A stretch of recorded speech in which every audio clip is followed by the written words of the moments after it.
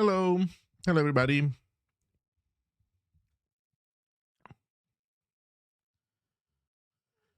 Hello, hello.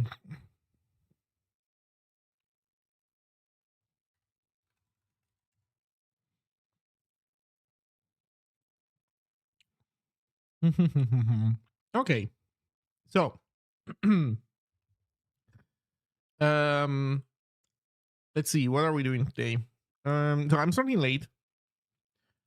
I was busy, but I did make some progress on my own.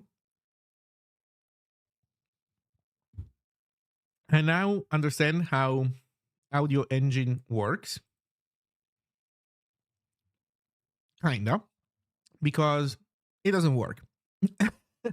It just straight up does not work. I now know a lot more, and all I know, and what I do know is that it just fucking doesn't work.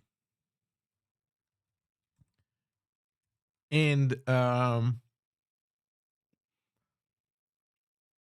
so it means that I don't understand it fully. Mm, but in any case, I think I want to essentially I want to wait, did I copy playback? No, I did copy capture. Okay. Um Essentially I want to I don't know, unblock myself from this and um move forward with the rest of the stuff.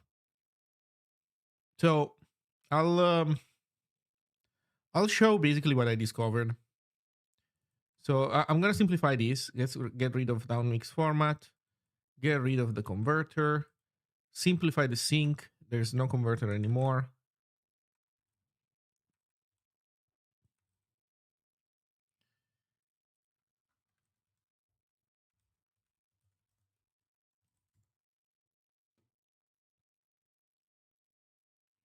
There you go.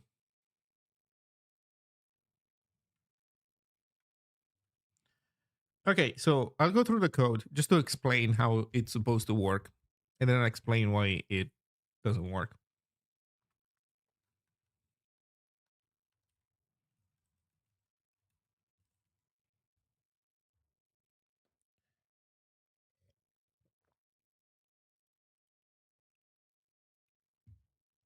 What version of Zig are you working with?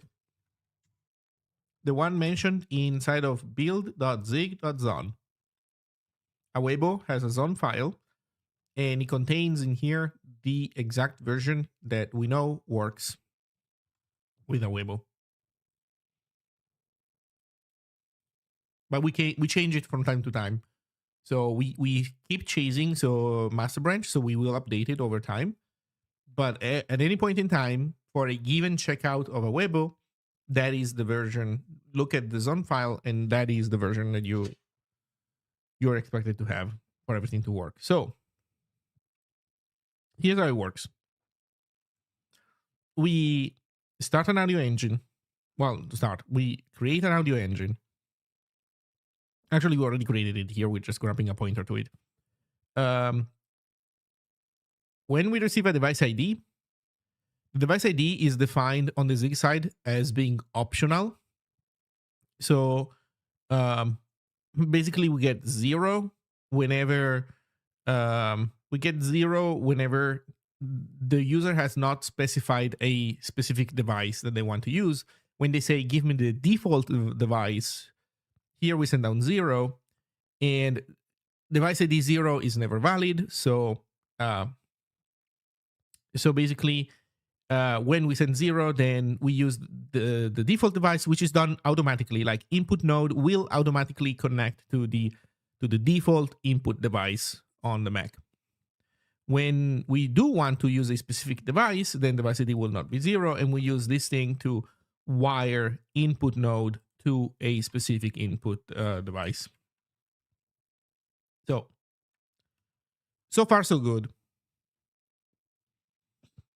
The input device will have its own preferred, well, not preferred, it will have its own audio format. So it will be mono, dual channel, with a given sampling rate or another, then what we do here, this is just to get some information. This just tells us, you know what, I'm gonna maybe comment this out because we're gonna come back to this in a moment.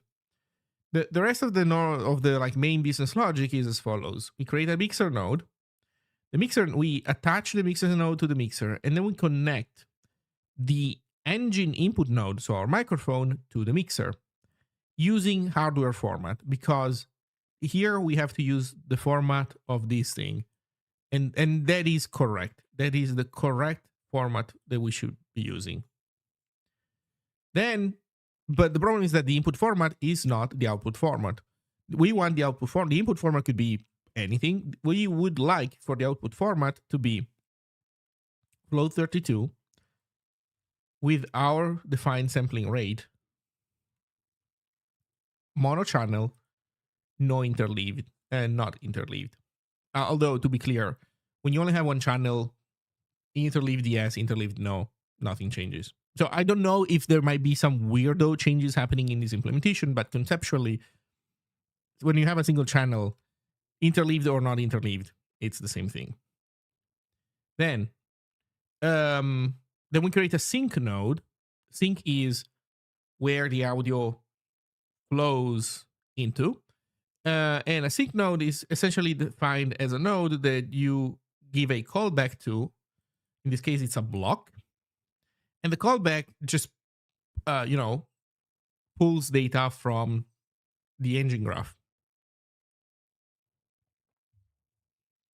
And the way we do this is that we connect the mixer to the sync node using the output format. And we should, in theory, be able to do this, meaning we should be able to request a different format from the input node going into the mixer, because the mixer is capable of doing format transformations. And in fact, the mixer will correctly down mix from 2 channels down to 1 channel the microphone input, because this microphone that I'm using is, I guess it's not really the microphone thing, it's the it's the audio interface. The audio interface is stereo. So, in any case, the sync, whenever audio goes to the sync, then we call our Awebo callback. So, unfortunately, this doesn't work.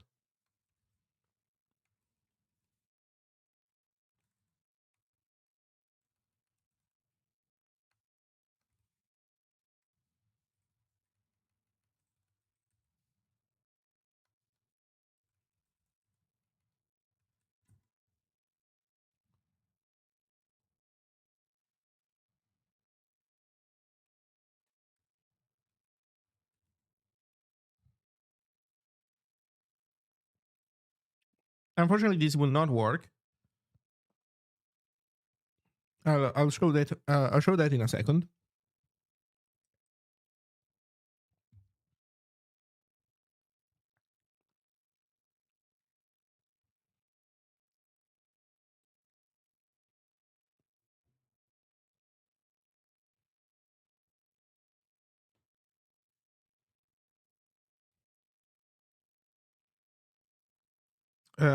So I changed this. So basically, P starts the playback, and we keep printing playback under run because there's nothing to play. So this is just showing me whenever there's like imbalances in the audio flow. But so this is by design. Right now, there's nothing pumping audio into the playback.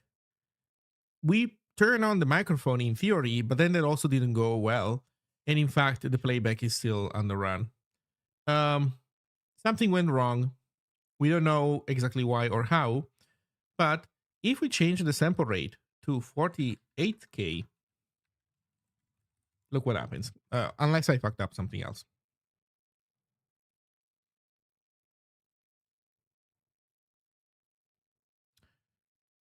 I didn't want to break your mojo. 014 didn't use type var something else. Is there a quick explanation, or can you point me to docs? I don't know what you're looking. I don't know what you're talking about. This is Objective C code. This is not Zig. I'm writing Objective C code because I'm interacting with macOS APIs. So don't worry. Zig is not doing weirdo square bracket bullshit. That's Objective C. So start the playback. Start the microphone. No more no more playback on the run once it starts. And I don't know if you can hear it. I'm gonna pause the music and maybe bump up the volume. Um, Maybe you can already hear it. I'm gonna bump up the volume a little bit more. Test, test, test. Oh wait, it's not this.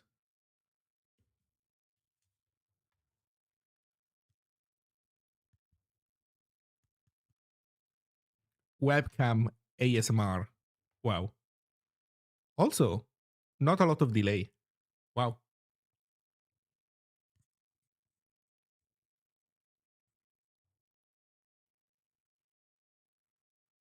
Okay. For some reason, that's our default microphone. Stop. Oh shit. Can you hear this? What? Why is this not silence? Okay, maybe you cannot hear it, but there's a there's a stock bzz.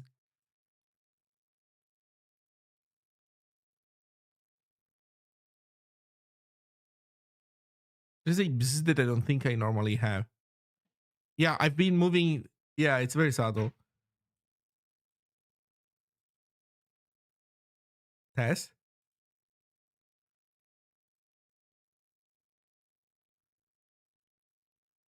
Yeah, and it remains when I turn off the microphone. Wait a second. If I turn off the application, it stops.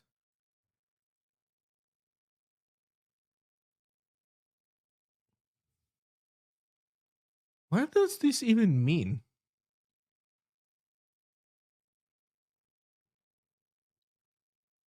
Can you use DNSSG for GitLab pages? You mean, I would say with more than 4, but yes. You go to Zine SSG. Docs was the sync disconnected. No,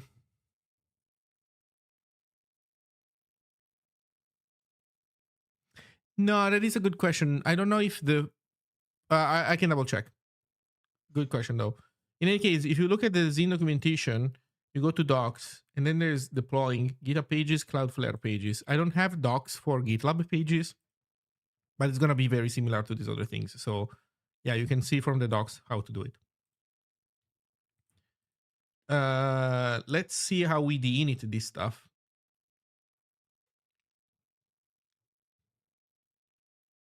We stop the engine, detach the sync node, detach the mixer node.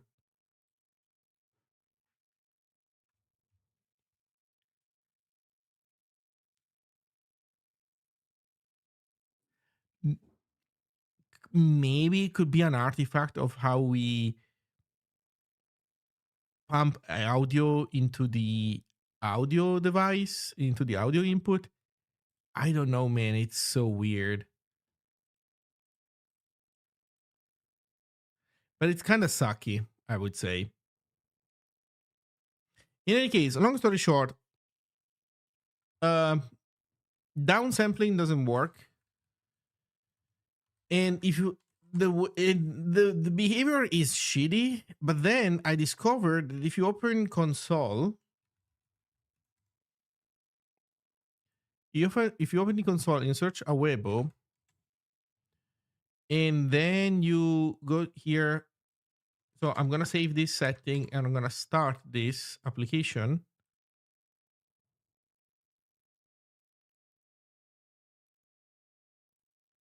Start streaming.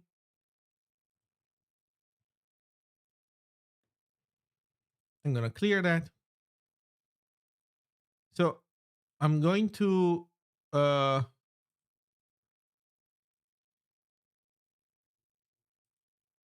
I started the audio stuff. Let's see how this works.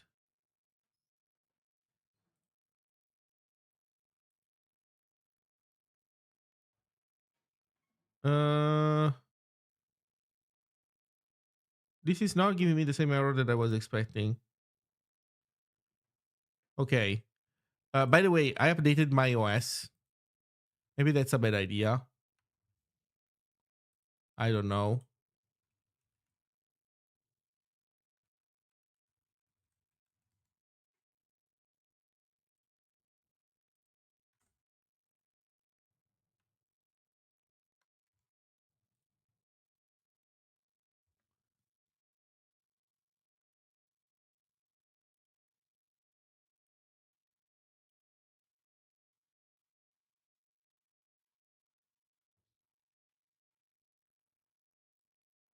Let's see what it has to say.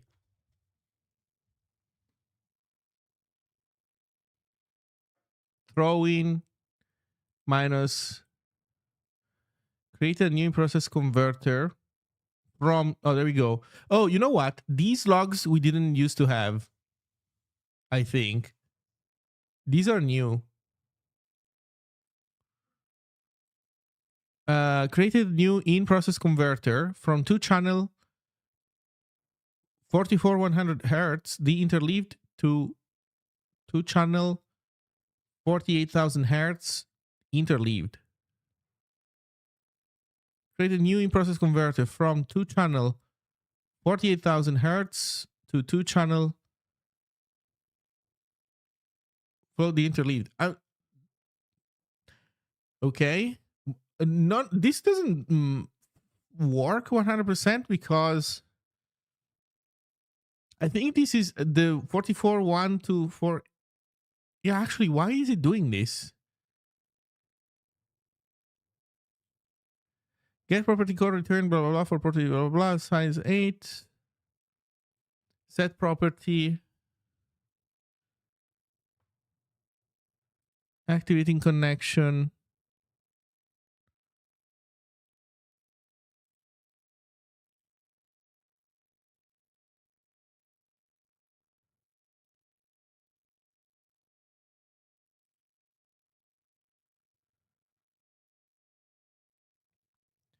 Issue detected sample time.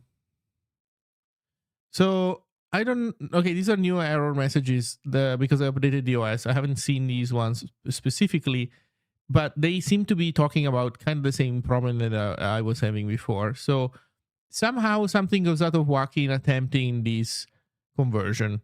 What exactly? It's not easy to say. Let's see if there is more important information in here.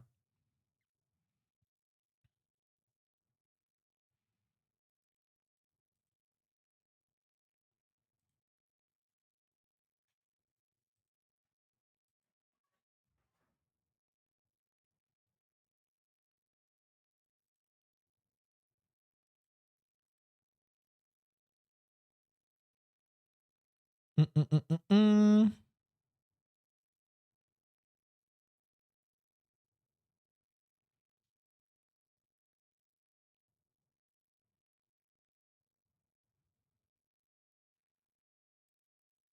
There's throwing 10877.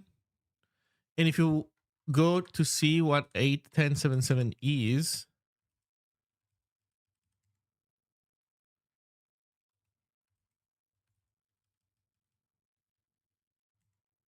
um,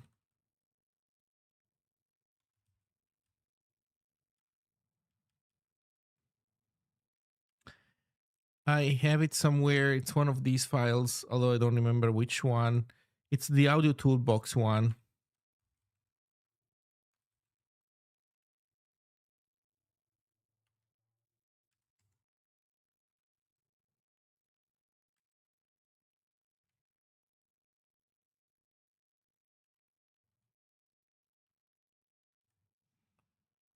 What's the code?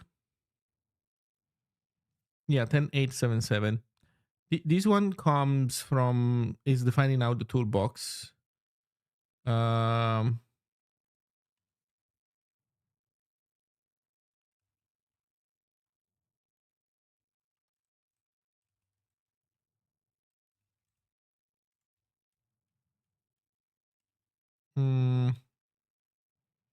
Yeah, no, this is just the wrong file. Where can I find? Man, why did Flow forget about audio toolbox? Um, mm, mm, mm, mm, mm.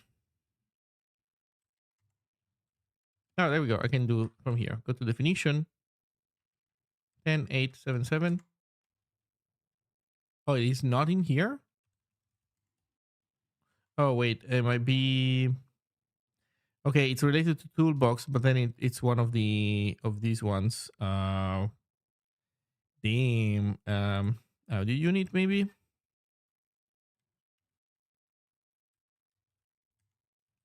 No.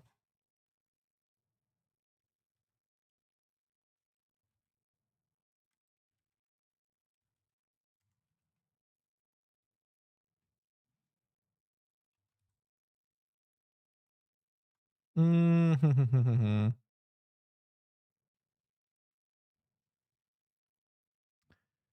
um.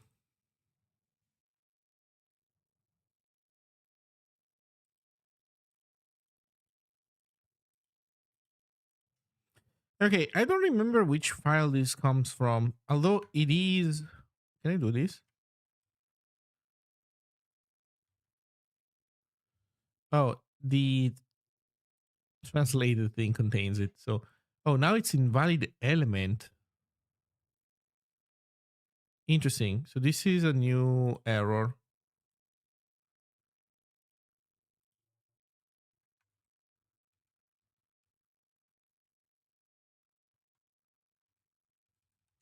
So something changed in implementation from the old OS to this one. But in any case, I don't know. It just doesn't want to work with 4411. So if we just change it to 48K, it works even if the source is not 48K, like the yeah, close window. The webcam, which apparently is my default microphone.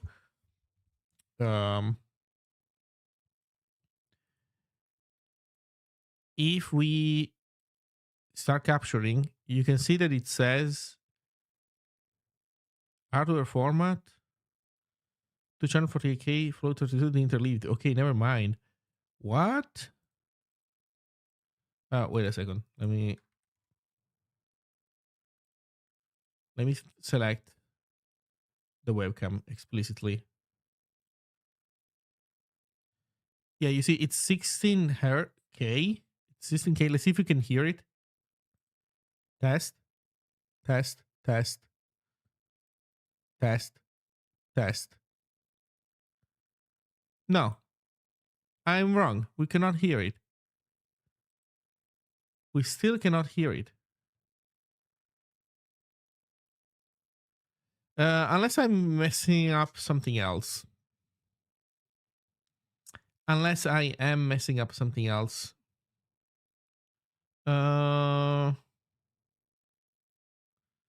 But I don't think so.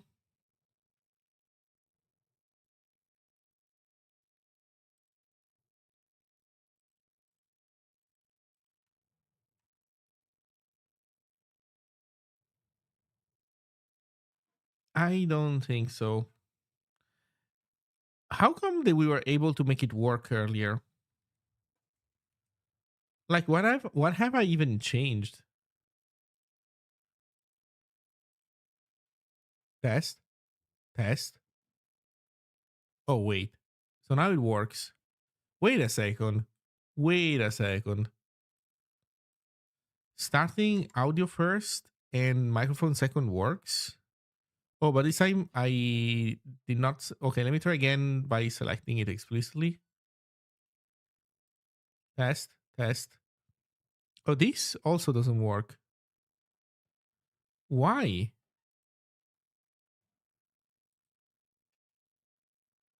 I think this code here is wrong then. That is the only difference, really.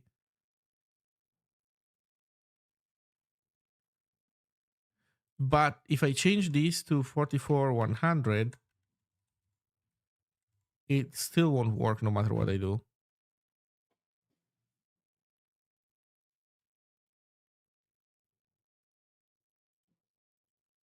Test, test. Yeah. So it doesn't playback.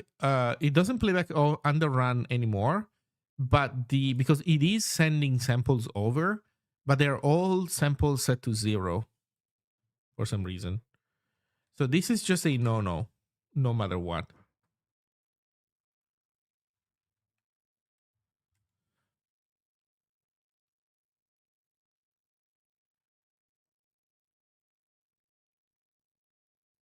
But I am really weirded out.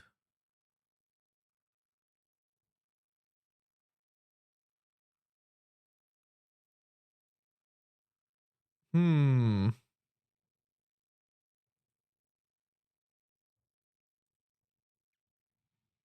Okay, let's see. So now we're back to 48K. I'm a bit weirded out by the fact that asking the input node for the hardware settings gives us this value, which is very different. Like this is not the audio format of the webcam once you connect the webcam. Test, test.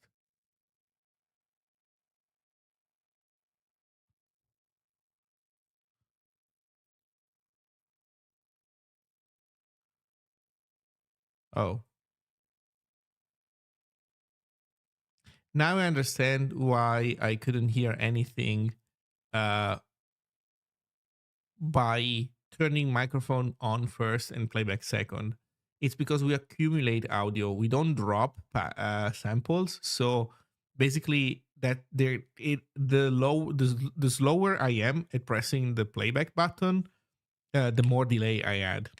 So okay, now we now we know this. Um, in any case, this is weird. Actually, let me try.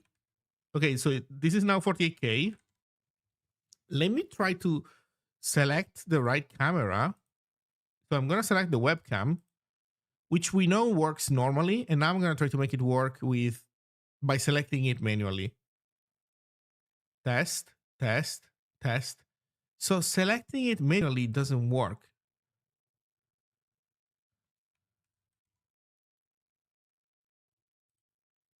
What about manual selection of this guy? Oh, this works.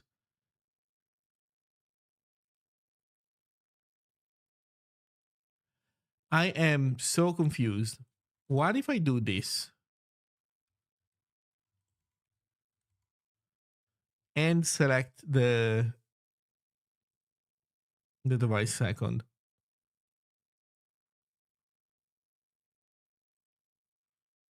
So we select the camera, test, test, test. Okay, it's just that selecting the camera doesn't work. So we might be sending down the wrong value.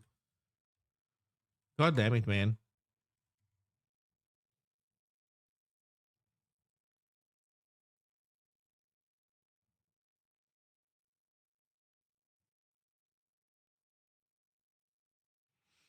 Hmm.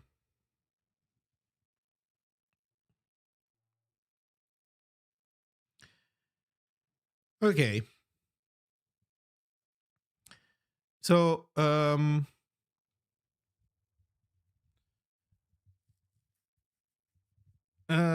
it is weird how this whole thing behaves. I'm not sure anymore that audio engine is what we want. I'm starting to think that maybe audio queue is what we want more.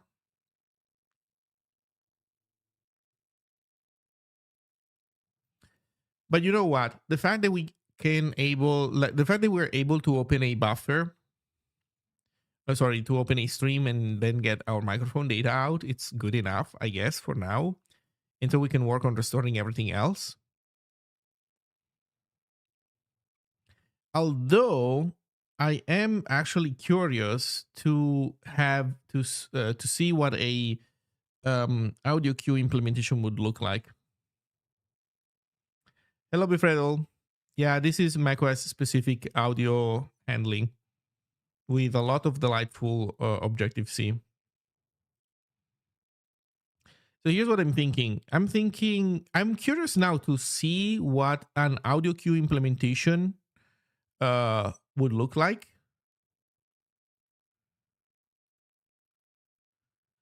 And well, see how that goes. So let's see if we can. I think we had this thing produce audio queue for us originally. I don't remember if it was this one or something else.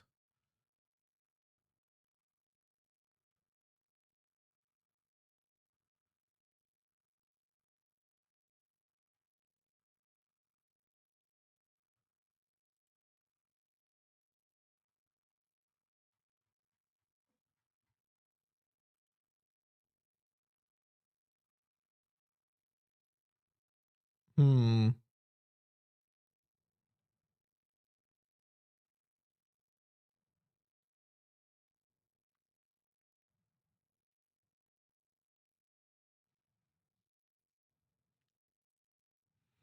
Okay, let's see some audio queue code because audio queue has some interesting things. So I was looking at it. Let me turn the music back on. Let's see. Um,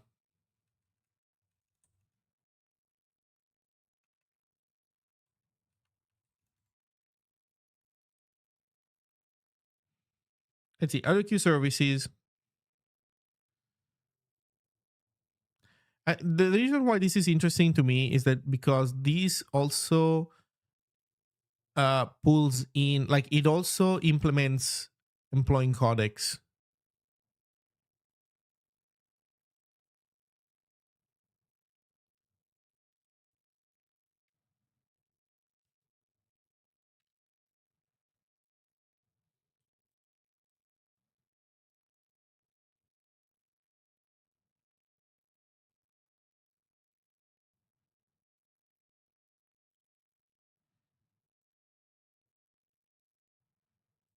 So like audio queue, new input, recording, and we can say the format, and then we can pass a callback. Also, this is supposed to be Objective C, but we're still getting not Objective C. Wait, if I put Swift, what do I get? Okay, so there is a difference. Okay, so this is a C API, then that means, I guess.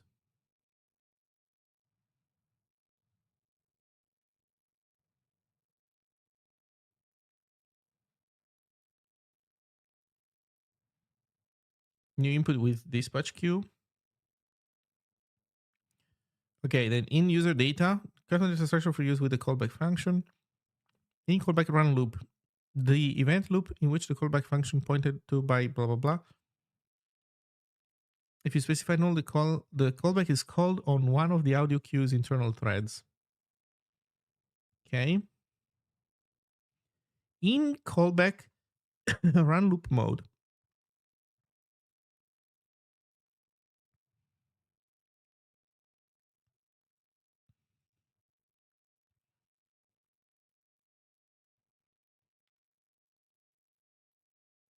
on output, the newly created audio queue ref. Okay, let's use this API. At this point, you know what? This seems simple enough that I can code it myself. So here's what I'm going to do.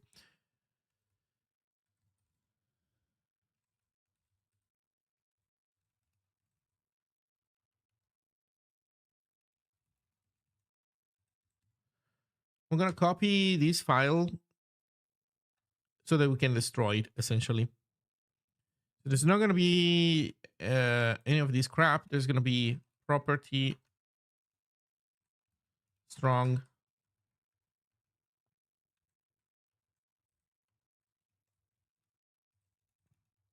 Is it AV audio queue?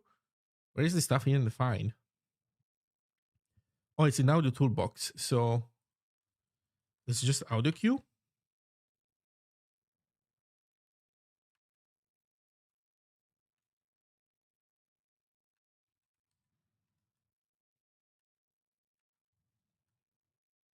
No. Audio queue ref. Oh, wait.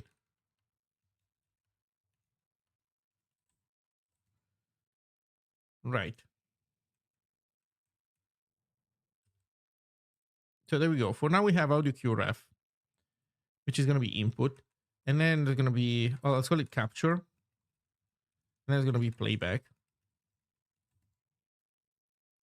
Then on init, do we even need a manager at this point? You know what? I think we don't need a manager. I think this is all something that we can do from Zig itself. So let's go back to audio.zig. Yeah, maybe it turns out that I didn't even have to modify that thing. So here's what I'm going to do. I'm going to leave the audio engine manager in here.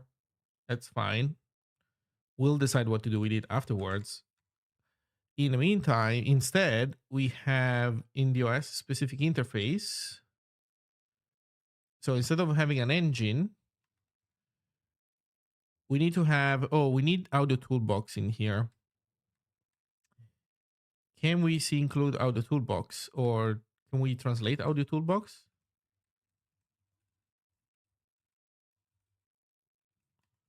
Okay, we translated audio toolbox 80. So, so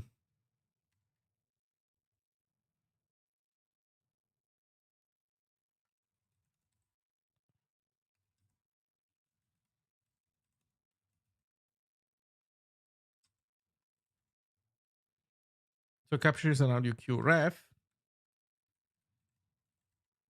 and on init,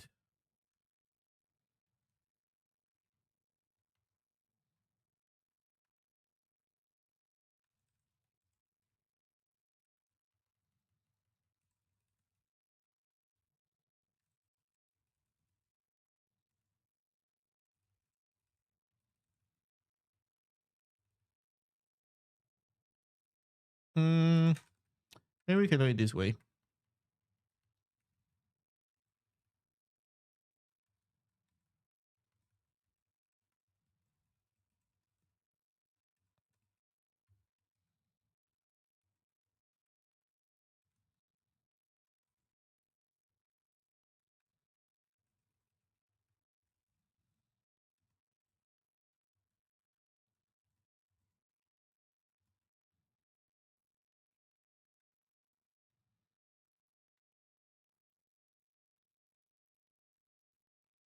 Audio toolbox, create, no, audio cue input, new input. Jesus.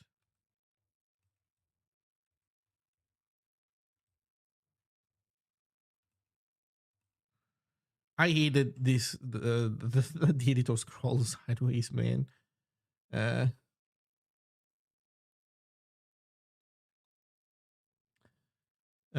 Man, it's in init. I completely lost where I was. Oh, wait. There we go. So in format, right? Was it a pointer? Yes.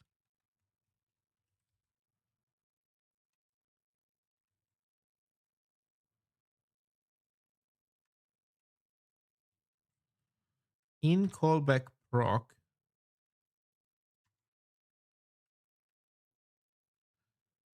So this is going to be the function that we need to implement.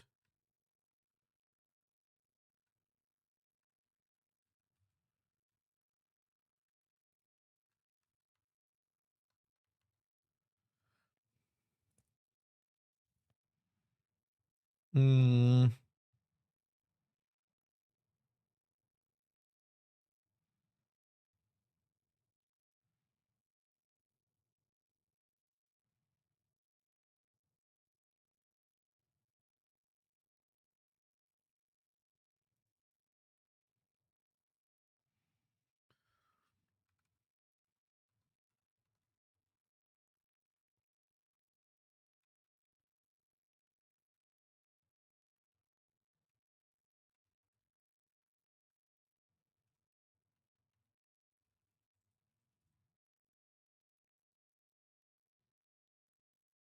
and then we need to see what these things are. Opaque audio cue. I guess this is the audio cue ref.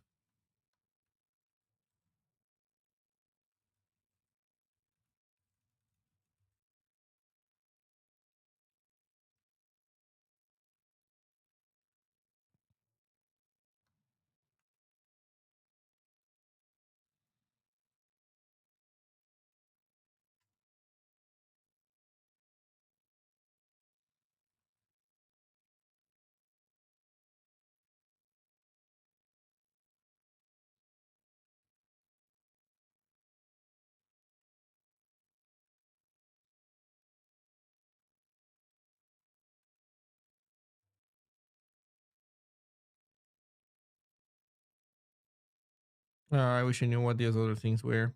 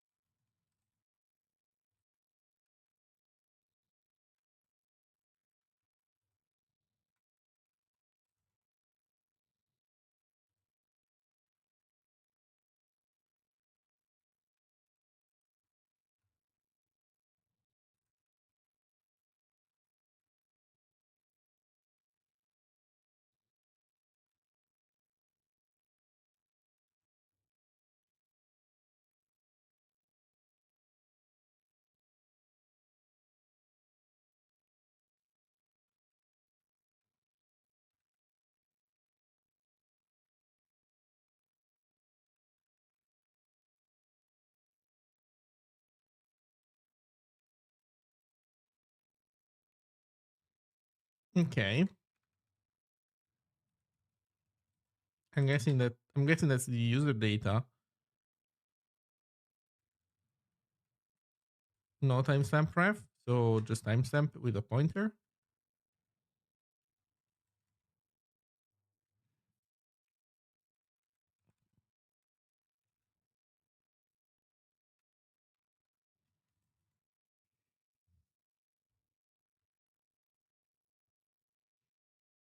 Okay, so far so good.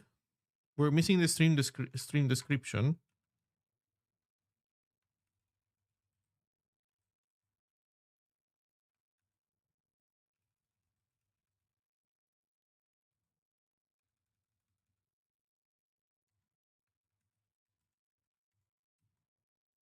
Okay, what goes in there?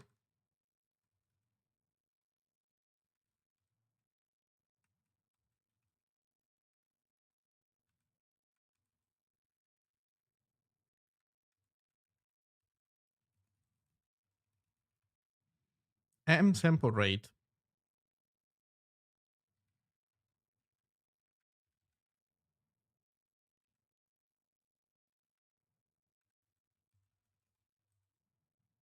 M format ID.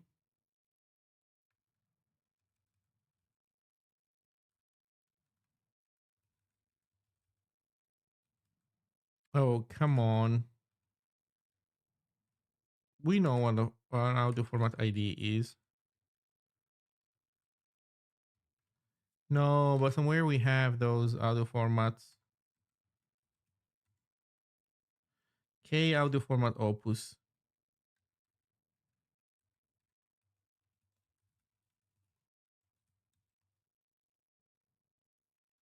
Flags. I think we can leave it 0. Bytes per packet.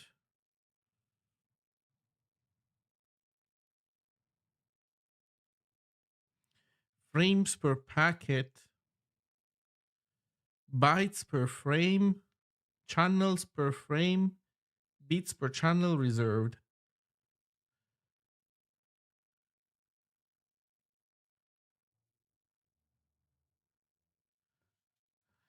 Wait, how do I set this stuff?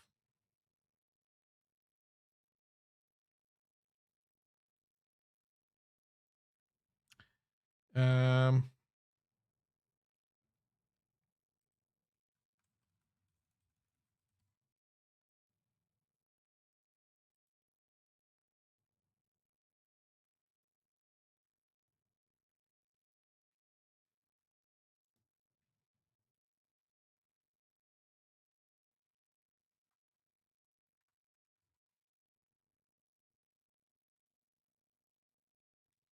10 years, 8 months ago. No, there we go.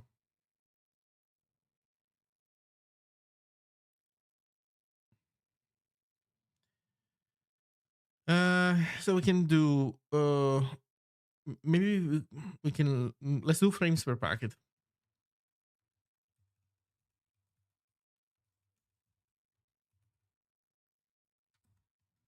1 frame per packet.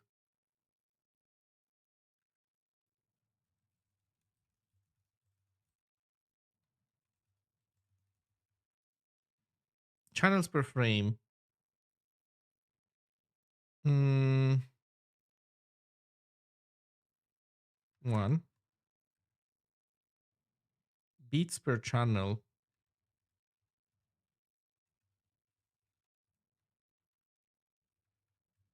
Hey, isn't it 32 beats? They're floats.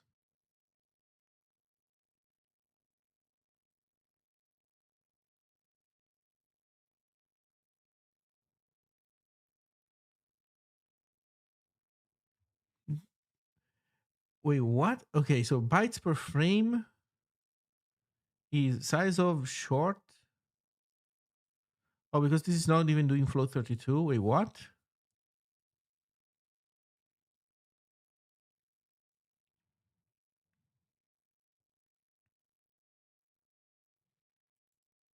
Hmm. I think I need a better example.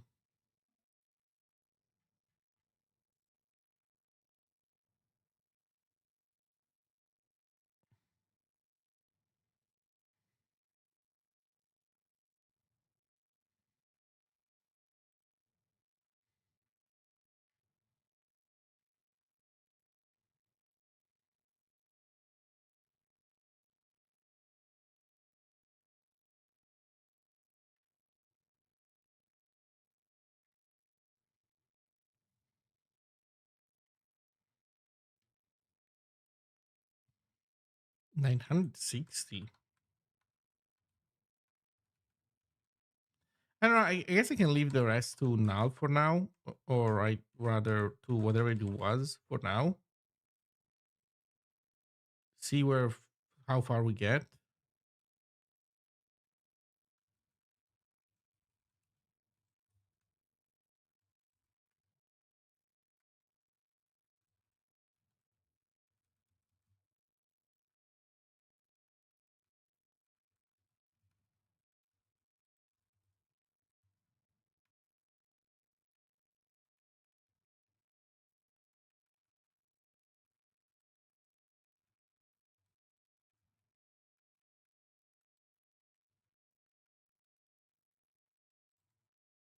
We still don't know what foo is in the callback.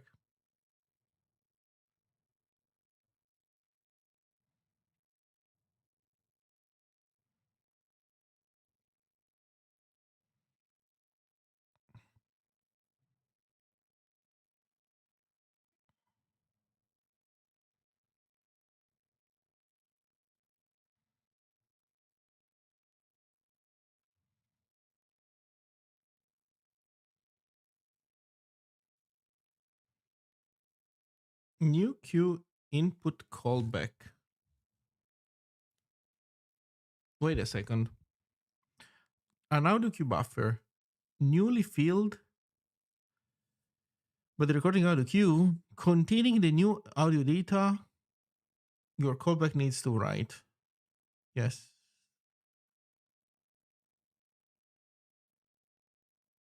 You know what I'm noticing? This audio queue is not.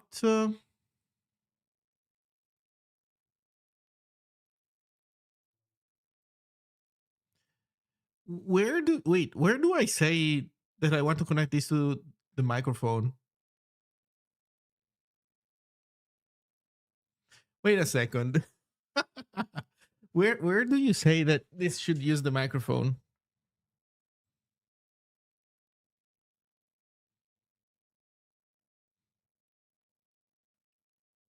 Mm, mm, mm, mm.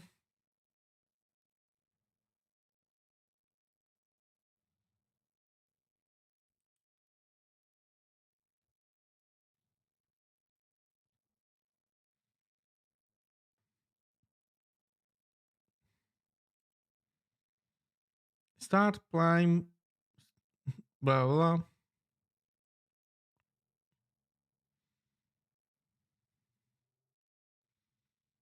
Tap new.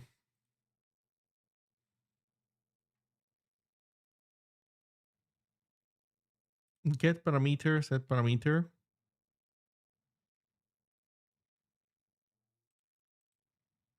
Such as, what are these parameters? volume, play rate, pitch, volume, pan. Wait a second. Where's Ooh, ooh. Set parameter? Fine.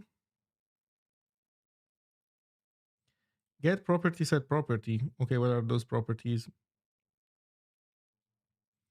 Running, sample rate, number channel, current device. Oh, there we go. The unique identifier of the audio hardware device. Okay, so we want to we set the current device to a specific device if we want to. Okay.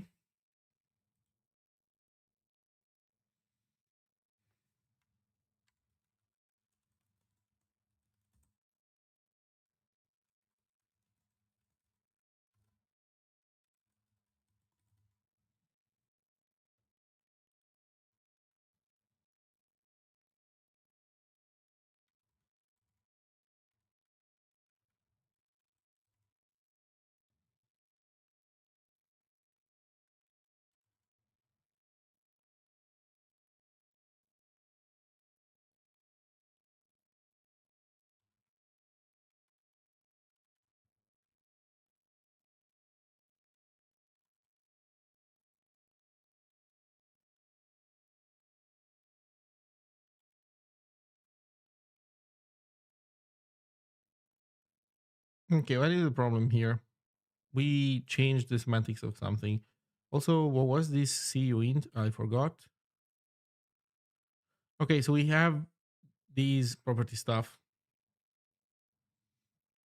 Um,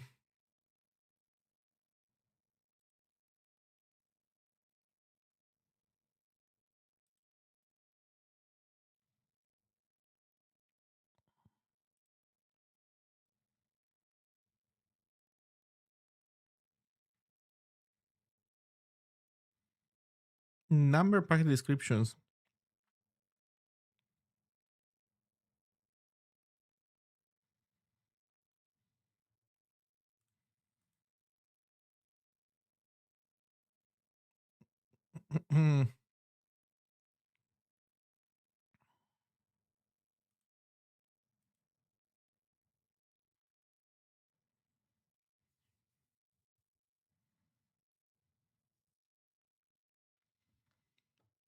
In number packet descriptions.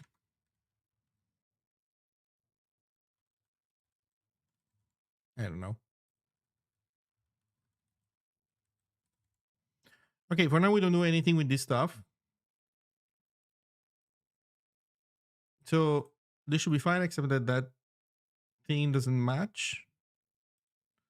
Also, we're referencing engine in a few places.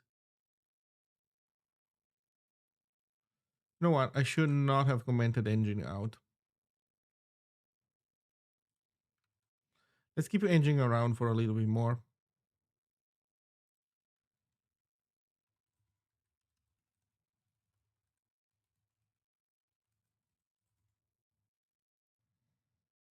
Okay, now we have the problem that the callback doesn't match. Show me what the mismatch is.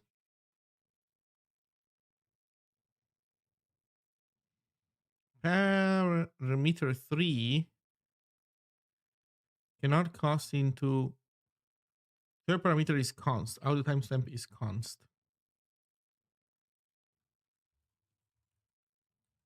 Is this it?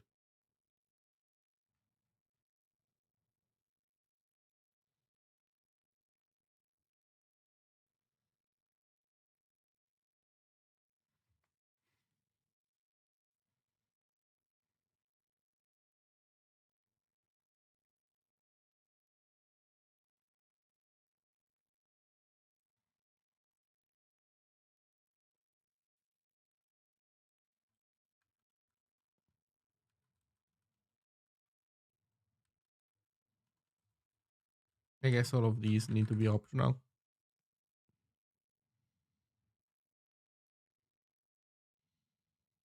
Oh my god. Parameter 5.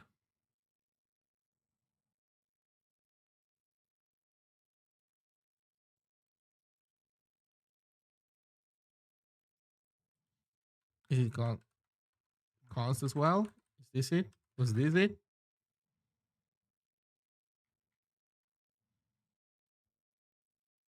Pointless discard.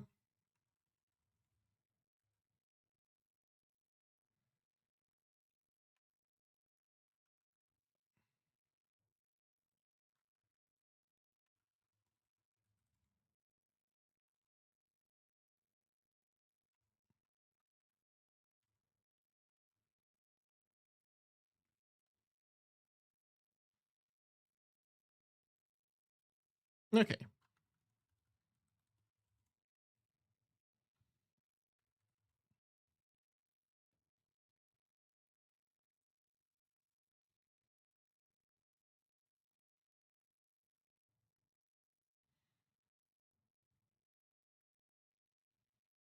Okay, so far so good.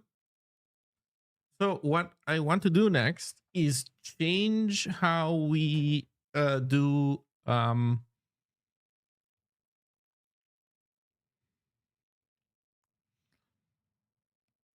I want to change how we do capture start because we don't start the engine anymore. Instead, we do mi dot audio. Well, we do at. Oh, we'll see. Where are these things?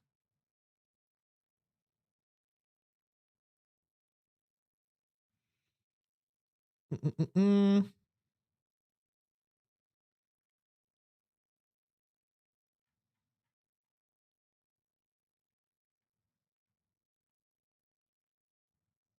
Audio queue start.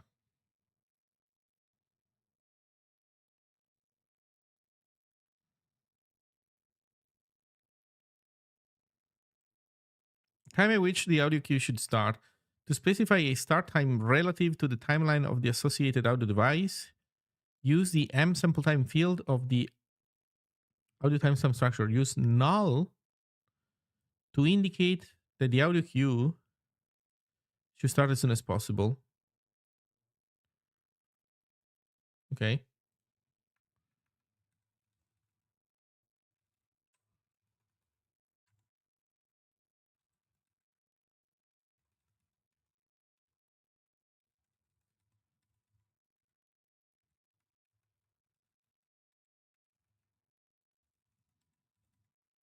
Okay. So with this, we are starting the audio queue, although we are ignoring requests to do different devices.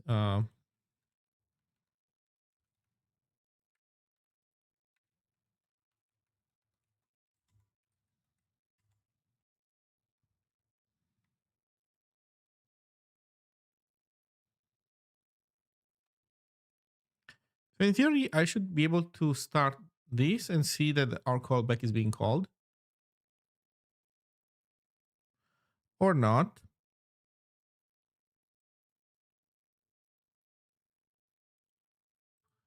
It does not seem that our stuff gets called.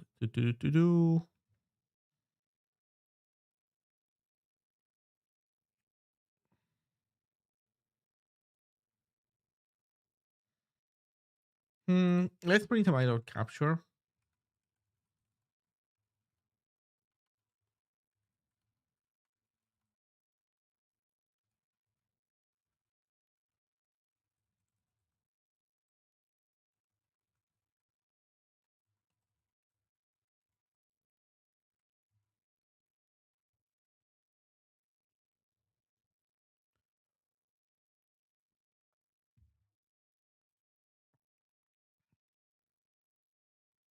at 0.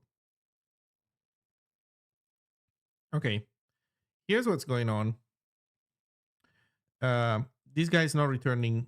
This guy is erroring out. Um, how does it work with OS status? I believe that OS status is the no error, no R stuff.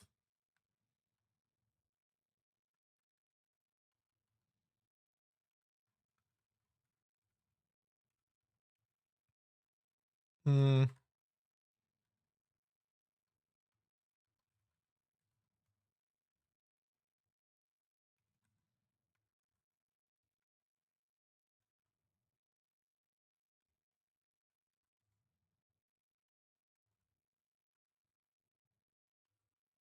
There we go. Hey, Zotix, thank you for the Prime sub, man. Thank you. So, if this is not different, then we do log.debug. Actually, log.error. Unable to start audio queue. I bet you they were gonna see this line once we get to compiling again.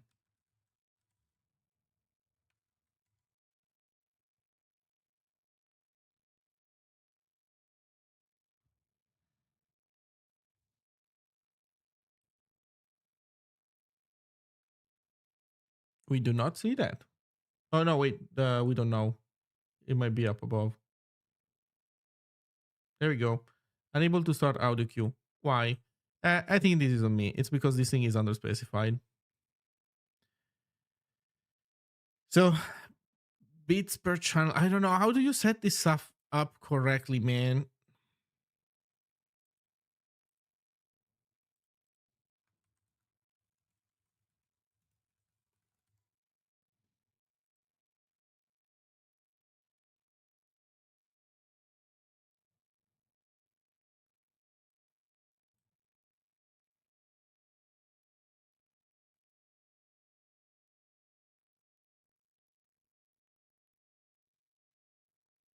Let's see.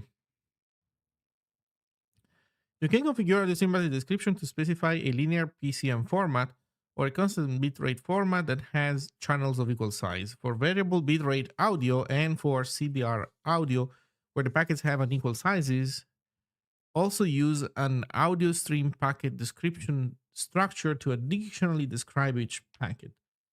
A field value of 0 indicates that the value is either unknown or not applicable to the format. Always initialize the fields of a new audio basic description structure to 0, as the example below shows. To determine the duration that one packet represents, use blah blah blah. In core audio, the following definitions apply. Audio stream is a continuous series of data, channel, a sample, a frame, a packet. Okay, so far so good. Format ID, format flags, sample rate, bits per channel.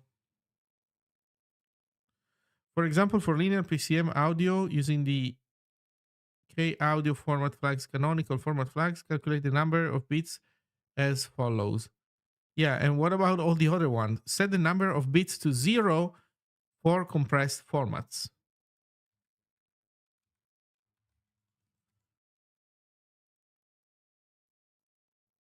We are using a compressed format. Okay. Bytes per frame. Maybe that was the problem. Maybe they're just supposed to all be 0, all the other ones, if we're using a compressed format. Let's see what happens now.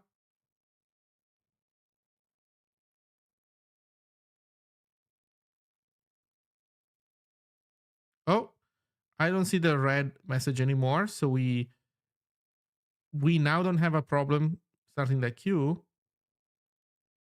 Now we do have a pointer in here. So technically our queue has started, except that we don't see our callback being called ever.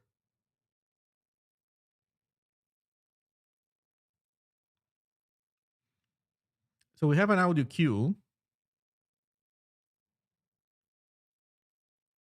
but we're missing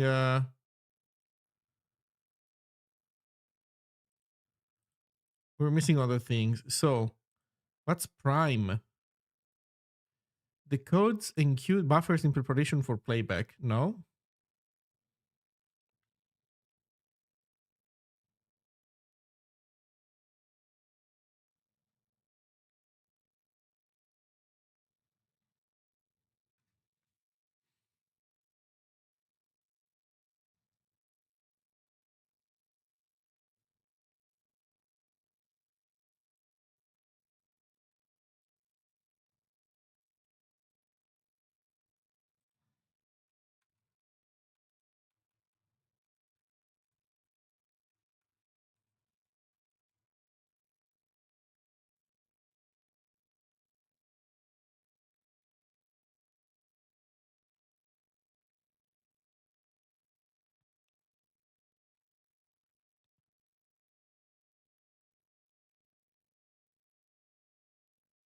You need firstly to stop the audio queue and then change the property and finally start it again.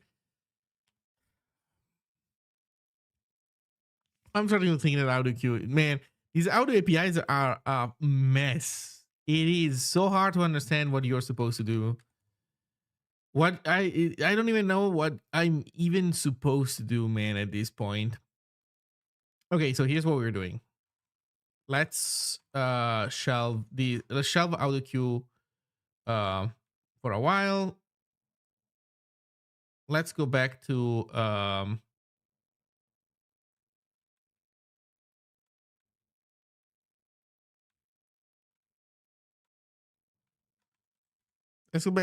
to audio engine. It has a bajillion issues, but at least it depends, because if this is using core audio directly, I'm trying to use other APIs. Oh, this is audio queue. Never mind. Thank you. Prepare audio queue. Yeah. Assign device to audio queue. Yeah, so it was the property thing. Maybe you always have to do it. You know what? It's fine. So at this point, I'm fine with audio engine. Let's keep audio engine around.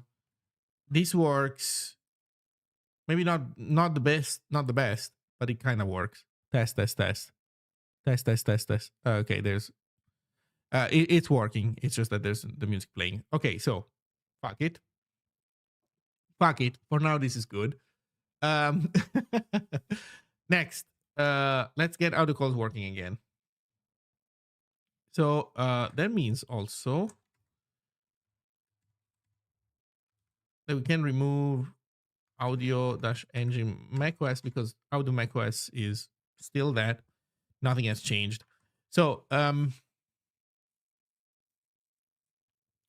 what are we gonna do?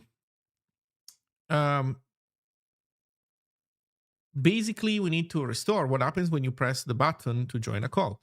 So let's start this adventure from the UI. So from the UI, actually, you know what? I think we want to implicitly start the main playback from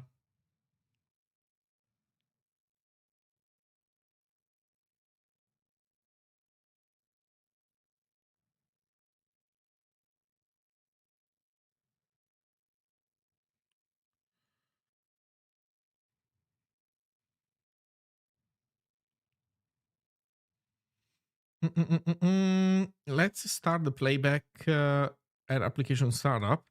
So in core,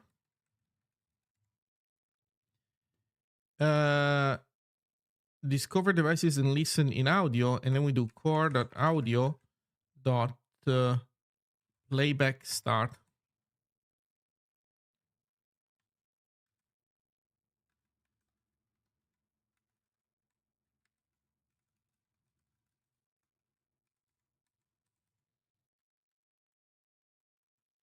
So we playback start right away.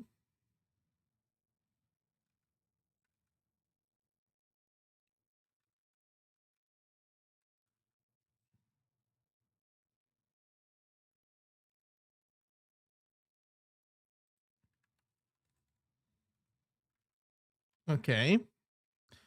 And then when you join a call, everything works. Okay, so let's look at channel list. So that means that in channel list, we get rid of this button because we already do it. This can go back to being the mic button, although we're not going to use it.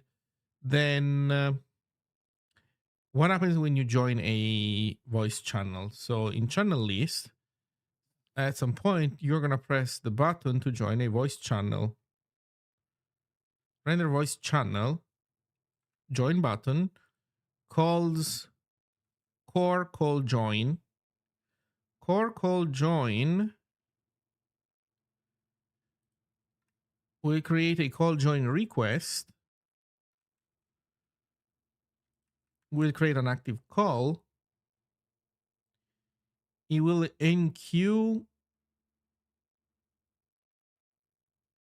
catch 0 equals 0. Who wrote this? Did I wrote? Did I write this?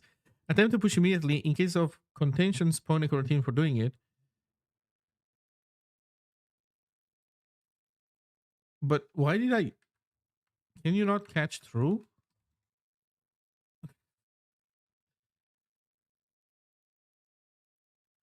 Oh no. Okay, it's these catch 0 equals 0.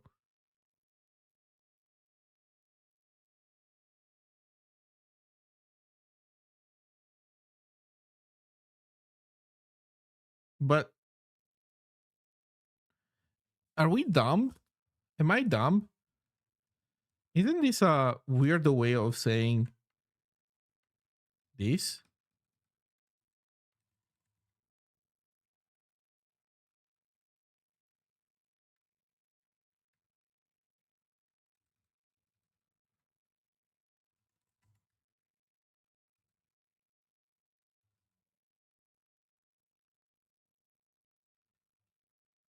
Put appends elements at the end of the queue, potentially blocking if there is something capacity returns when any one. Oh, this is put one.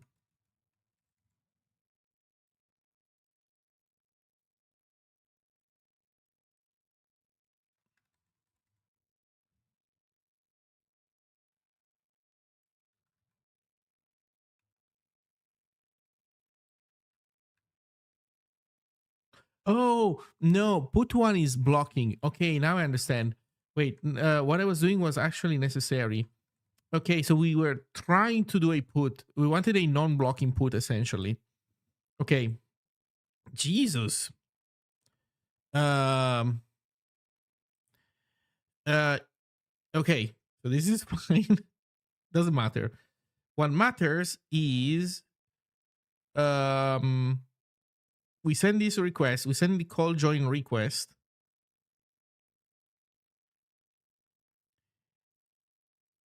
And then we set our active call.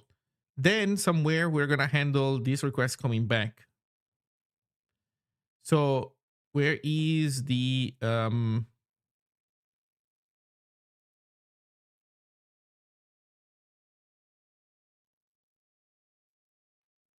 where's the other side of this same request?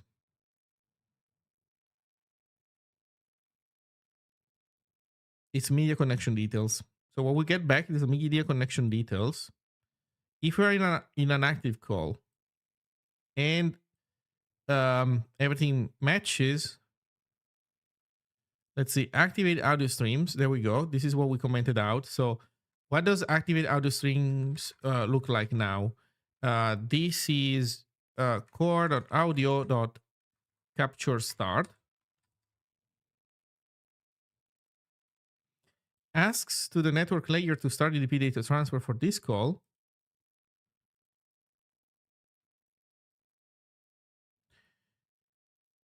I'm not sure if this code makes sense. Run host media manager. Host media manager. Okay, we run the host media manager. I don't remember if this code ever worked with new Awebo. No, it should have. So this should not have been rotted. So this should be fine. In any case, we run host media manager, and I bet you that the rest of the problematic code is in here. Or not.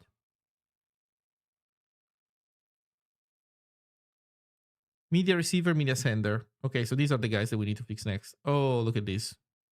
Commented out code. So media sender. Let's fix the media sender. So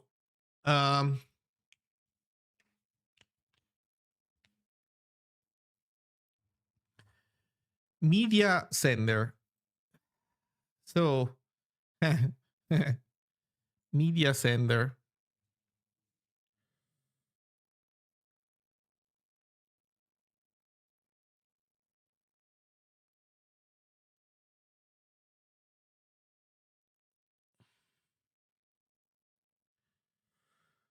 Let's see what we were doing in here. In media sender, we were saying media capture buffer mutex lock condition wait. Okay, so we had a mutex where we kept like waking up.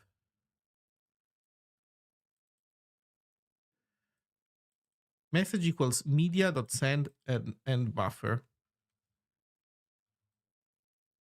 Oh, I think we media.send. Wait, is media now uppercase media? Yeah, now it's uppercase media.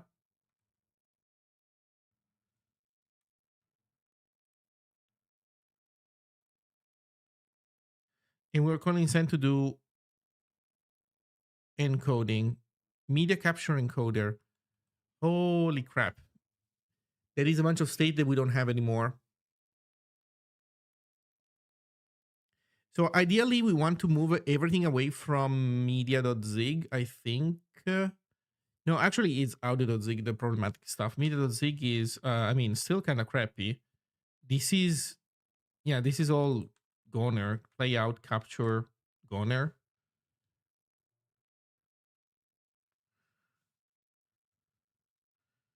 Capture encoder. Yeah, the capture encoder is something that we care about.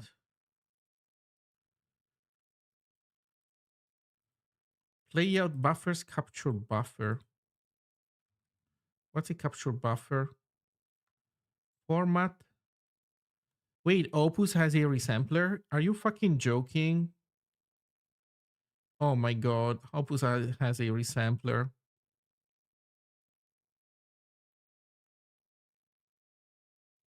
Right.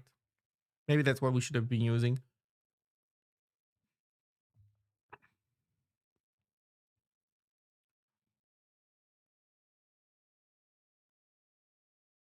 There's a lot of crap in here. Holy shit. And then play out buffer. Also, we're doing resampling in here. Why are we so evil? No, okay, this is all absolutely overly complicated. What is this ring buffer? Oh, we have a ring buffer implementation.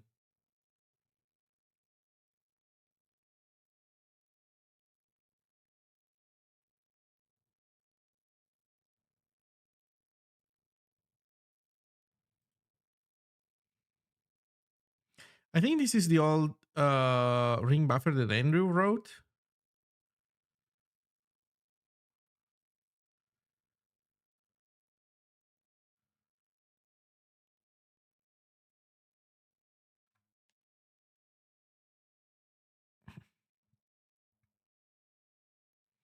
You know what? I think this might be a good ring buffer for us.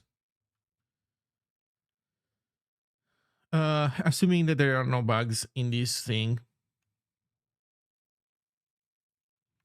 Okay, let's copy this stuff into audio. Not because it necessarily should live inside audio, but this is where we're putting all the new stuff, so we might as well.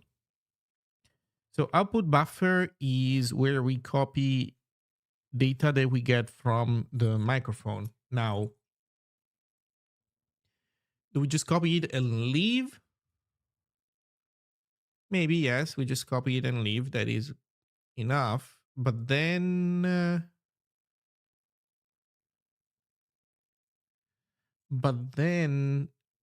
how is um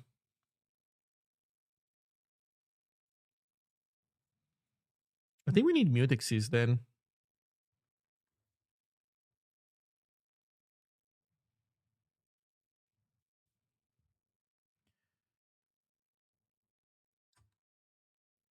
Okay, you know what? You're coming with me.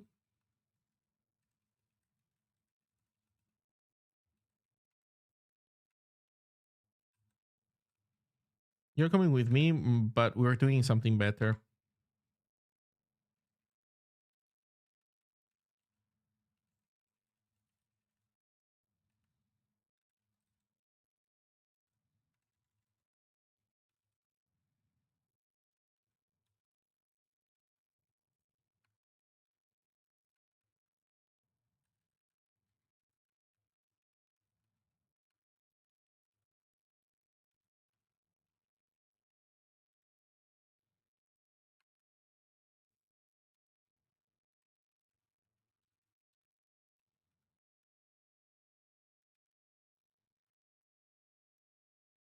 Actually, wait. Output is not capture. Hey, Minister of Defense. Thank you very much for the Prime sub. Welcome. So I want to change input to capture.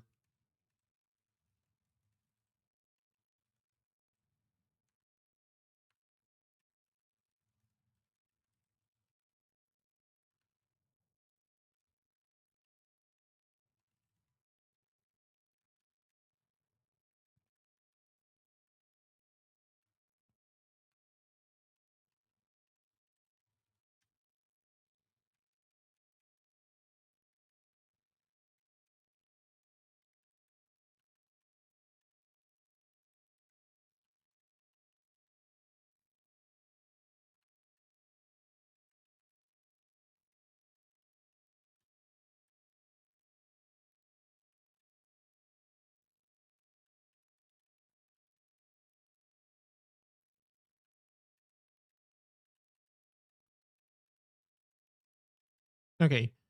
Playback volume. So we have a capture buffer now. Let's go look at the implementation. Let's try to make it good. Format, no. Resampler, no.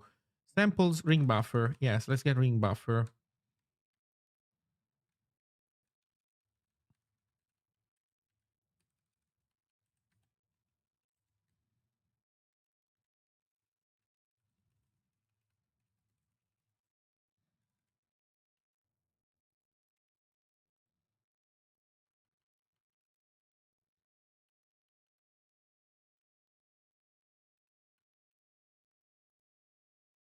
Source connect ring buffer. Okay, so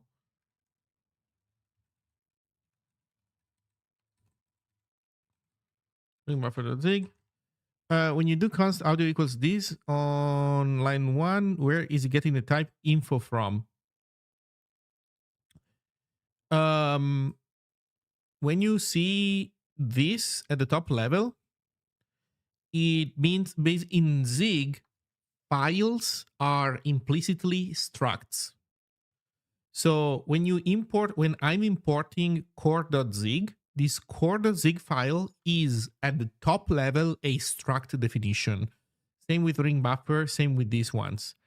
So in Zig, there is no special type for namespaces. We use empty structs as namespaces. So you define a struct.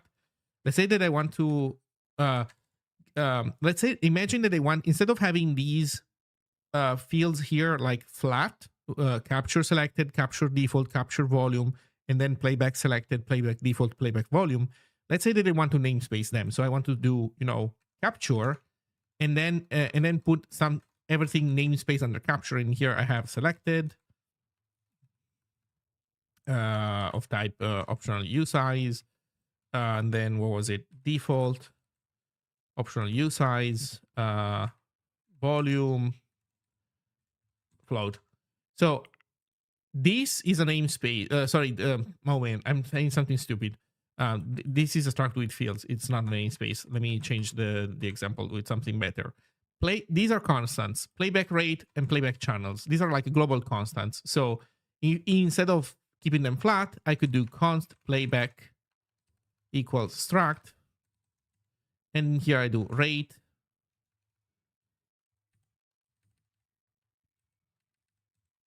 And then pop const rate, and then pop const channels.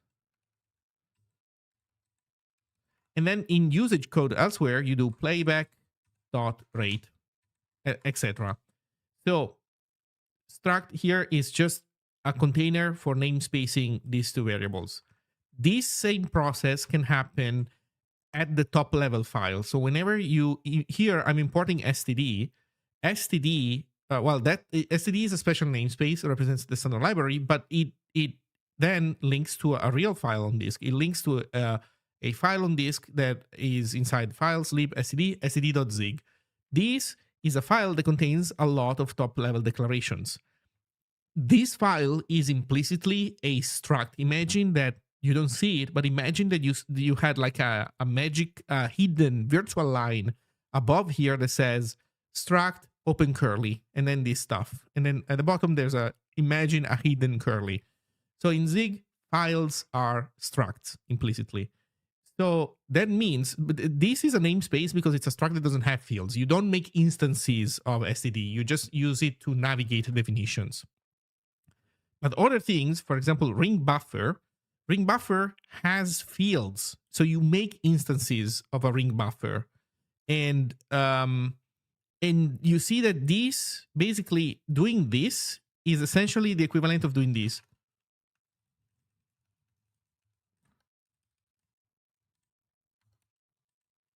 But also imagine that we put inside here also everything else, all the functions and everything else. Now, why do you do this? Imagine that instead of doing the top level struct thing, I defined ring buffer inside of this file, then import would have to be ringbuffer.zig.ringbuffer. So you would always have to import a definition from inside. When instead you use the top level struct like this, then you can just immediately do ring buffer. It's a kind of a weird quirk that Zig has, but it just makes this import much more natural, and it saves you on indentation level. And like once you learn it, it's not confusing, it's not surprising, and then it works pretty nice because here you can see that I'm defining my audio struct. These are my top level fields. These are the fields of my struct because you can create instances of this struct. And yeah, it works. Are you creating a Discord alternative? I am indeed. Yes. Also, hello, Neurosite. Okay, what were we doing? We were fixing capture buffer. So we keep the ring buffer. We keep the locking. We're going to need the locking. I don't think there's alternatives to that. This thing that we set ourselves to undefined, I don't care. This can be a constant pointer. Write to capture buffer. IO data. Note Loris. If the sample type used in outputs changes, some things here might need to change past just swapping the types around, which is why I didn't bother being precise with hardcoded F32 in versus Awebo opus sample type. Okay. I think I was overcomplicating this. We're operating on float 32 whatever stuff, so nothing is going to change. Opus format cb.format. Yeah. This is literally the case that we want to assume. That we have, that the format doesn't change. Everything else can be gone. We're not dealing with resampling in here. Jesus. Okay.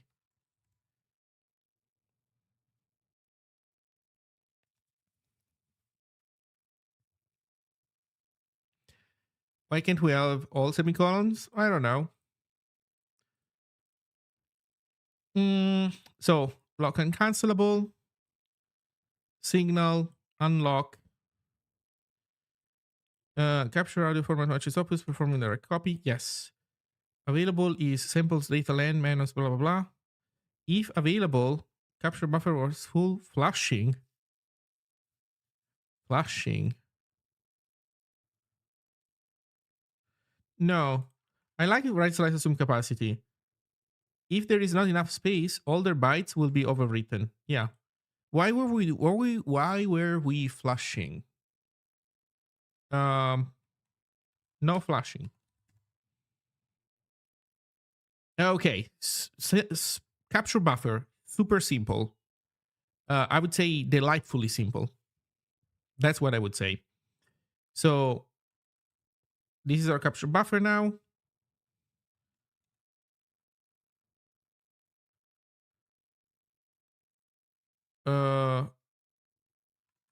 What's the problem with ring buffer?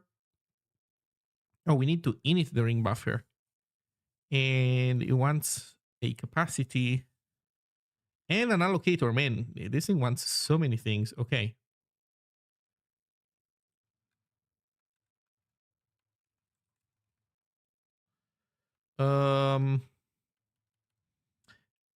That means that we need to worry about this in our init function. It means that we want a GPA.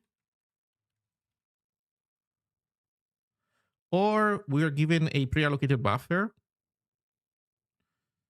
You know what? We shouldn't get an GPA. I think we should get a pre-allocated buffer.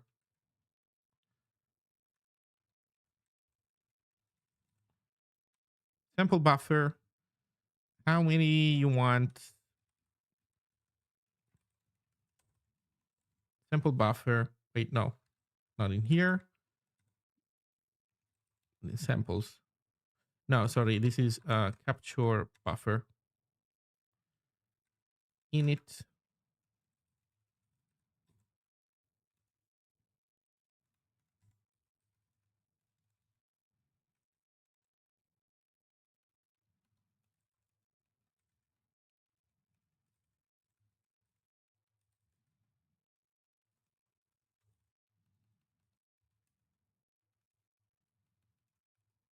Oh my god. Okay, there we go. Return. Now, how do we create this? Because we're never going to enlarge this guy.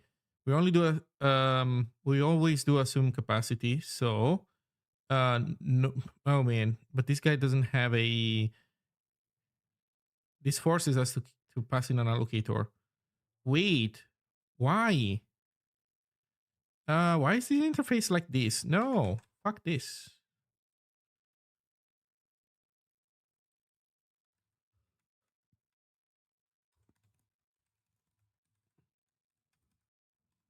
There you go.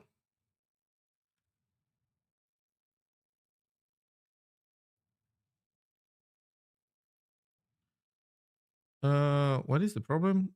Oh yeah, well, okay. I'm changing a few things. So the callback now is unhappy with me. It is fine.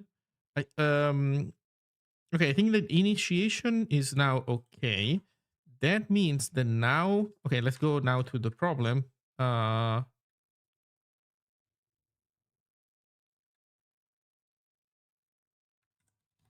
init.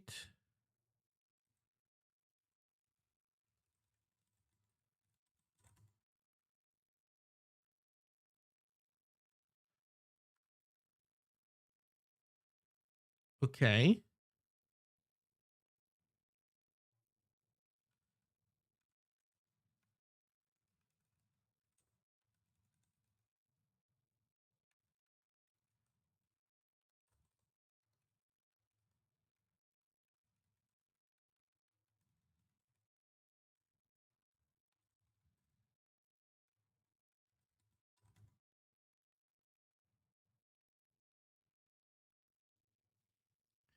Okay.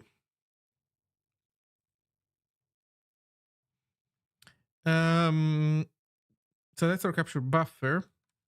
Let's look at the other problems. So capture push, right? So playback doesn't know what to do. That is fine. For now, playback does nothing.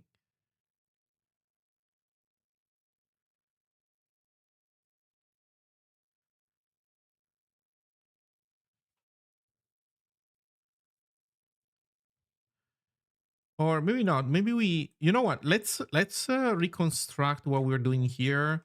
Okay, before getting into the call, let's see if we can rewire playing back our microphone input from our playback stream. Let's see if we can pull that off. So, how does this work? So we don't need core anymore, I think. Um,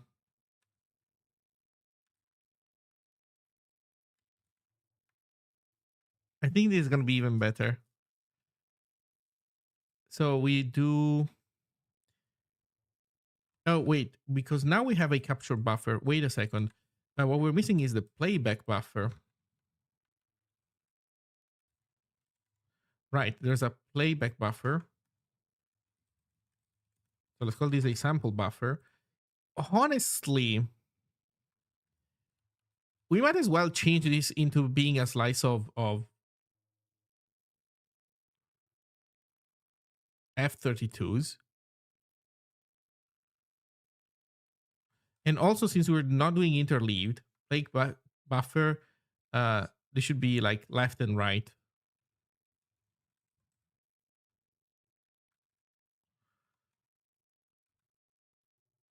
Although now we have two mutexes. around.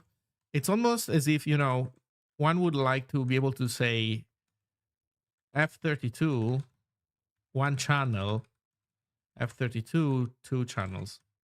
That would be nice, huh?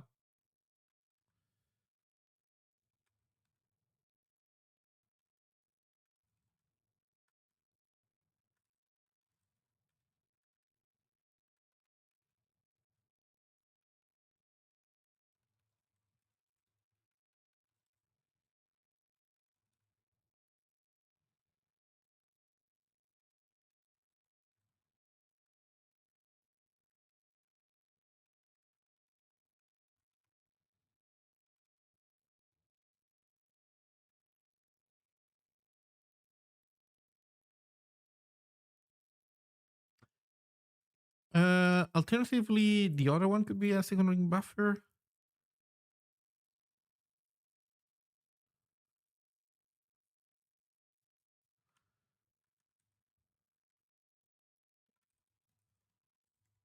There we go.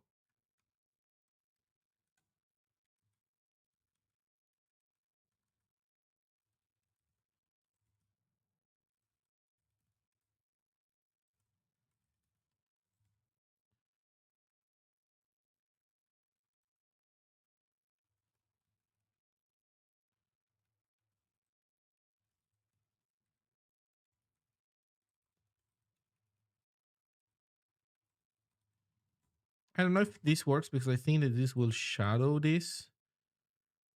So we'll see.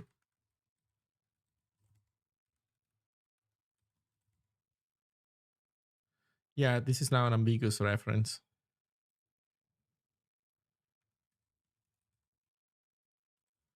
But we're forced to use self. Now the final thing is to make the sample buffer generic towards the type.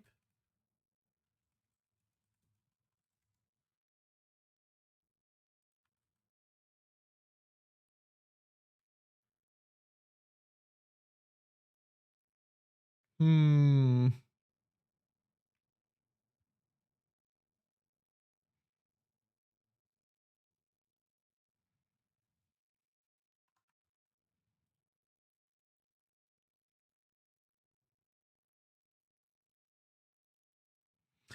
I think that everything would work transparently if we change the data type. I might be wrong, but I think that everything should change transparently. So let's make it happen. So we're turning this from a top level struct to a generic function. YOLO. Let's do. Let's go. Uh, pub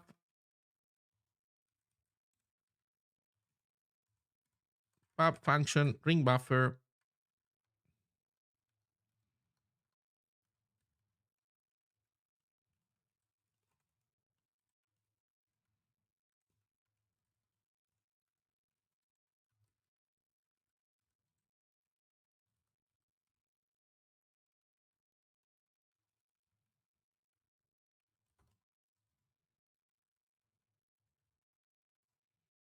type T. Sorry, sample type.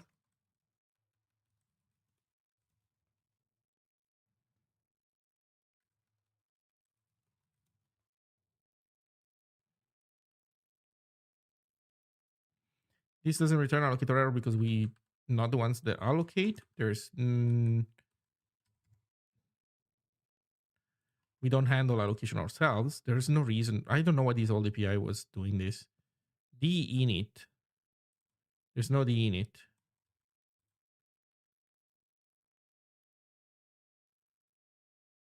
Perfect. The only problem is that ring buffer. Okay, let's do this.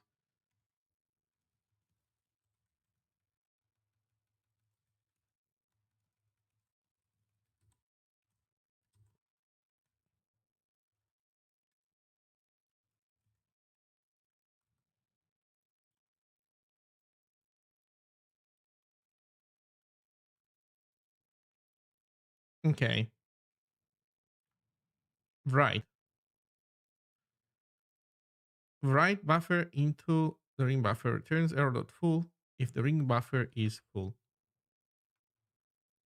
Write sample type.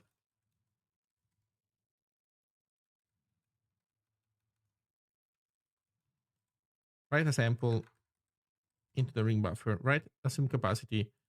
Write a sample into the buffer. If the ring buffer is full, the oldest sample is overwritten.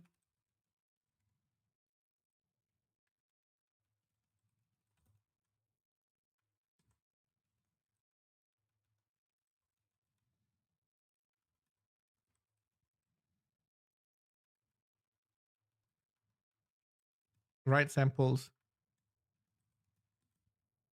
into the ring buffer. Does not have enough space without writing any data. Use them in copy. So samples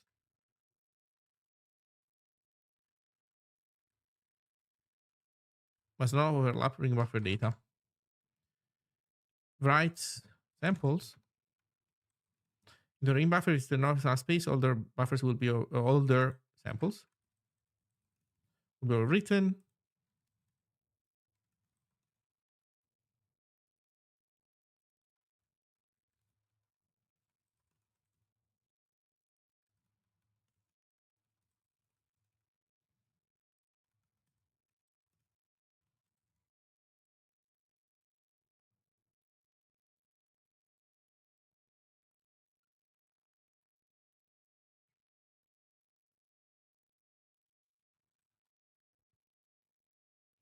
Write samples into the ring buffer. Returns full if the ring buffer does not have enough space.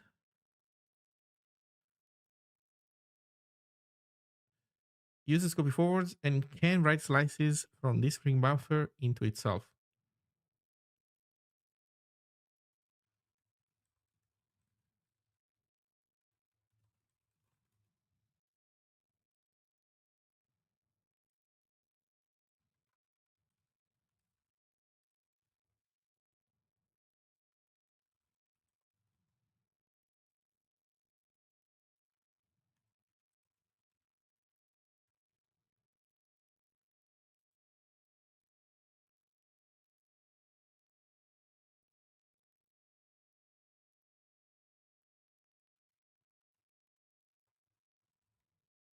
Okay, so we should be doing fine.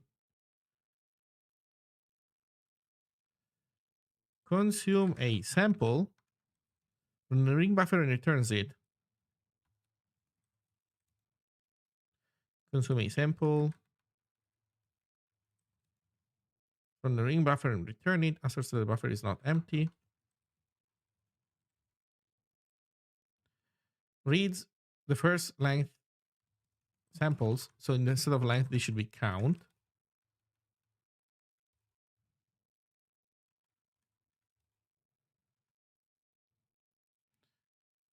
Into destination returns read length invalid.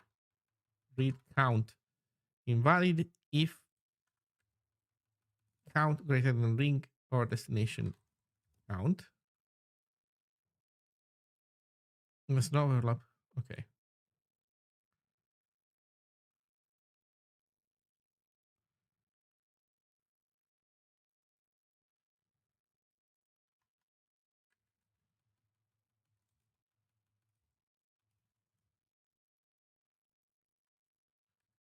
We should rename len. I'll do that in a second.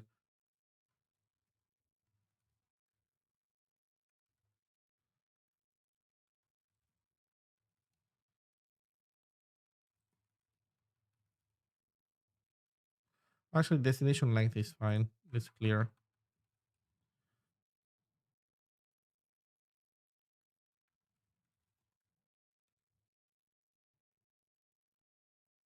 Okay, we're getting there. We're nearing the end. Oh. Count samples, count samples, count samples.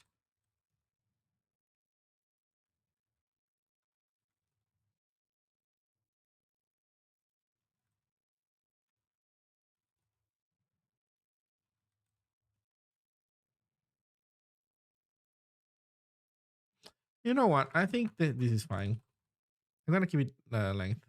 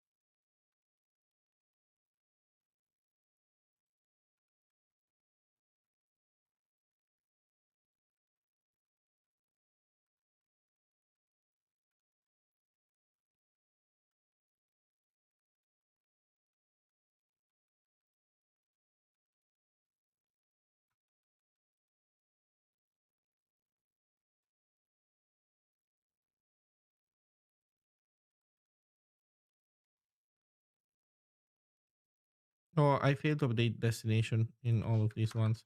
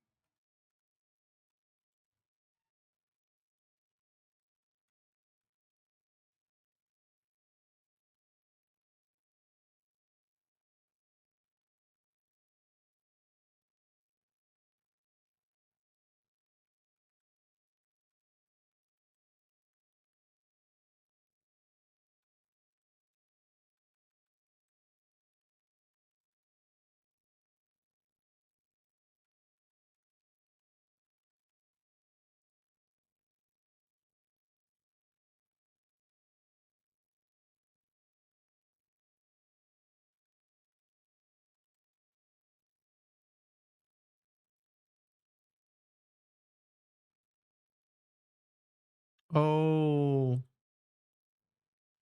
by renaming these, so maybe we should leave it as land. Oh, that is problematic because if we rename it count, then we cannot rename count these parameters. Okay. Well, for now it's fine. Okay, so maybe this is not perfect, but it should be workable. Hopefully. Now we can go in audio, and this is all generic. So let's take a look at our sample buffer. F32.1, F32.2. Now we're gonna need to be more careful when initting because this is gonna be capture buff, and then um,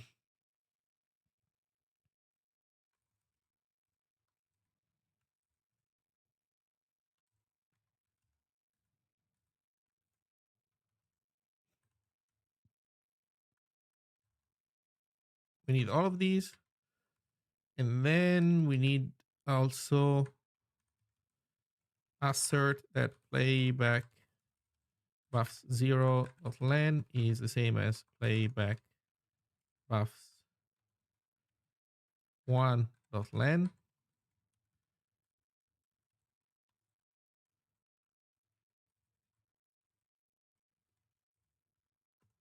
Capture buff, playback buffs.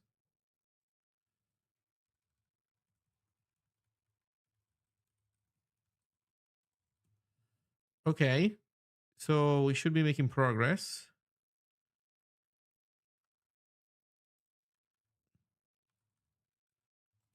Now we have to do the dot ring buffer stuff because otherwise I'm not gonna get the function. Okay, we're back in business now. So capture push.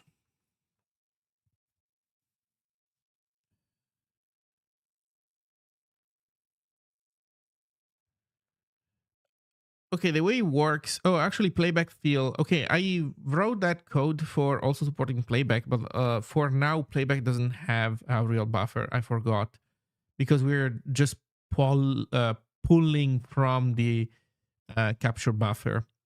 So this was misnamed also. Okay, this is fine.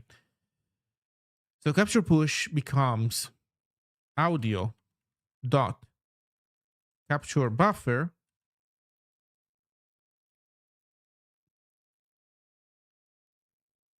um if we do it, let's ignore let's ignore mutexes for now. Let's just do audio dot capture buffer dot samples dot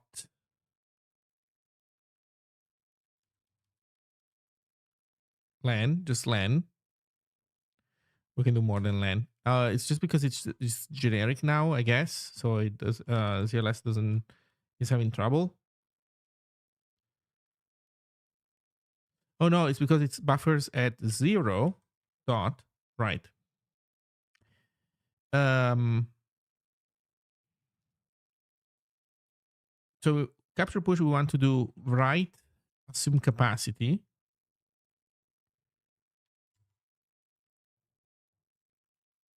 No. Write slice assume capacity. And our samples are gonna be frame 0 dot dot frame count. Frames. Okay, just a one-liner. Now, whenever we are being asked to write stuff,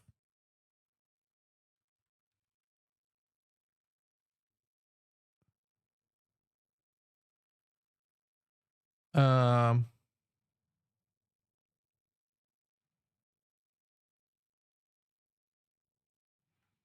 we want to do audio dot capture buffer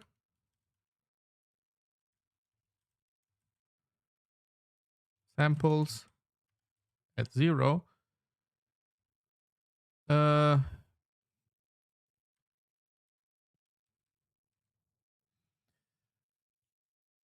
Now we can read. I guess we can read from the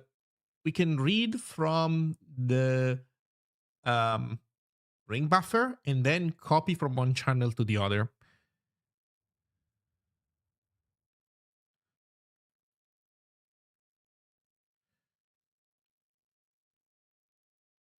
So we want to read first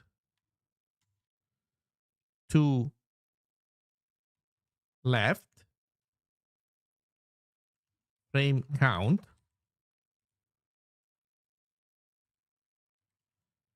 and then we want to mem copy.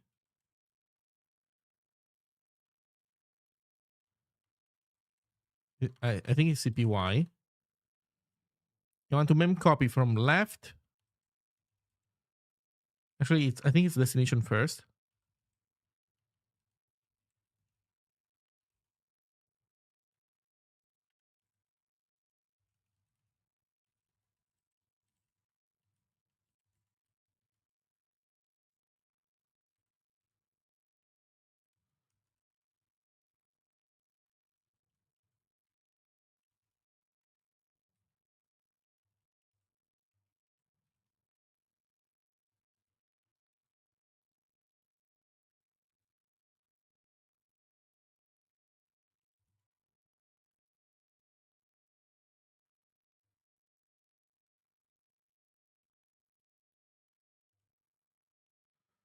Read first.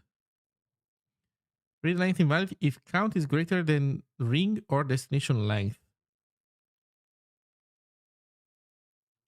That's fine. It should be catch unreachable. In our context, that's a programming error, I think. Now I need to see if I got the argument order right. Destination source, perfect. Okay. Next problem. when we create audio in init, we need a bunch of buffers now. We need a bunch of buffers. Yeah.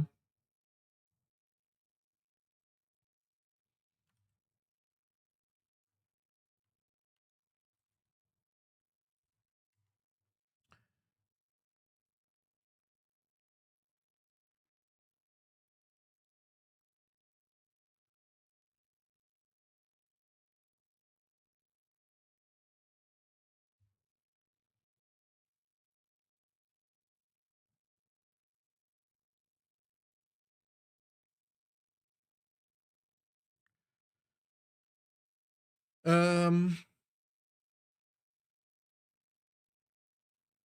I think so far we'll be talking about like 500 samples, something like that.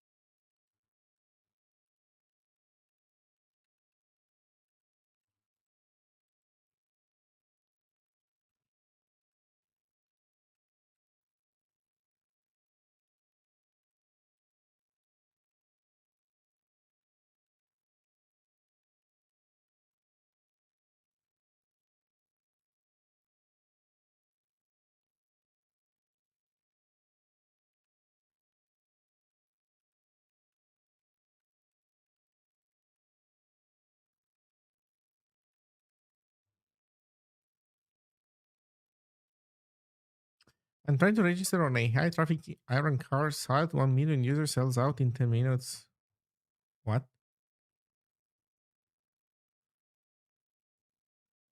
What? This, what?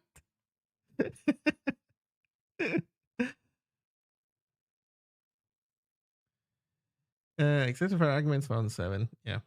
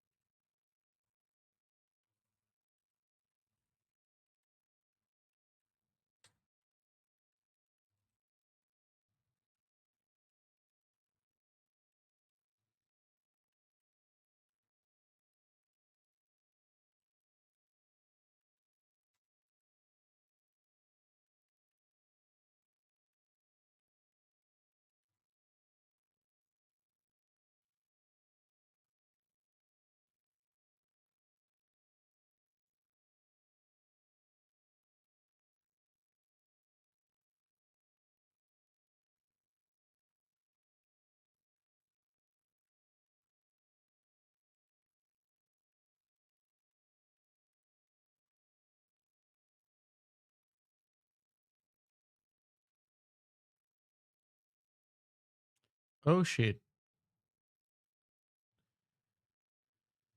I can't copy it. I need to pass it by pointer. So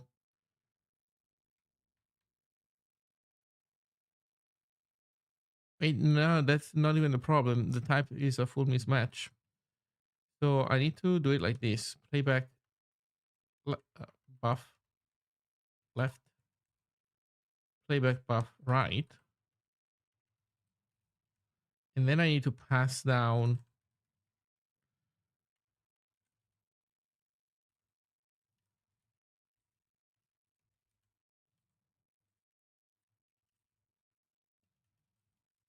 Does that work?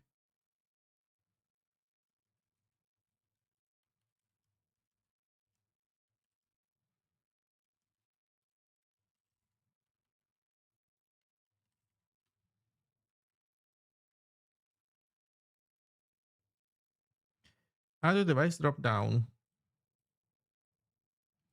Right. This is not input selected anymore. This is capture selected. This is playback selected. There's going to be more of these. Capture volume.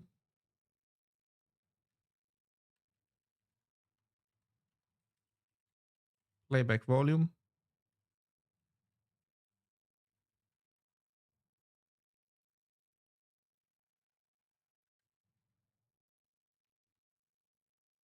Wait, what? Where's the problem?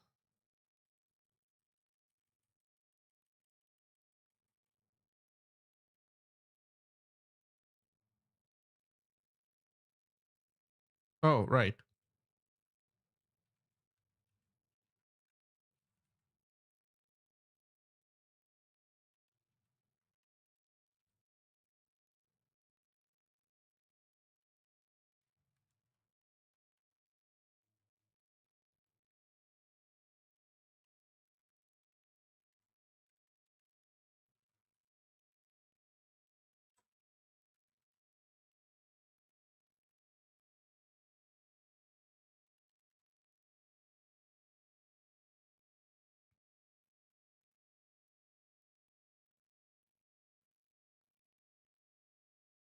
Expected type, blah blah blah. Are you happy now? Okay. Next problem. Sample buffer.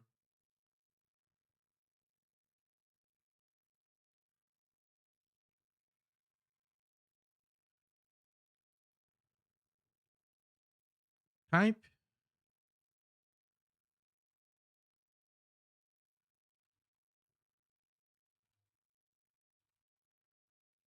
init.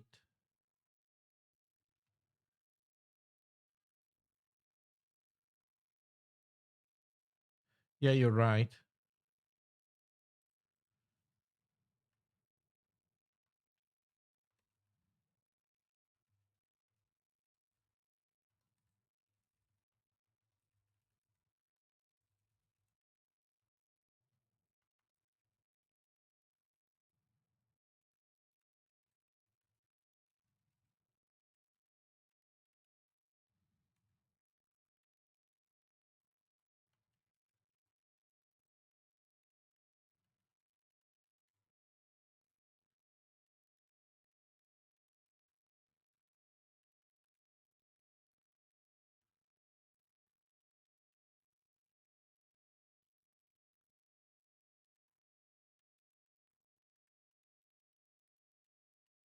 I named this wrong. This is not buffer. This is buffers.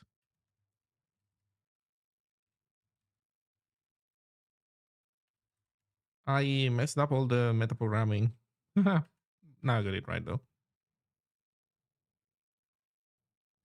Okay, we survived for a very brief moment. Attempt to wrap error. Read length invalid. Oh, talk about catch unreachable, huh? So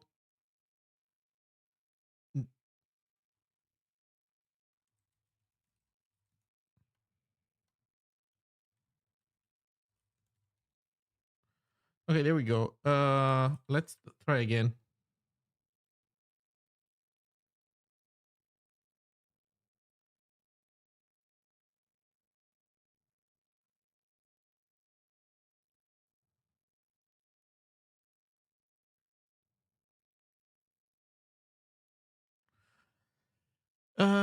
So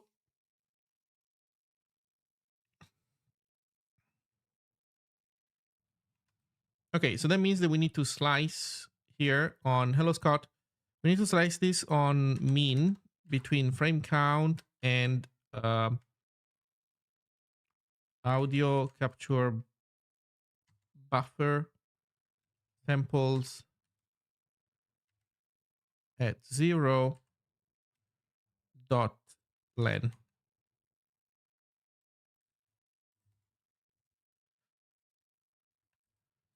And now it's going to be catch unreachable.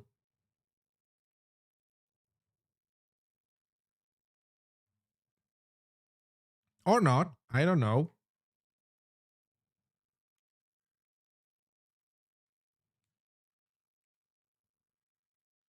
This length invalid. Wait, how is this not going to be? How is this going to be any different from 0?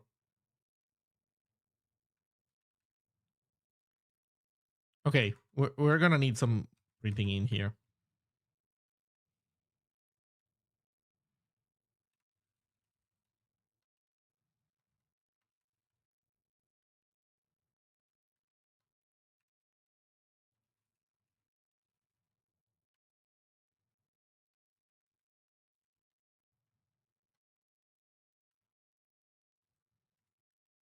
I think I should rename samples to channel. It's now become clear that it is the case. Um,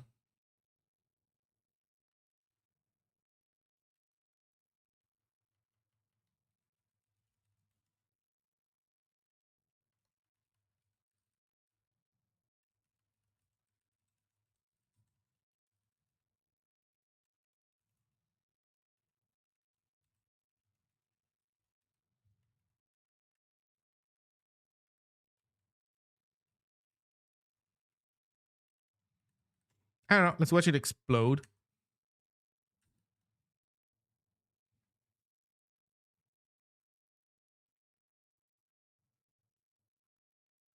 CC0 FC512.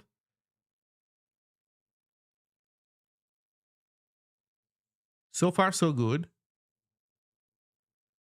If count is greater than surf.len,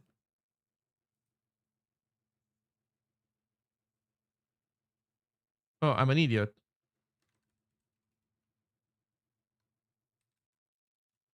That should be l.len. There we go. Okay, that was me just being an idiot.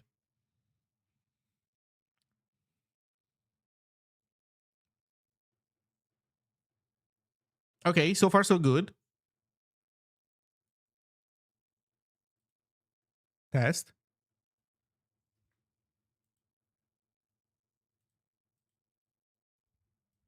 Test. Test. Test. Test. Test. Test. Our ring buffer works. Yay.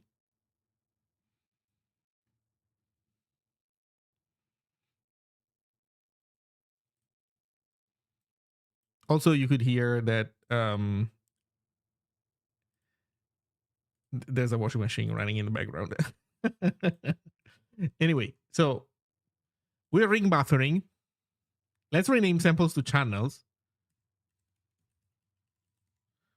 That's so obvious.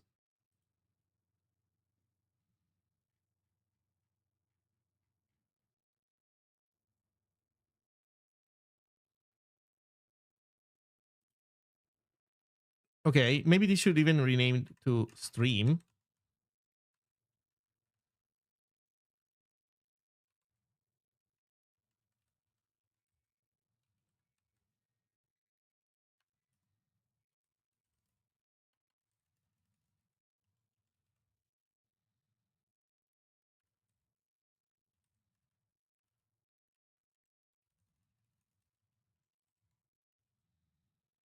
You've been forced to vibe code all day. I've been vibe coding the Objective C integration stuff. I don't regret it. Full AI.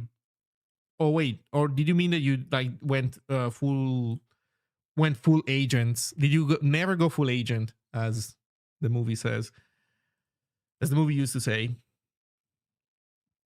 Okay, capture stream, playback stream. Okay, so far so good. What did fail to rename? Oh no, what happened to this line? What did it get cool corrupted, man?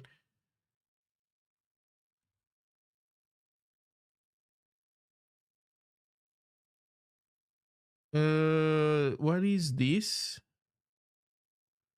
Oh, this is the CLI stuff.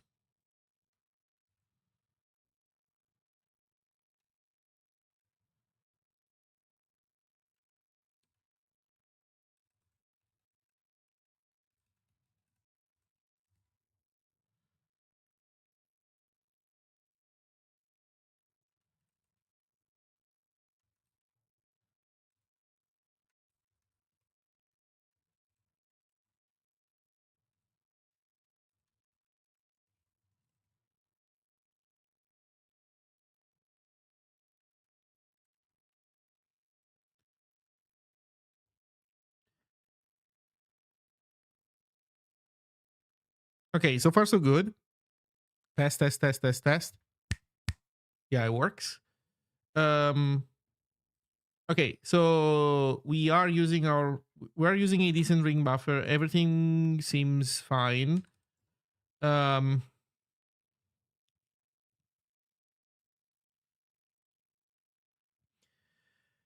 Everything seems fine. So what are we gonna do next?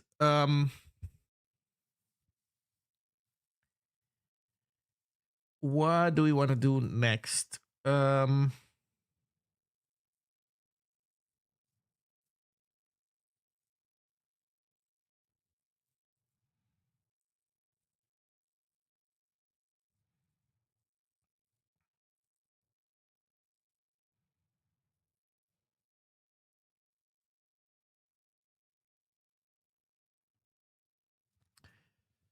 What do we want to do next? We now want to stop wiring. We want to stop the audio playback from pulling from the microphone. So we want the playback field to not do this. We want it instead to pull from its own stuff, which means something similar but not the same.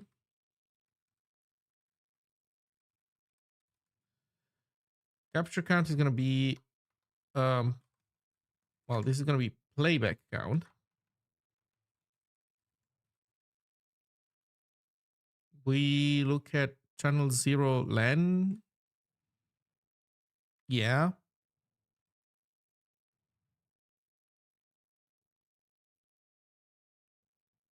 This implementation that I'm doing is also still kind of imperfect because reduplicating LAN, there's no point. The two buffers should be the same anyway. Playback stream channel 0 LAN. So we have the count now. Then we do const L equals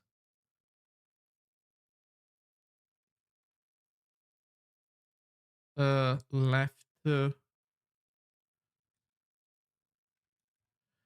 dot dot. Well, we want to do this again.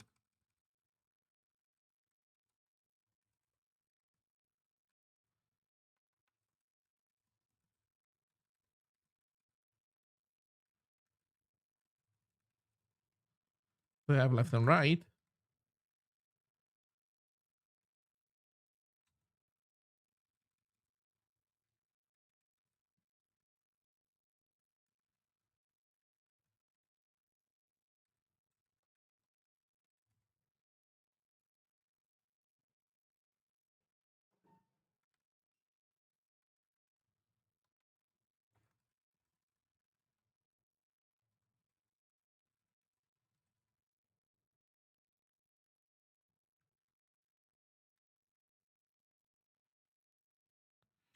Okay, so we are now the playback is reading from its own buffer, from its own ring buffer, not from the microphone anymore. then we need to rewire the full what we were doing before, which is the audio management stuff, which I think has as next stop network. I think we were in inside of network.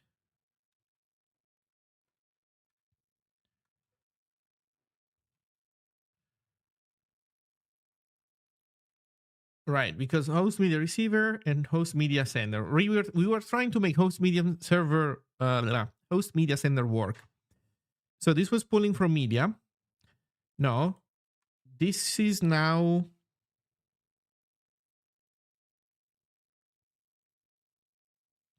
Well, and here lies the problem, because now we need to worry about locking. We genuinely need. Previously we didn't, but now we do genuinely need to worry about locking because we are now genuinely doing this stuff from two different threads, and it's gonna poop itself if we're not careful. So Well, we lock and wait, yeah. But this is gonna be so. This is gonna be core.audio.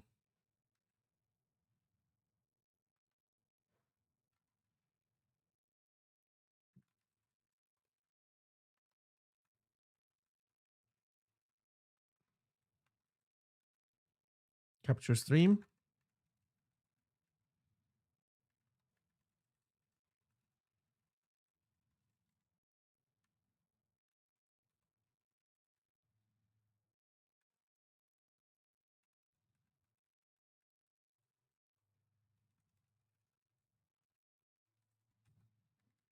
Okay, we lock this.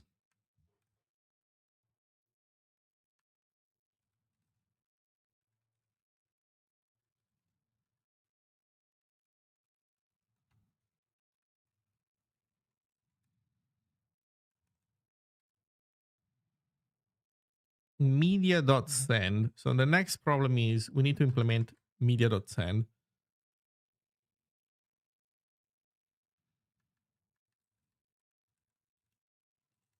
This needs to be essentially core audio send,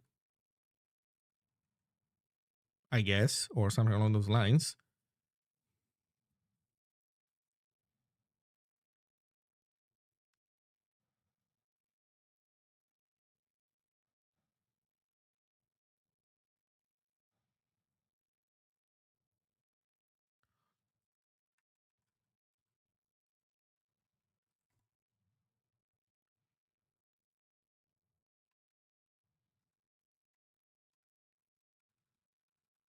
Okay, let's look at media. Okay, what does function send do? Honestly, I'm thinking that maybe this doesn't even have to be in here because this is talking about this knows network stuff. Let's see. Okay, let's see what we were doing in here. Fix writer, write header as bytes, capture buffer sample length lower than sample buff size times output sample size, return error not ready. Okay, you know what? I think these goes maybe in the network.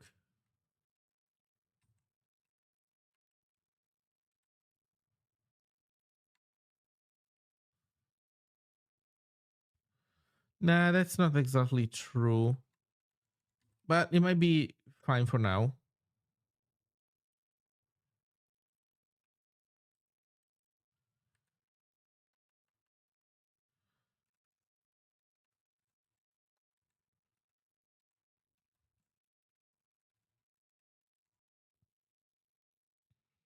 M.sequence plus one.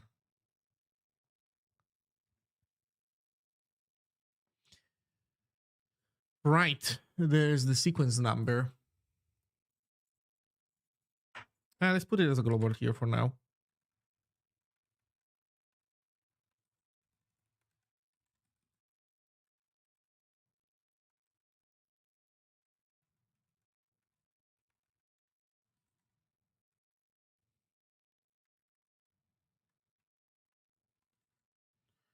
So header is this. Timestamp being 0 is actually bad. It shouldn't be 0, but whatever for now. Now, if audio dot capture stream dot channel 0 dot len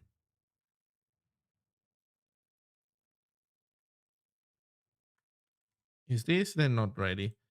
Otherwise, make a buffer. Hey, Brooks Zerker, thank you for the raid. Hello, everybody. Welcome.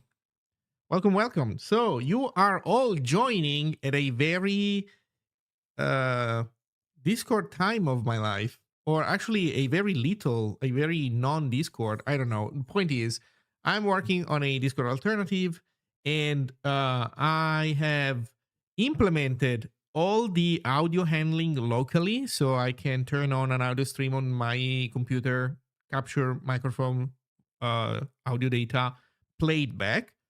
But now I'm wiring in the network stuff. So I'm about to hopefully to send audio data to my server and then have the server play it back to me.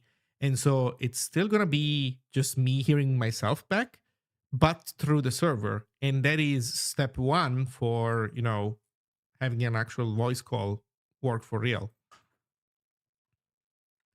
So I'm refactoring some code to make this work.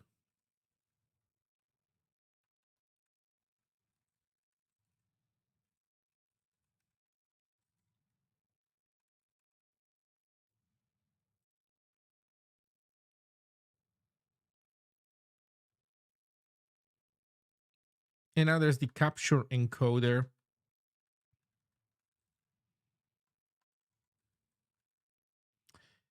We do need the capture encoder.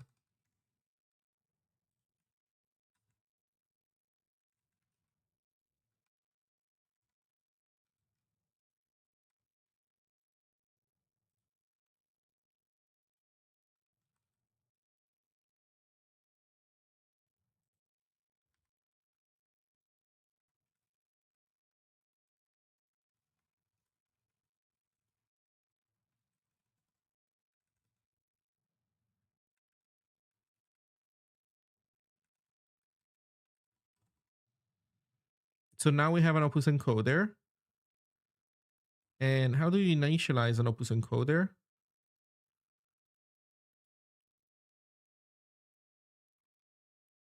Wait, how do you initialize an Opus encoder? There we go.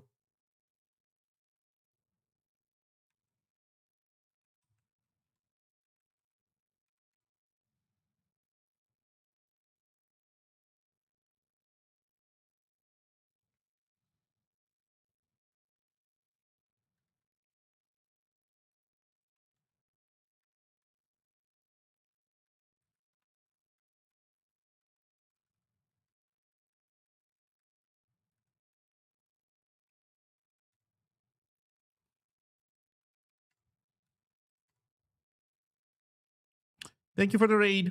Have a great day.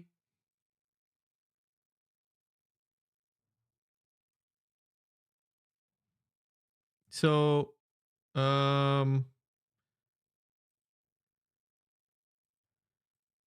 this can fail? This can fail. Well, let's make this volleyball then.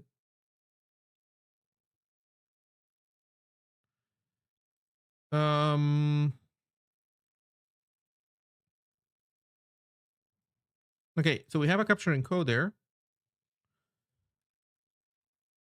Next, we're gonna need to fix some other things that we broke because now we made this valuable.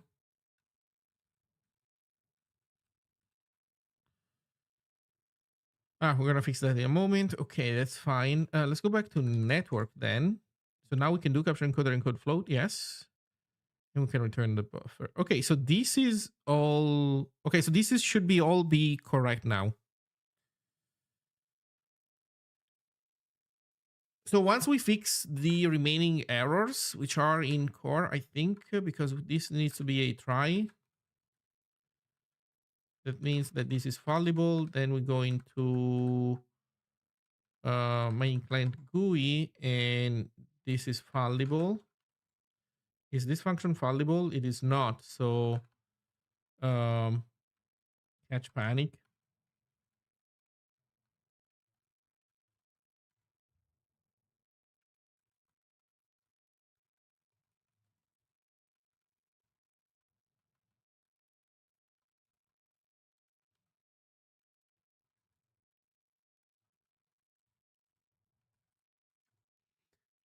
Let's see if there's any other build compiling error.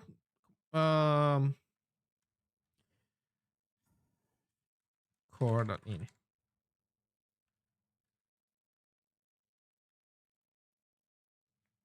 No field name or function name core audio send. Right. This is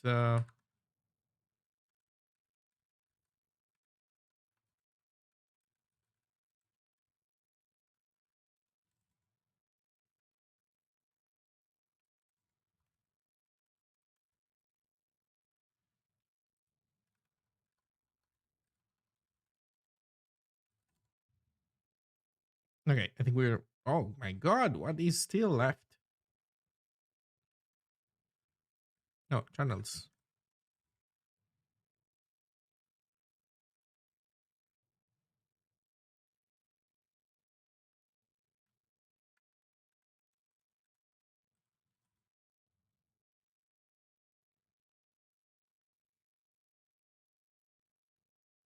Hmm.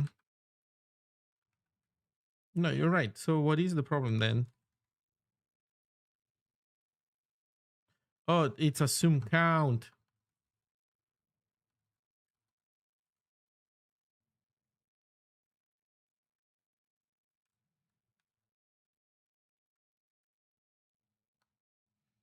Oh, oh, oh, oh, oh.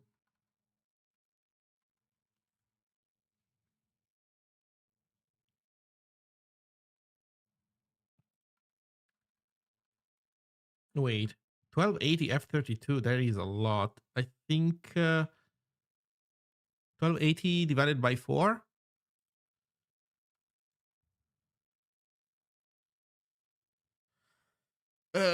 What is it, 420? No,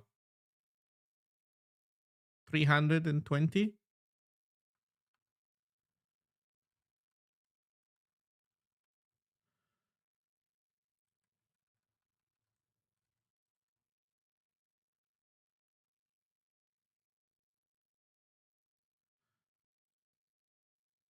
Oh, no, no, no, no. Wait, wait. What the fuck am I doing? Wait, wait, wait, wait, wait. These are totally bytes. These are totally.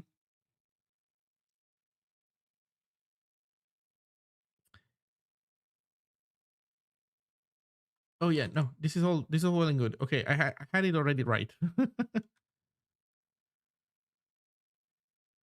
Yeah, no, no, no. That's never mind. That is a different thing. Oh my god, what was I doing? 1288. Come on, we're good. Okay. I don't remember if the server is going to print. So here's the problem.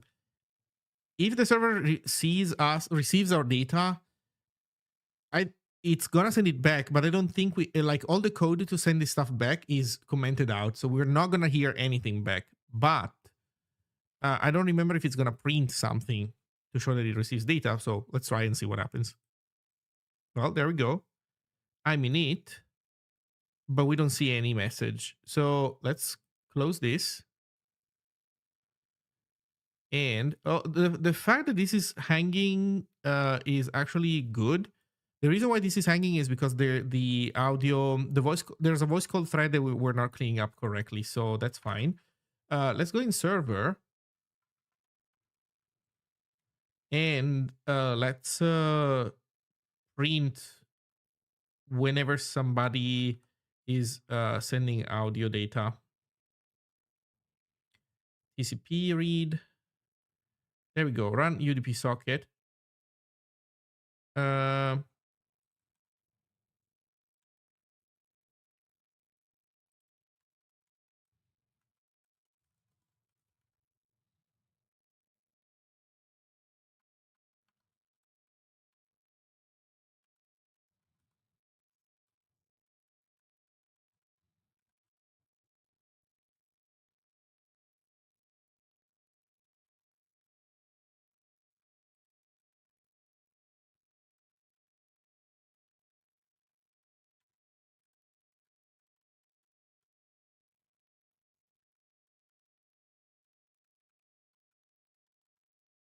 okay, so we have UDP data.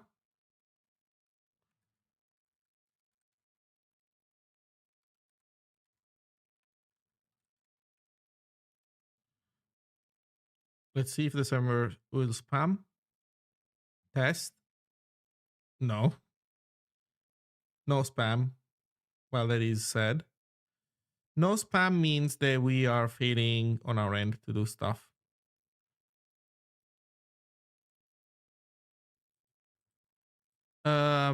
Okay, we need some spam logging so that we can see what's going on.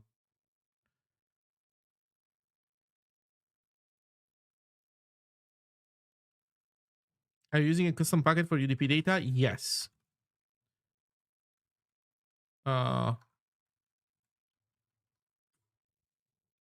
It's defined somewhere in Awebo. It's very simplistic at the moment. It's not like what it should look like once we implement everything, but it's good enough to get started. Are we pushing? Have you added the version field to the header? Nope. That is one of the many things that we are not doing yet. Capture push. Okay, so capture push. We're gonna spam capture push whenever we push. So let's see if that happens. We are capture pushing.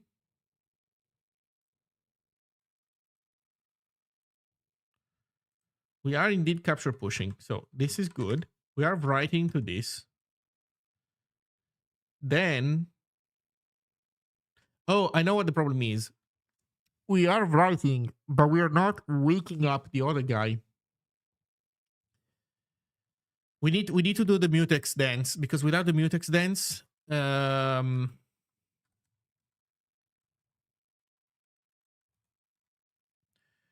the mutex dance, it's not gonna work.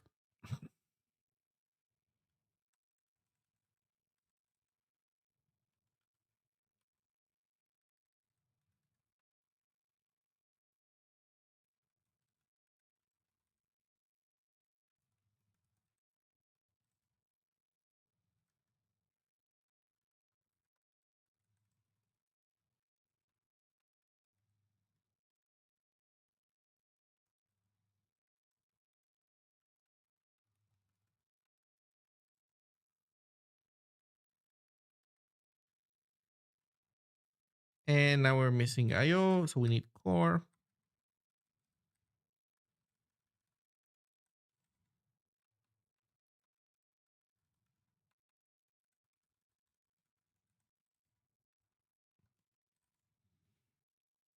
You're going to use, yes, Opus.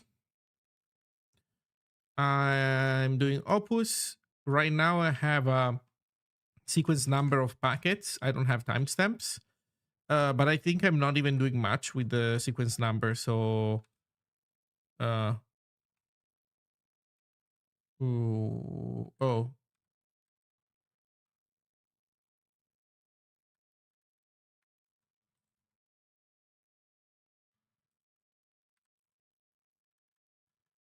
we just make it? Can we make this errorable?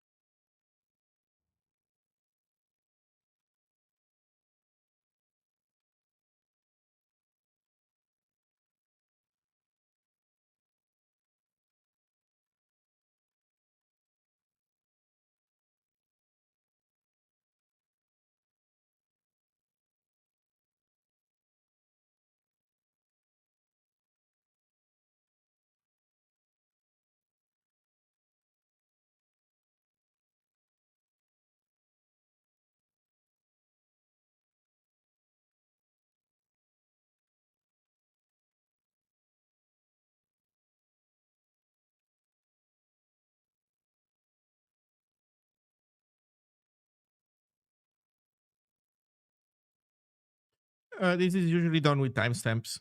You have different streams, have a shared understanding of time, and then you can have, systems that basically try to keep them in sync. But also, one trick to make this work, I think, in a trivial manner, is that you usually bundle audio with the video. You don't keep them as separate things. You interleave the data. So basically every video frame comes with its own audio data. And so that way things stays in sync. Okay, so what were we doing? We are trying to get the server to tell us that there's data. And it does not happen still. Okay, so we need to look at why this doesn't make progress.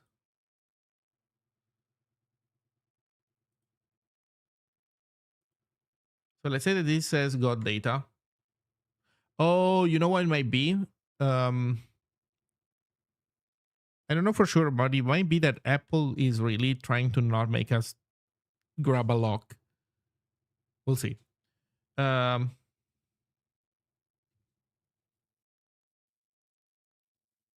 We will see, I guess. So, what are we doing here? Log.debug. I think in here.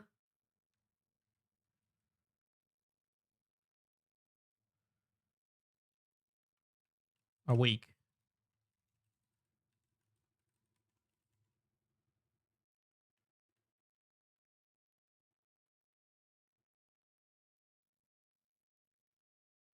Capture buffer not ready to send.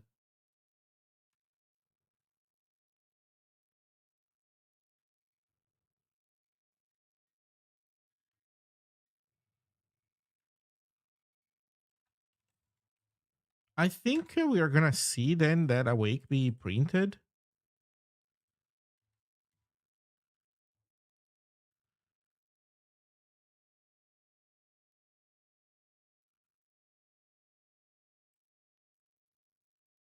Okay, so this is happening. But it keeps saying capture buffer not ready to send. That our capture buffer is I sized it wrong.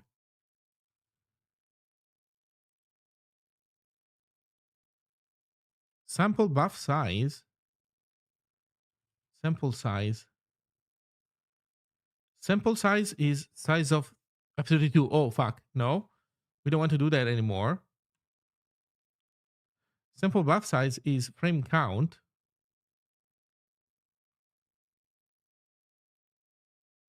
times channels.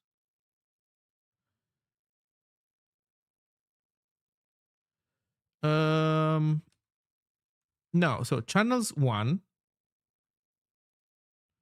Frequency 48,000, yes. But sample size, where do we use sample size in here? We use it in media. We don't care about what media does.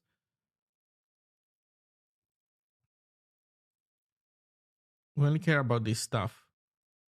So this is, we don't need to multiply by sample size because we're typing things properly now.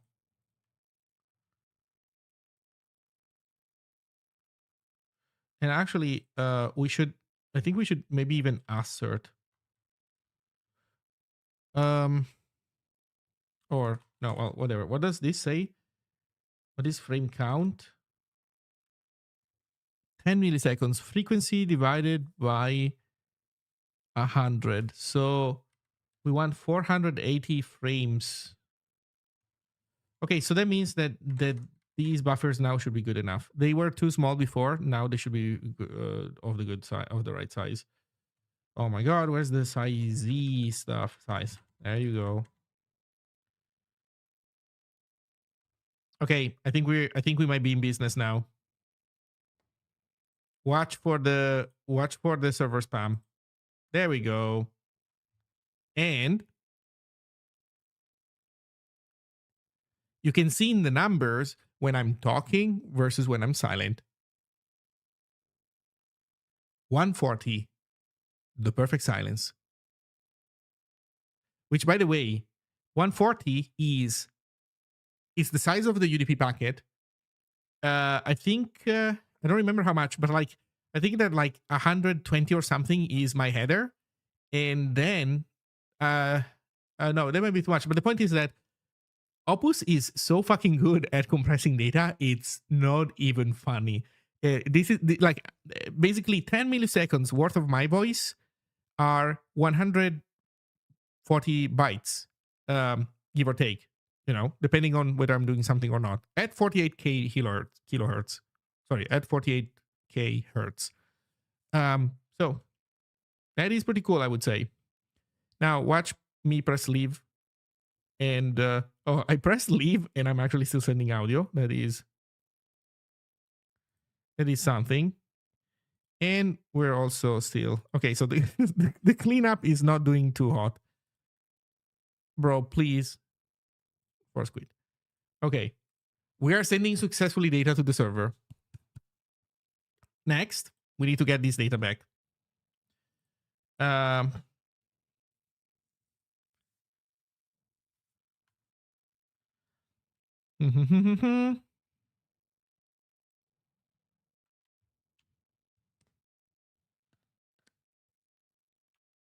That dot blah blah blah dot something inferring of types, as I understand it, is specific to source inferring arguments, is a data set.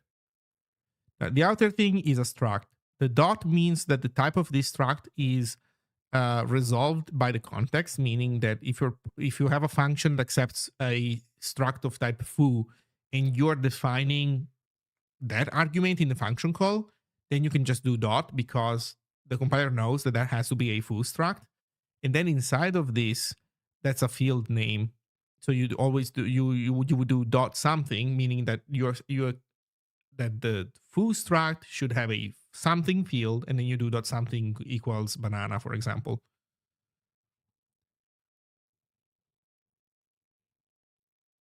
Could you see Zig being the first language someone learns?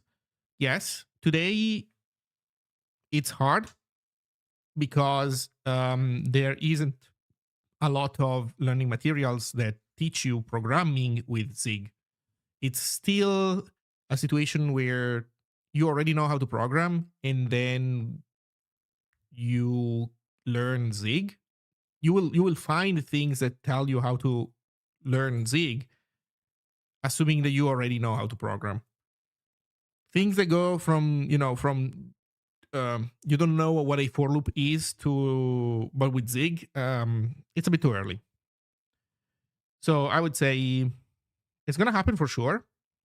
And I think that Zig as a first language is not gonna be a bad idea. I think maybe not for everybody. I do think that some people have a preference, a legitimate preference of going top down. So first you learn the theory, first you learn the high level programming languages, and then you learn the low level stuff. Not everybody. Some people prefer bottom up. But yeah. How's Flow been doing? Going? Yeah, Flow is fine. There's like these two or three tiny things that annoy me. But in general, the editor is great. Like the main stuff works flawlessly. It's the same thing of you changed editor, now you need to get used to the other thing. Also, I'm using a layer that is not fully implemented. Like Helix mode has like quirks, like if you select to the left, look what happens. Kind of goes insane. So it has a few quirks of this kind that obviously need to be fixed. But yeah, it's a good experience. Okay, let's get audio back. So how do we get audio back? Audio back comes from host media receiver, which is currently mostly commented out. So what happens with host media receiver?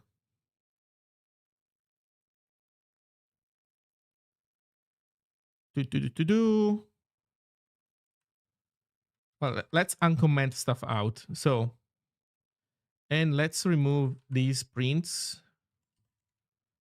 Also, let me go in audio. Oh, we don't have any prints in here anymore. So yeah. Total noob here. Is it possible to start a new project with the new IO system? I'm assuming I couldn't do that with the current release. Correct. The new IO system is in the unstable builds of version 0.16.0 dash dev. So these are builds of master branch, and every time you pull a new version, you get a new mystery mix.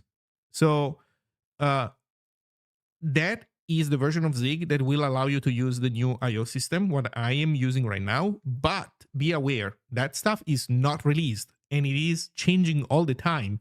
I'm tracking master branch on purpose because I want to use I want to test drive changes in the IO system on this project also. But if you are not following development closely, that is a bad choice. You should not be doing that. So unless you're really into Zig and you're like in the Zig the ZSF Zulip where development of Zig is discussed, you should not do that. You should use 0.15.2 which has documentation. 0.16 doesn't have documentation for the new stuff.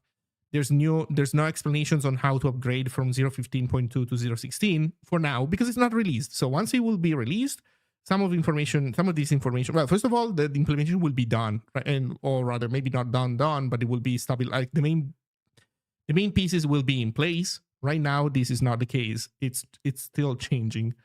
And then there will be a guide for upgrading from 0.15 at the very least. So I don't know, pick your poison, but be aware that if you're just doing you're just curious and you're doing a drive-by, nightly builds, unstable builds of master branch are not gonna be the right choice in my opinion.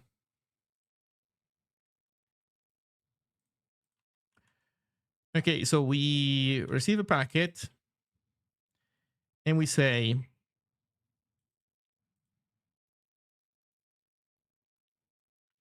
we do core media receive on m.data, and that gives us power and seed. CID is the client ID. Power is how loud they talk. If power is over 200, we put this event, we send this event to core, which basically means this is the thing that turns on the light of a user.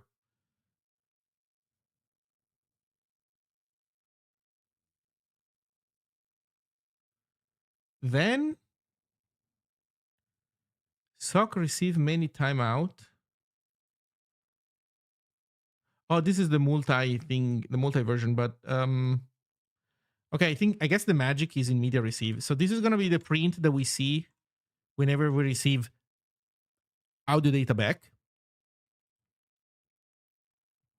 It says Zig is no longer on GitHub. I used to see PRs being merged in my feed and I would go read. Now I feel a bit disconnected on what's happening until there is a new big release of something. Yeah, I'm sorry. Blame GitHub. Like, we would not have moved away from GitHub if GitHub hadn't been sucky. Like, jokes aside, it was a real problem trying to run CI on GitHub near the end before moving. So, you know,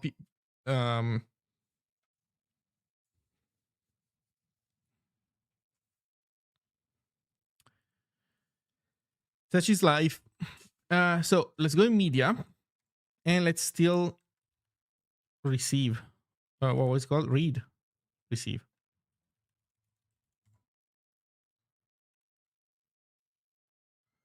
Okay, this is not too bad.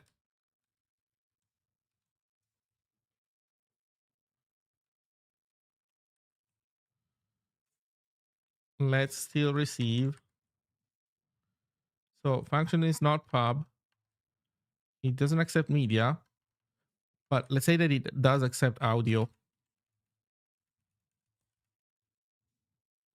It accepts an allocator. We'll see about that. Oh, it wants IO. Okay, so let's say that we give it core.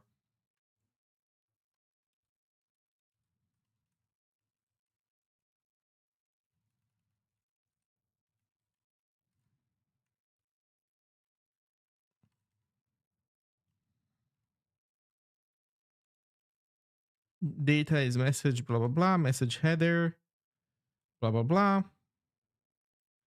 and playout buffers get or put. Right. So now I remember. The data that we receive from the network cannot be the data that we receive from the network cannot be simply how can I say? It cannot simply be put into the playout buffer, into the playback buffer. The playout is the old name for playback. So we cannot take the data, the audio data, and just put it in the playback buffer, because in a call where there's multiple people, you receive packets from multiple people, but those packets will represent voice playing out at the same time. And so you don't put them sequentially after another. You need to mix them. Um, you could put them, I guess, everything in the same buffer if you had a precise notion of time, right? Because you would know that you have one buffer and then these slots here, these slots there. So you could do this kind of stuff, I guess. But the way I was doing it now was by having a hash map of users in the active call. And stream ID is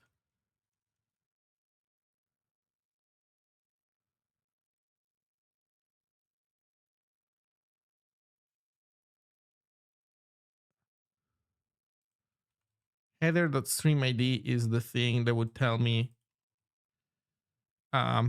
who the caller was.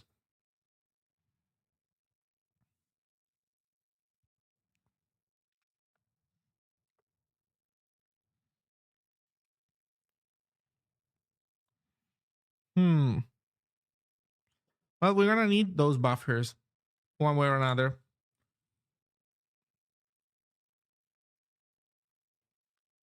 This is a array hash map of playout buffer. What's a playout buffer? So a playout buffer has an out format, started, samples, a decoder, and a resampler, and a mutex.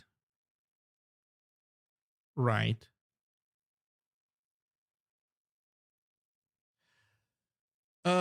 So we certainly, okay. You know what?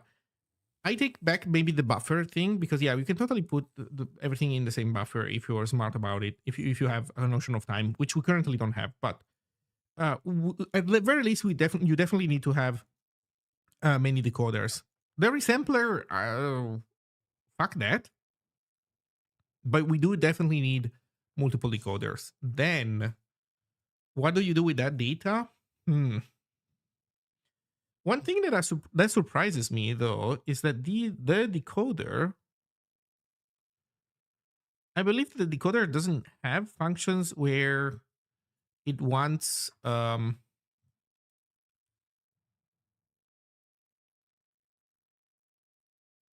don't think it has functions that accept the concept of time.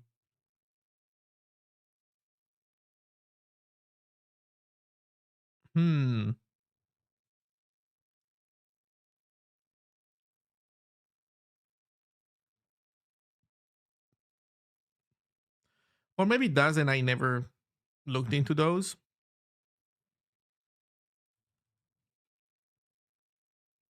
Opens and code float.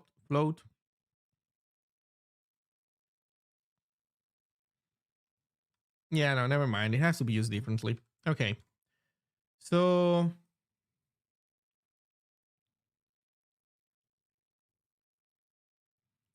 a playout buffer.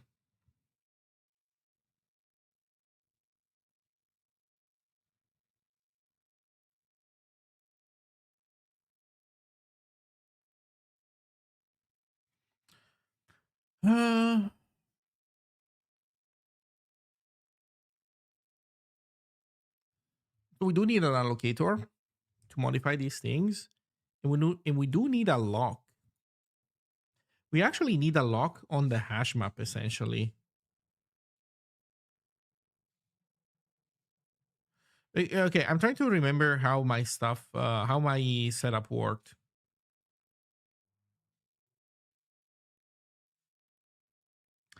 You know what? I think I'm going to implement a simplified version of this for now. Let's copy over just a one decoder. Let's always use the same decoder. Let's assume there's only one person in the call, essentially. And that's how it's going to work. Oops. Playback decoder. Yeah, there's only one decoder for now. And we use it as needed.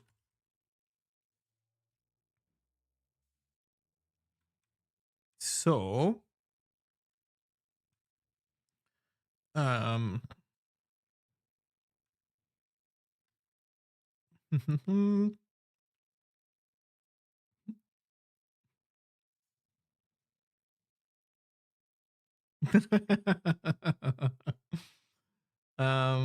network. Okay, we receive a message. We don't search for the thing. I'm gonna comment this out. Although we do want to create the decoder. Oh, we were catch unreachable creating the decoder. I mean, fine.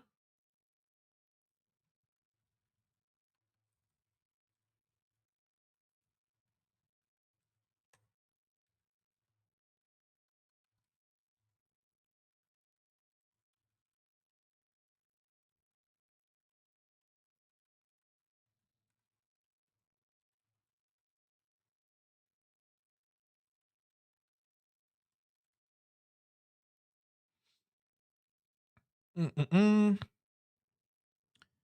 Okay. Then PCM is what? This much? Decode float into PCM, and then we write. The reason why we're not doing this directly is because we need a continuous buffer. Right. That is actually so disappointing.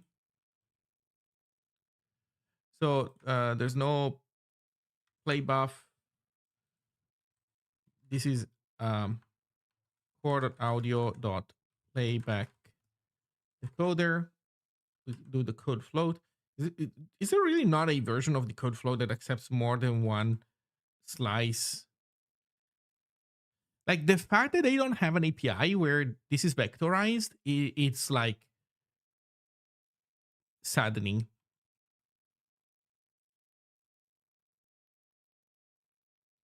Anyway,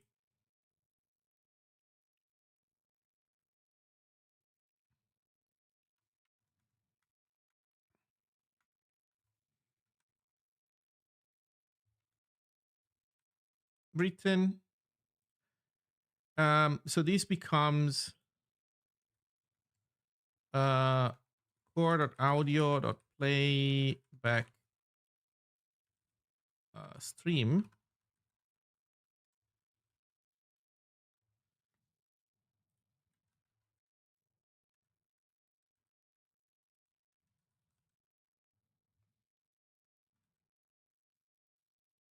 Playback stream.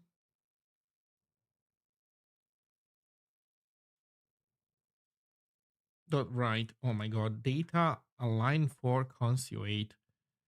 Can we just do const f32?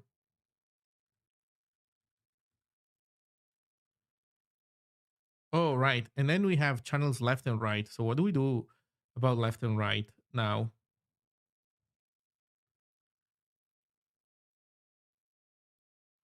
Okay, I never fixed this. Because I never use this stupid function. Okay, you know what? We're still not gonna use this stupid function. That's what I that's what I think we should do.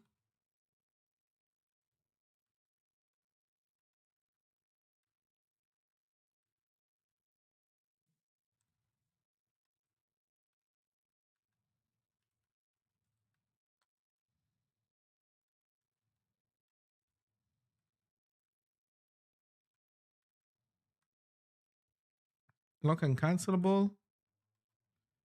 And then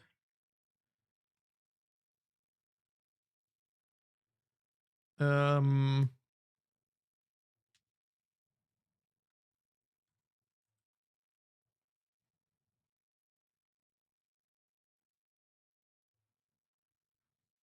maybe we could, okay, you know what? We can fix this. So we can say write both, and what it does is for channels.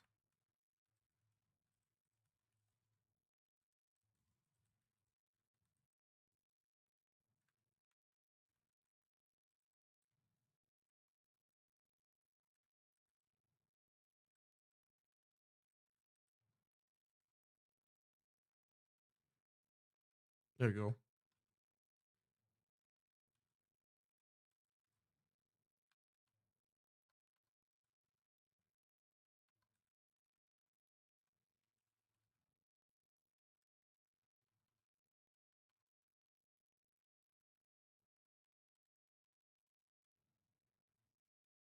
Then oh, then we're doing the math here.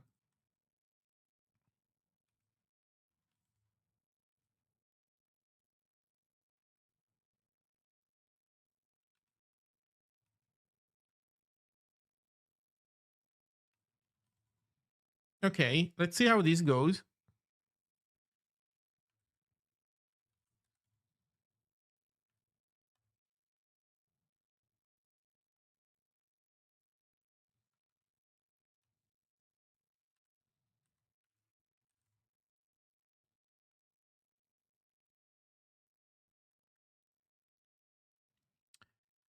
Pointless discard.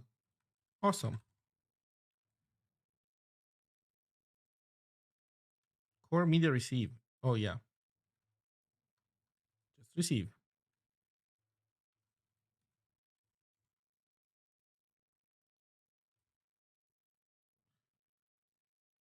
Error. Write both is not marked pub. Ah,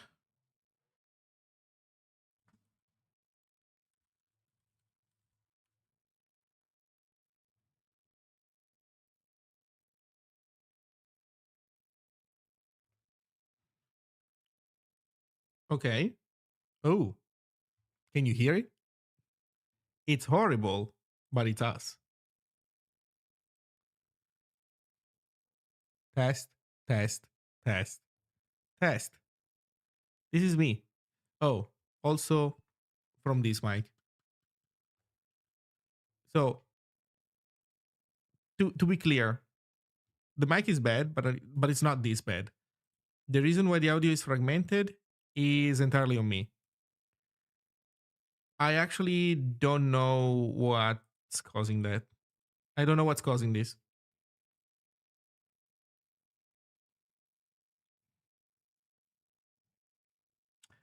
Unfortunately, I do not know what it is causing this. Maybe it's just lag. Maybe we just have too many things going on that are causing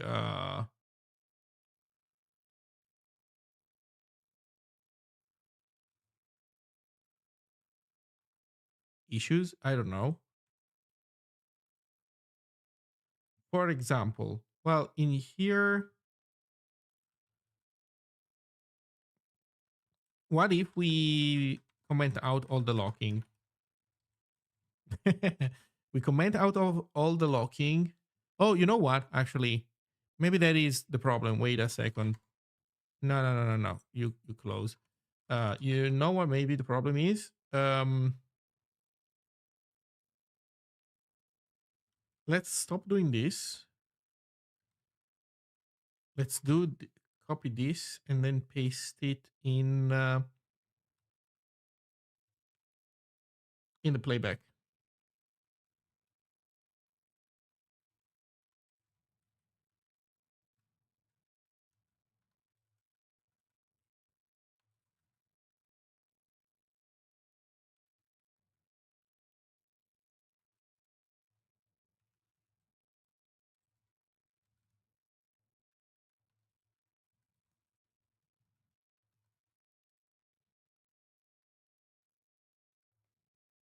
Oh shit, IO.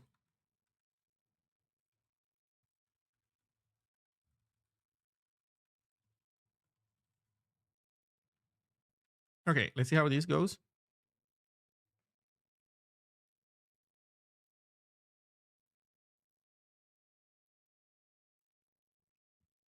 Test? No, that's not it. Out of curiosity, let's do the opposite.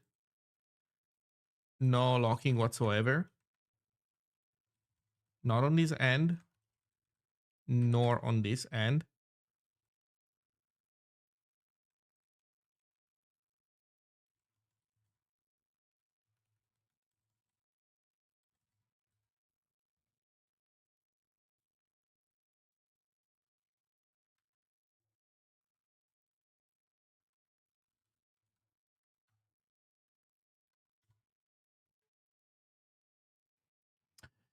I'm trying to solidify a full cross-platform, cross-arch setup using the Cosmopolitan libc, but confined to WASM limitations. I saw when I delved today into what Zig achieved. That is, the Zig CC offers bundle profiles for different libc and allows use of imported ones. Is there any Cosmo mapping? No, I'm sorry. The problem with Cosmo is that it's cool, but it's also, at least at first glance, brittle. Like it seems to me that it relies on things that I'm not sure all the platforms will want to keep working that way. So man, it's cool that you can have an executable that works everywhere, but from a like quote unquote production perspective, you want to um just be able to create releases of your product and have users use them, and not have weird problems.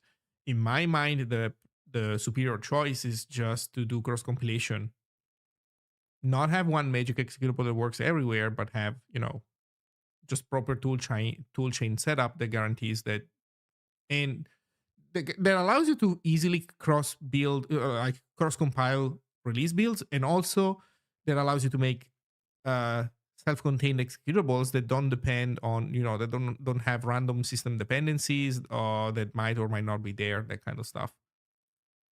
Test. Yeah. No, it's all messed up.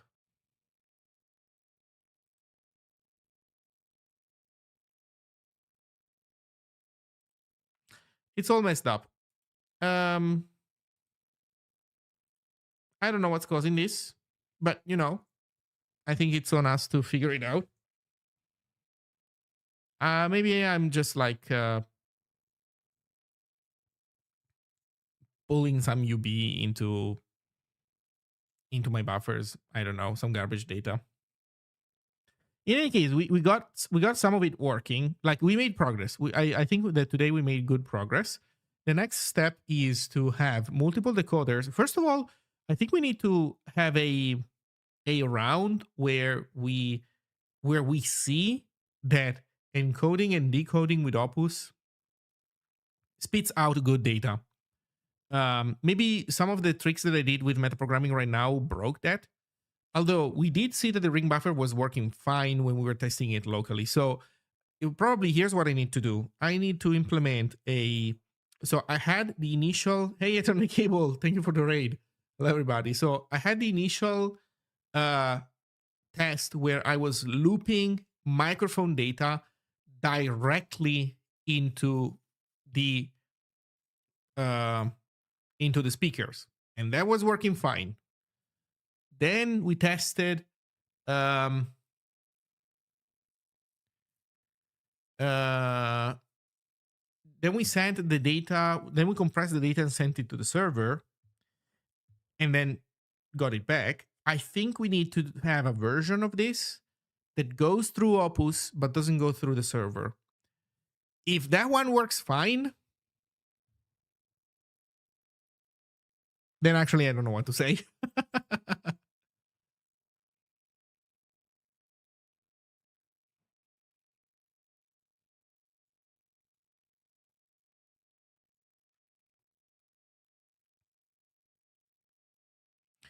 um,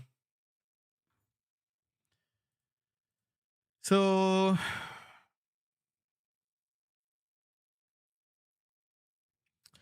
what is it that we could be doing wrong? I guess one way of looking at it could be we should print maybe the hash. Maybe we should hash the payload.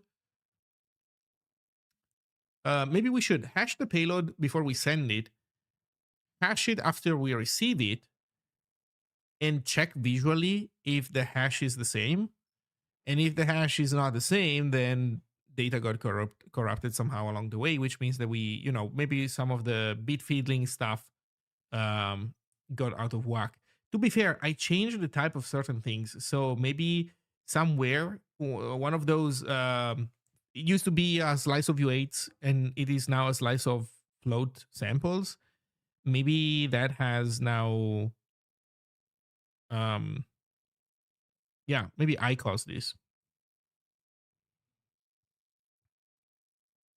So who knows? Um,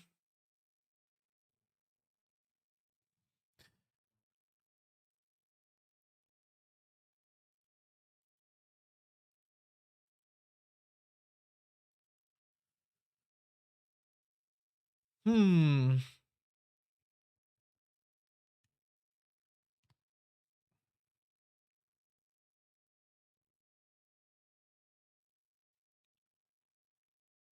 Also, without this locking stuff, this was definitely worse. So without the locking, we had more artifacts.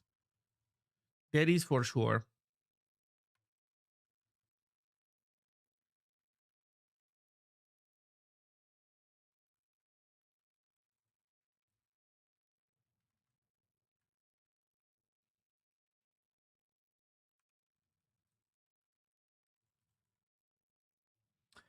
Trying to send audio data over the network. Yes, but we're already doing this. But I might have messed that up.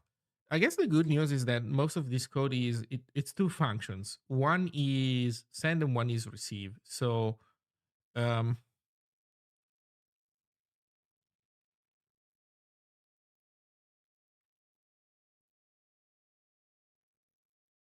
let's see m.data, m.sock.receive.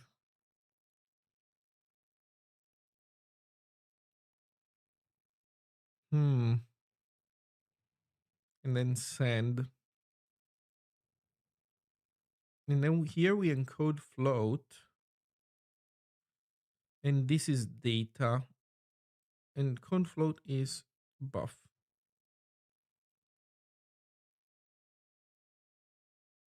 Out. Wait, what? Out buff?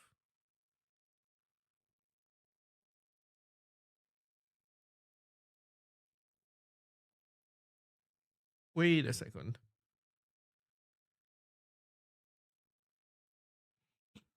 So we are grabbing a sample buff size worth of samples. Fair. We're copying this stuff in there.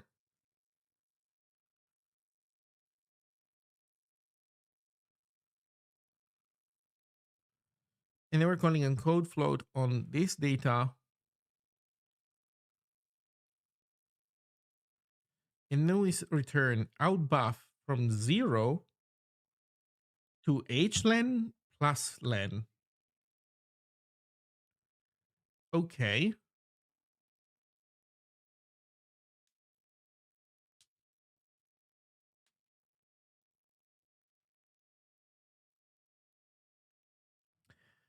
So that means that if we look at data, hlen dot. No, if we look at data, so okay, so let's put it in a block so that we don't forget. Const opus data is data from 0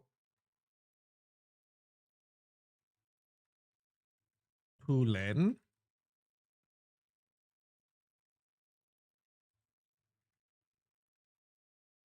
I think I want to see the hash of this. Actually, you know what? This is gonna be super small. It might even be that no hash is needed. We can just print it straight up.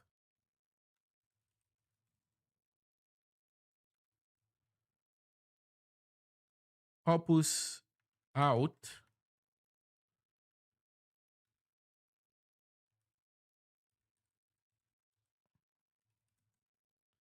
std.fmt.zig no std.zig.fmt string opus data.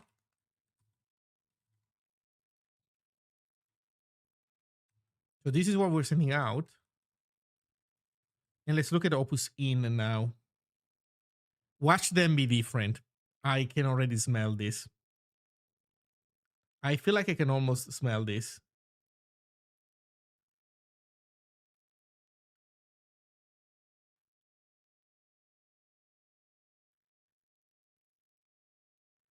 Message is everything past the header.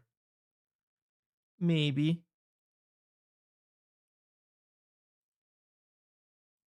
We'll see.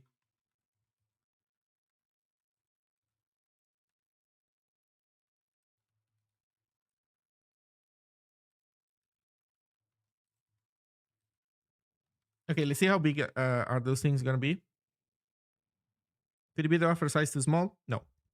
Or rather, it could be the packet size too small. You could say that maybe sending 10 milliseconds worth of audio in a packet is not enough. But I don't think that is the case. I've seen this work already with those numbers. We're testing this locally, so I don't think it would be like this. I think it's more likely that we're messing something else up. Oh. Okay, I thought these guys would be smaller, but they do look the same, don't they?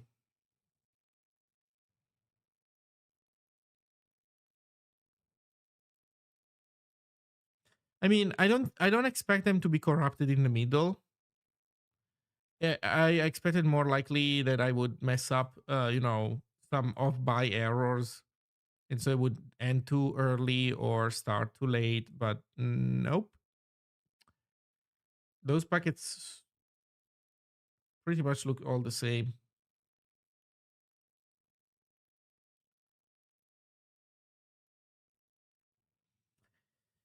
So yeah,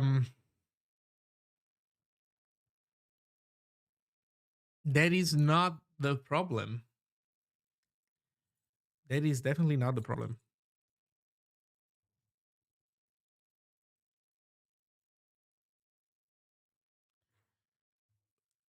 We can try to send more than 10 milliseconds. Okay, so if we go in Opus, we can say we don't send 10 milliseconds, we send 20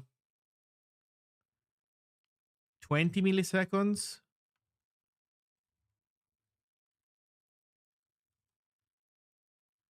Let me remove the spammy prints. They're not useful.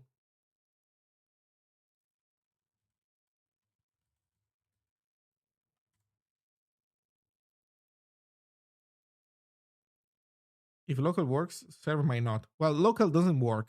I'm trying to diagnose why local doesn't work. Test. It's still messy. Or crappy. It's still crappy. The It's still crappy. We're messing something else.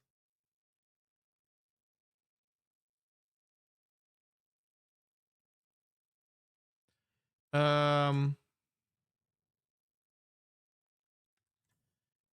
let's look at the Opus settings, frequency, channels, Opus application audio.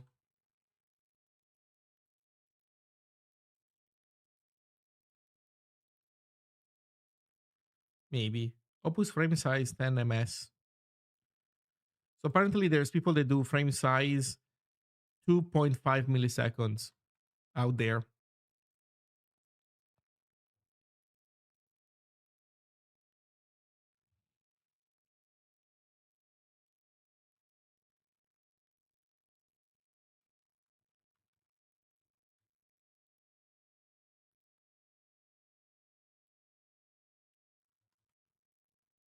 Mm-mm-mm.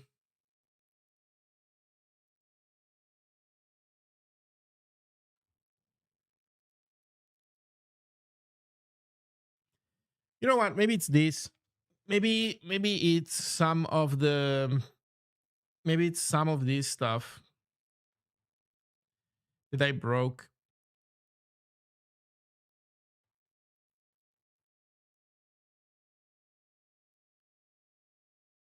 Divided by channels.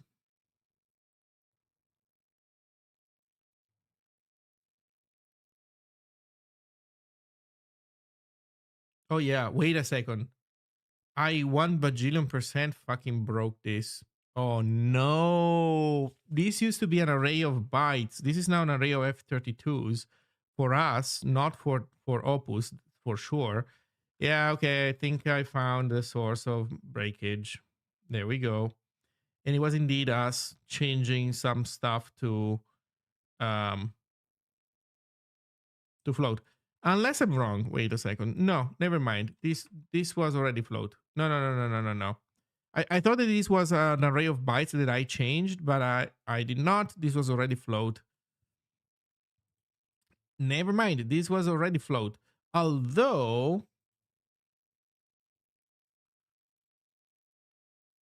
data is bytes, that's correct. So this is all okay.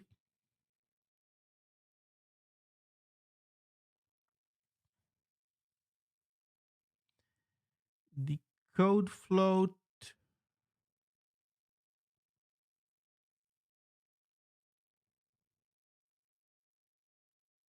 The code missing.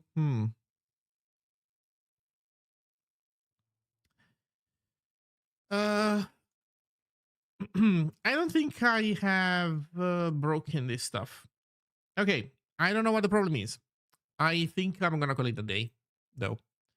Uh, Progress has been made, but we're not yet at the point where voice calls work exactly. So I need to diagnose this. I also need to do something about those mutexes, maybe. I don't know if it is a good idea to grab mutexes from audio threads, from audio callbacks. But I mean, what are you supposed to do? And what is the alternative? I guess the alternative is atomics, right? But we don't have an atomic ring buffer, so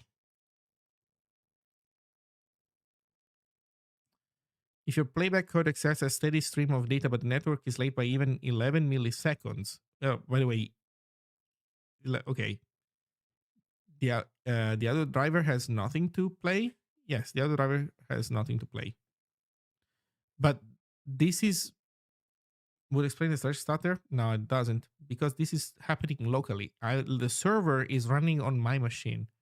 There are no 11 milliseconds of delay in your local machine between two different processes. So we are corrupting the data somehow, somewhere. Um, Either corrupting it, or maybe we are like encoding it in a way, decoding it in the wrong way. We are messing up some of the of the logic. Okay, you know what? Before I go, here's the last thing that I'm gonna do. Here's what I'm gonna do. Uh, let's wire. Let's do this full dance locally. So let's go to audio, and now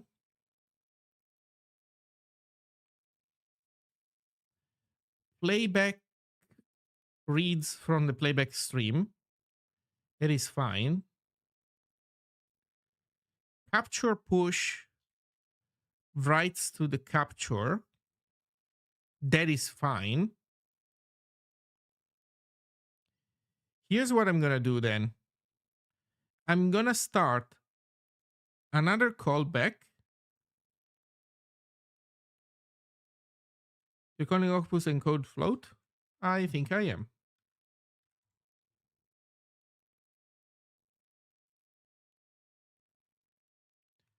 Um,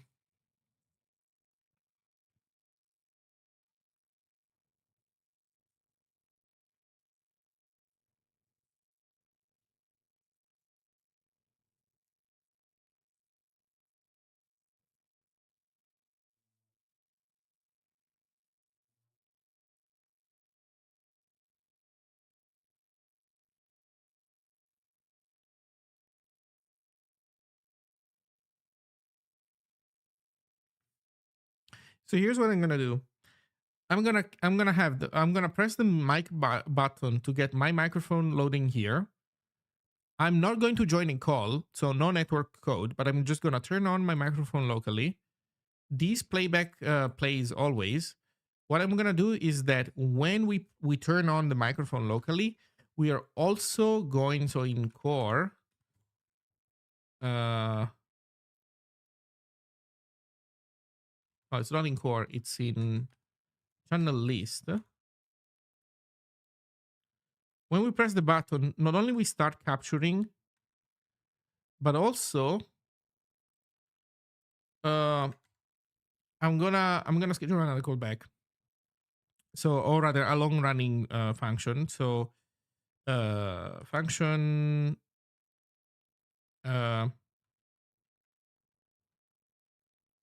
opus dance.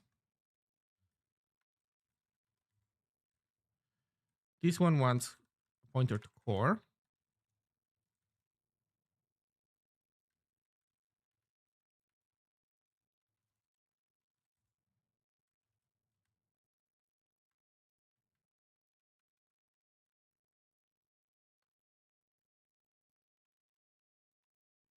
Capture start and then IO.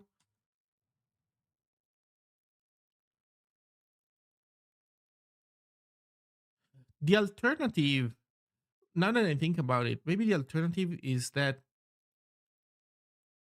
our buffers are too small and we somehow keep eating the old audio.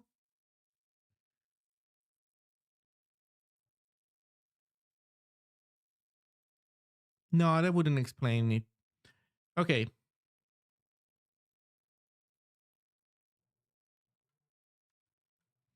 So IO concurrent.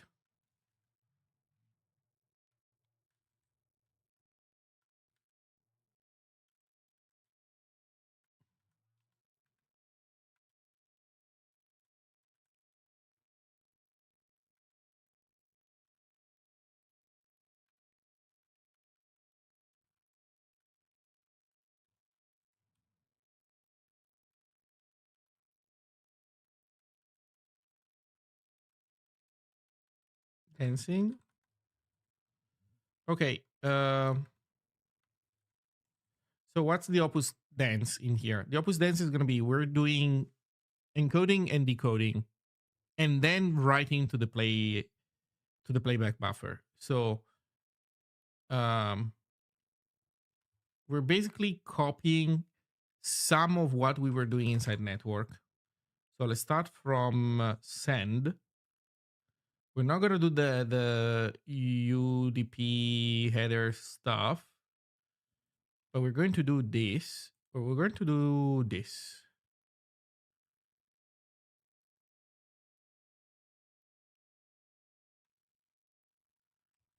Essentially.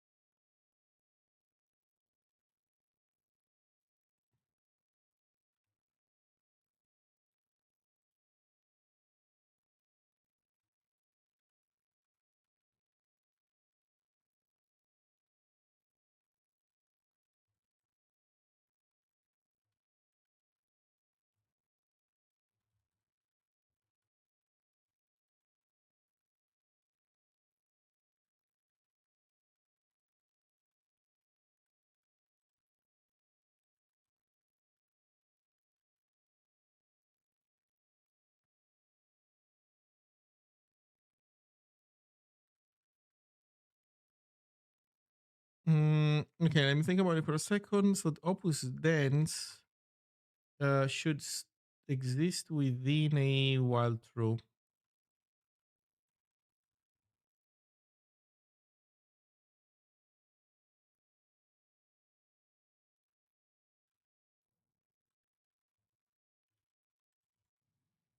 While true,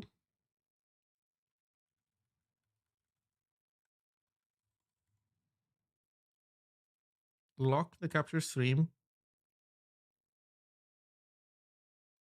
Wait.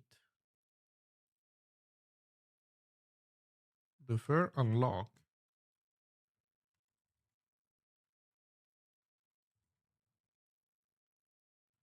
Grab the data. Sorry. Data buff. Right. This is for where we store the data. This is the sample buff. We copy from capture stream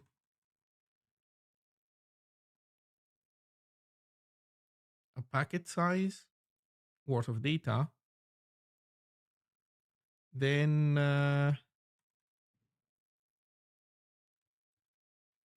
we write into data buff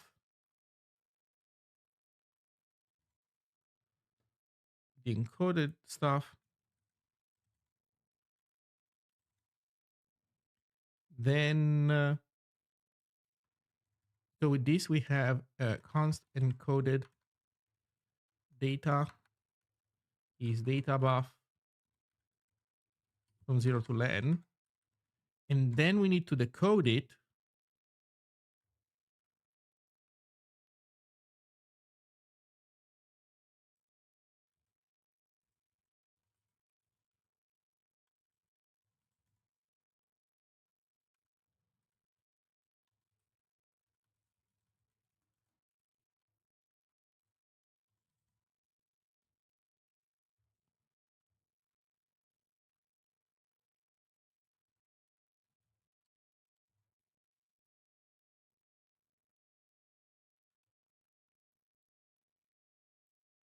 Is this thing correct?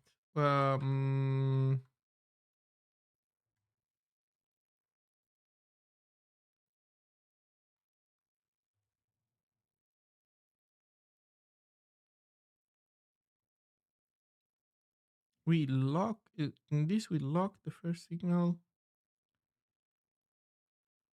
I'm forgetting how you wait on a condition. um,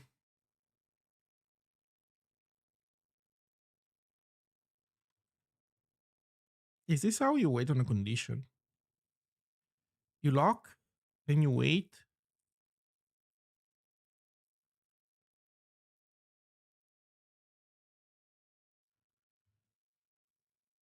I'm not sure that's how you use a condition. Where did I use a condition recently? Where did I use a condition recently? Oh,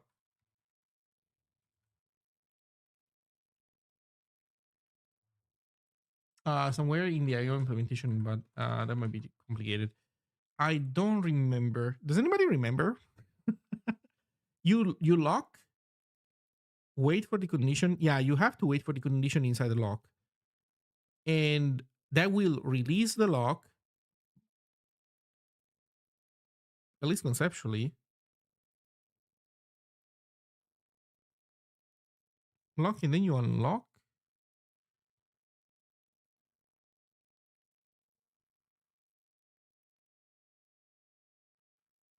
It's just that this seems weird. I don't think it is works this way.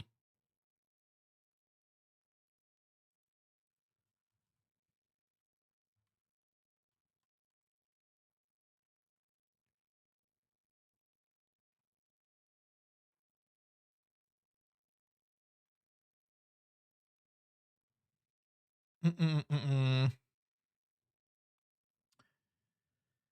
Uh, by the way, maybe this might be part of the reason why it was not working as it should have. Hmm.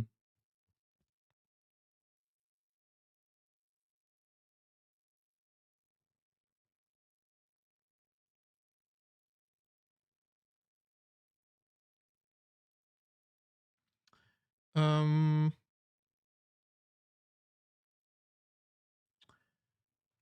Well, at least I can continue writing what I was writing in here, and then we can take a look. This looks weird to me.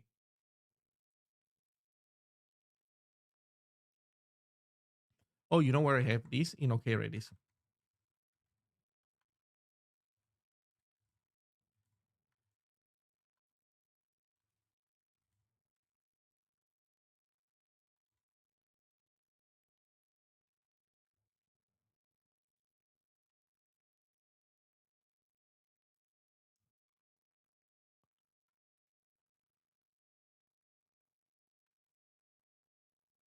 you lock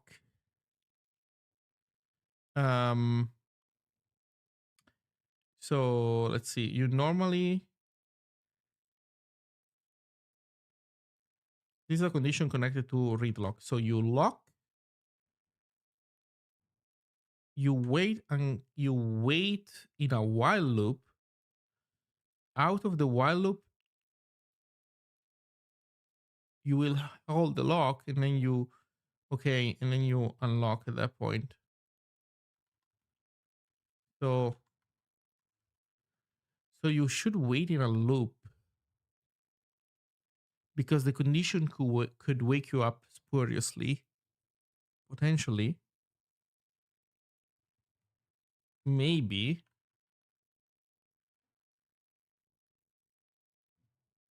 or maybe not. Okay, so that seems fine. Okay, this seems. Let's assume that this is fine. Okay. So we have encoded the data. Next, we need to decode the data. So let's go copy the code, the decoding code, which is in receive. PCM. This. Write both. That's literally this.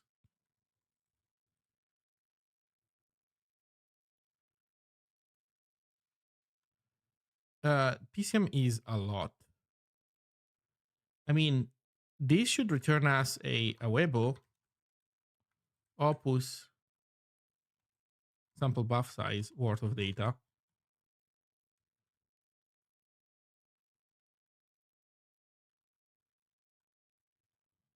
So encoded data in PCM false. And then we do core audio, playback stream, write both. Yes. With the only caveat of locking.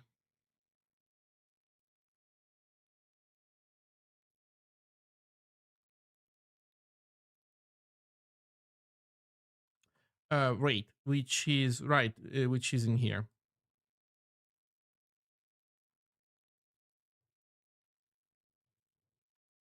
Okay.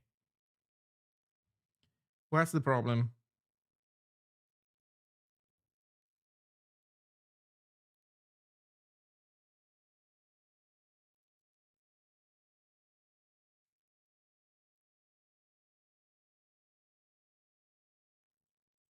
This is definitely wrong. PCM out. Okay, ampersand data buff. And it must be mutable, of course. Okay, we might be in business. What is MTU size versus packet size? A UDP packet can have a size up to 64 kilobytes, but when the data is sent, let's say on the wire at the layers below IP,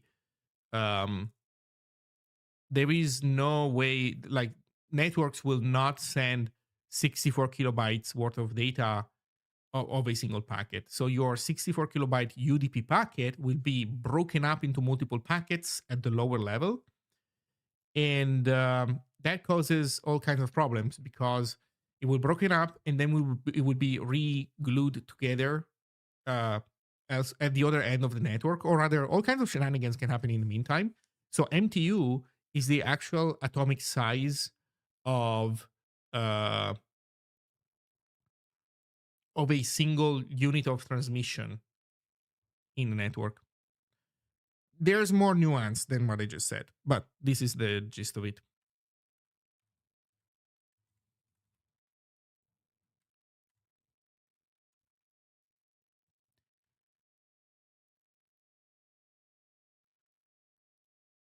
Okay, so if we're doing this correctly, I'm gonna press mic, and we should hear myself back, but it should be through Opus. Or not, we crash. index out of bounds, index 480, len 240.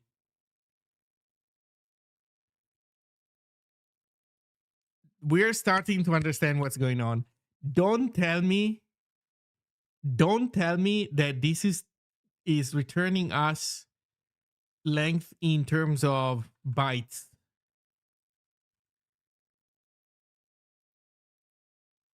Wait, no, which one is it? PCM, right? Both. So it's a decoding problem, not an encoding problem, right? Don't tell me that decode float.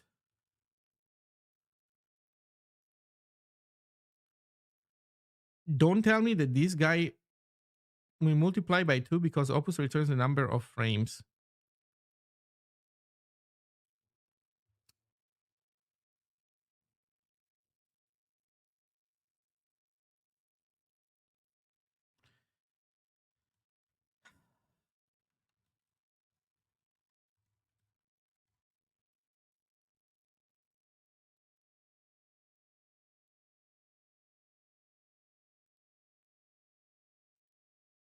Test.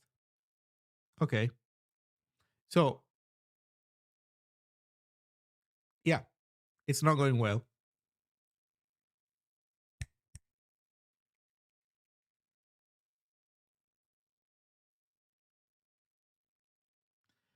Okay, so this was 100% wrong.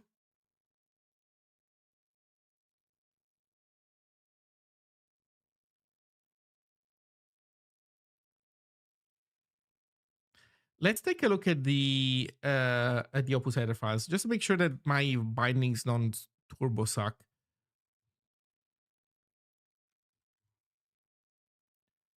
Well, at least we can see where it's the actual Opus.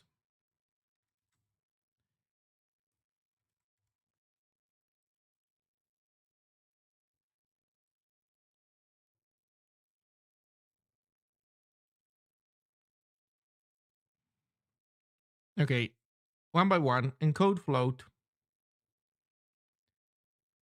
encoder state, PCM float, float format interleaved if two channels with a normal range of plus minus 1.0.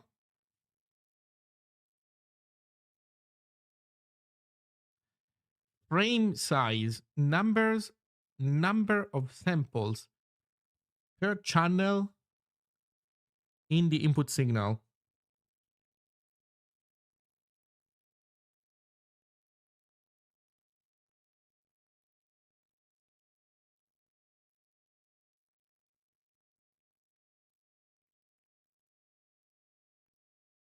Sample buff size, frame count times channel. Yes. I think that this sample buff size should be renamed to packet size. Packet size is frame count times channels. This is packet size, but we send down frame count because channels is specified in the creation phase.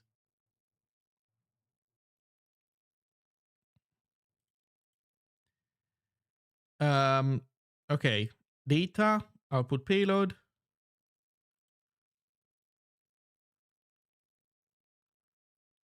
Max data bytes.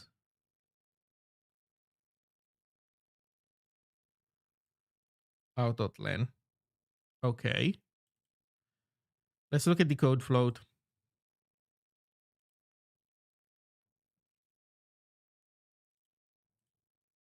Decode float. Input payload. Okay. Use a null pointer to indicate packet loss.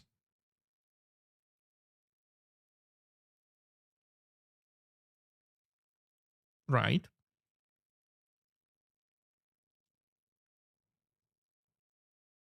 Number of bytes in payload.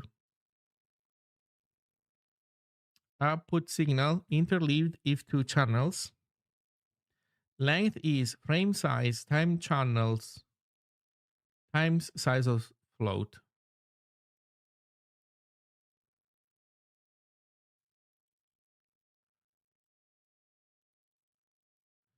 Now, this comment is weird because, I mean, if this is a float thingy, then length should be this. Like, if this was an array of bytes, then it would also be multiplied by size of float. Anyway, frame size. Okay, let's see. Do we pass frame size correctly? Oh shit, what the fuck is going on in here? Decode float. Decoder. In what is going on in there? Input payload. Number of bytes in payload. In.len. Yes. PCM. Float of things. And then frame size. Intcast live exact PCM.len channels. I mean, yes, but this is, I mean, we know what this is going to be, right? This is going to be a,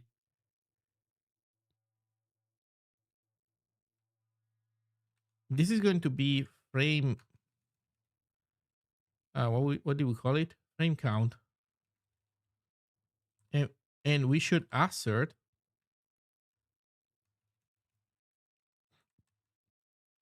that this is equals frame count.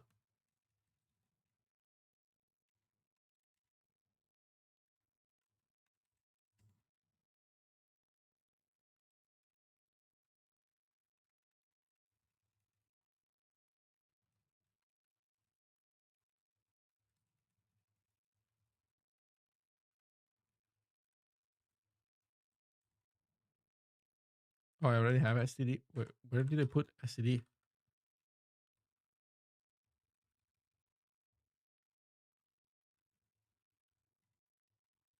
God damn it.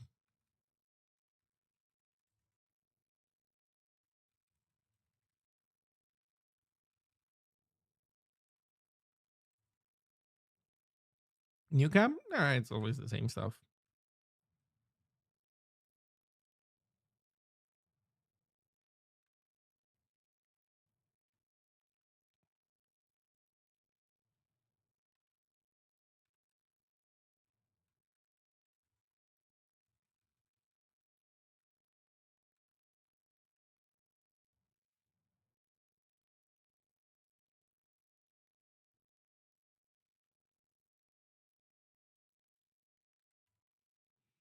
Uh, 480 samples for 48k hertz, so 420 times 2 times size of float sent to arg3.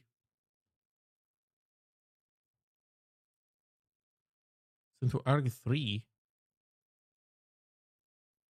No, this is the, no. Wait. If by arg3 you mean this, and we're talking about decode, then no. This is just the length of the data buffer. The data buffer is the compressed data, and it's just whatever it's spat out on the other side. It's this one that maybe we can talk about. But this is just telling us how big this guy needs it's expected to be. And then this is number of samples per channel in available space in a PCM. If this is less than the maximum packet duration, this function will not be capable of decoding some packets. Okay. Also, wait, this is not, this is now surprisingly, wait, if this is less than the maximum duration, this function will not be capable of decoding some packets. In the case of PLC or FEC, the Frame size needs to be exactly the duration of audio that is missing, otherwise the decoder will not be able in the optimal state to decode the next incoming packet. For the PLC and FEC cases, frame size must be a multiple of 2.5 milliseconds. Param in decode FEC returns number of decoded samples per channel.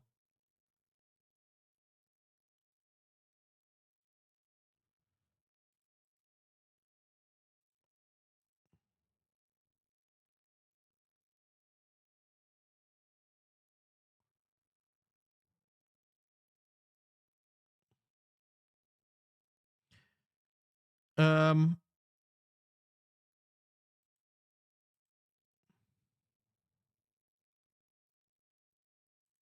so this is correct. We do want to multiply the result value by channels so that tells us how much of PCM has actually been written. Now, this stuff has a freaky description that I don't understand. Frame size, number of samples per channel of available space in PCM. So far, so good. If this is less than the maximum packet duration,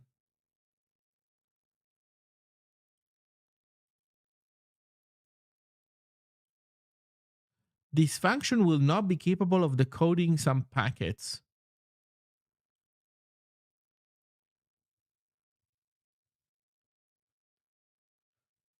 In the case of PLC, blah blah blah. But why should this be this big? I would expect this to round trip, right? Put data in, and I should be able to get data. I need to be able to get out the same data that I put in. So this should very well be the same.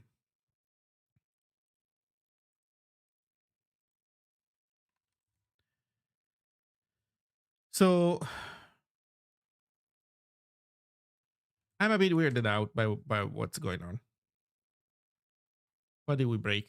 Oh, I renamed it to frame count.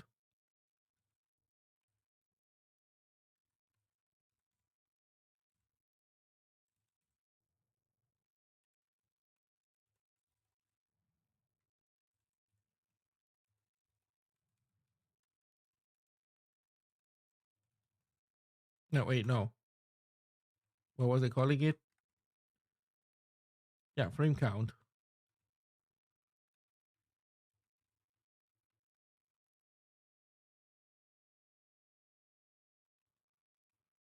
Wait a second. No, I did not call it frame. It's packet size. What am I doing?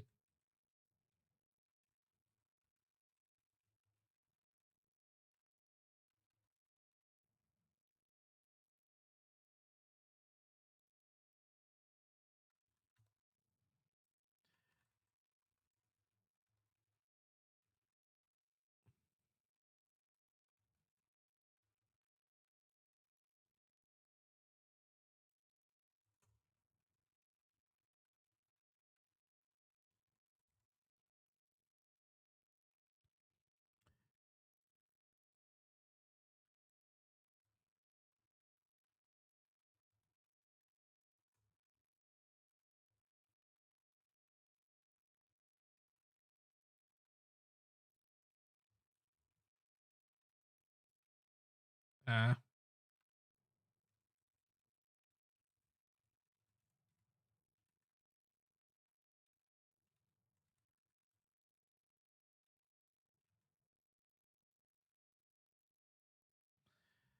God damn it. This is another workflow that is broken from Helix. Okay, packet size, packet size. More. Where's the next? Packet size. Are we happy now? I think we're happy.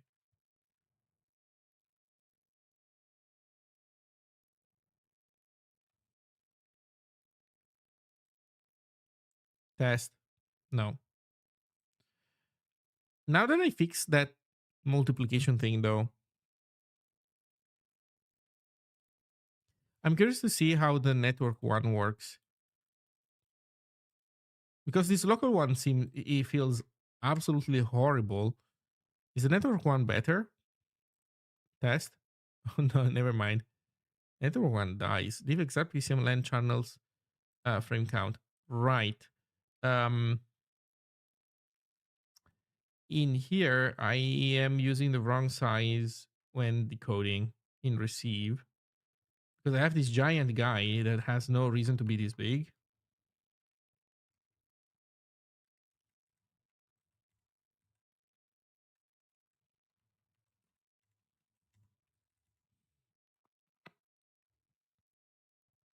You know what? I'm actually gonna try to follow what they say and multiply that value and see what happens. Test. Okay. This works. I'm going to try the network. Then I'm going to try to increase that number, even though it makes no sense, and see what happens. Test, test, test.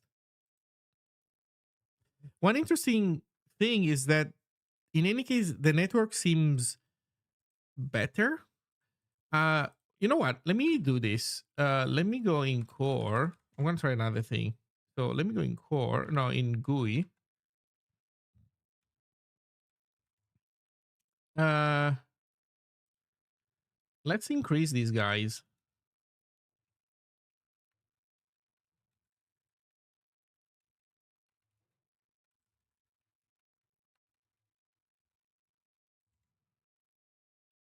Maybe I just made them too small.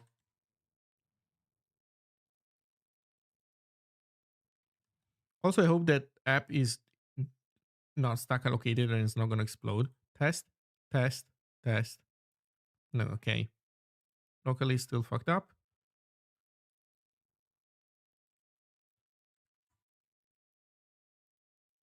Network. Network is still fucked up. Okay, let's take this thing seriously. Number of samples per channel of available space in PCM.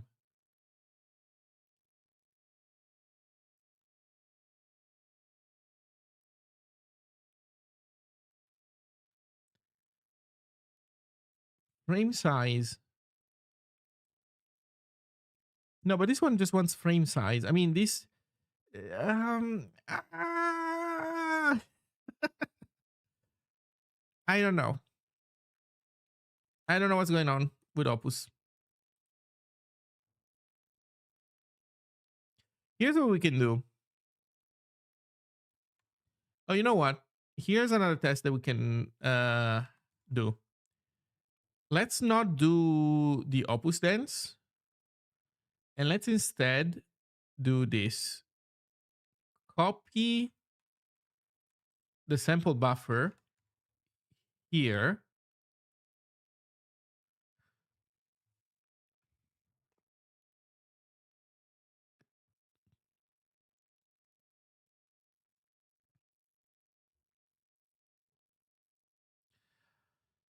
Copy the sample buffer and then copy it back directly. So we skip the encoding, decoding, because this is encoding, this is decoding. What if we skip it and we do this?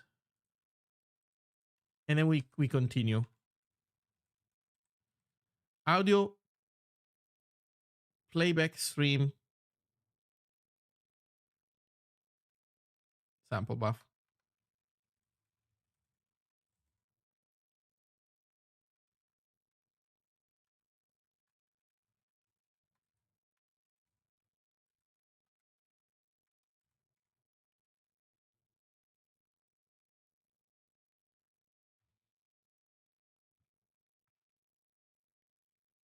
Test, test.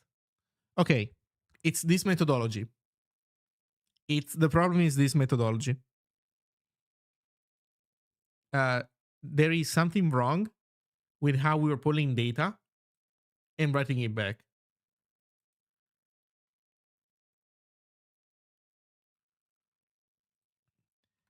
Uh,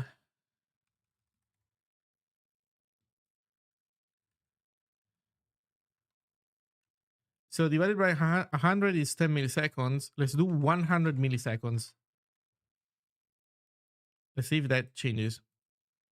So it's not Opus. Opus is innocent. It is something else. It's just the dance of copying the data back and forth that is causing issues. Assertion failure.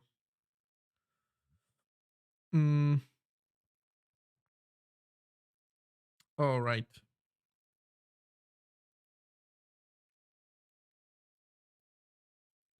$4,800.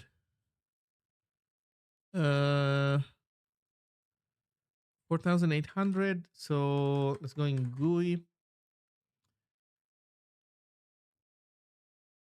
Nah, you know what? Okay, let's do it this way.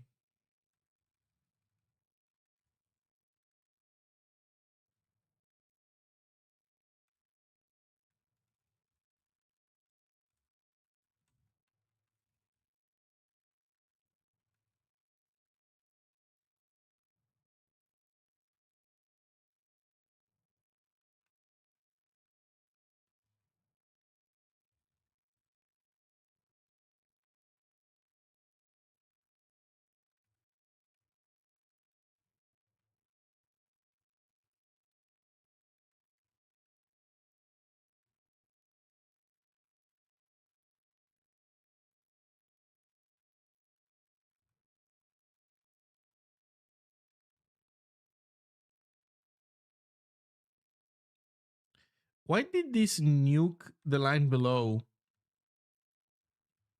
Why? Why? Oh no, it didn't. It put it on the same line. Okay, never mind.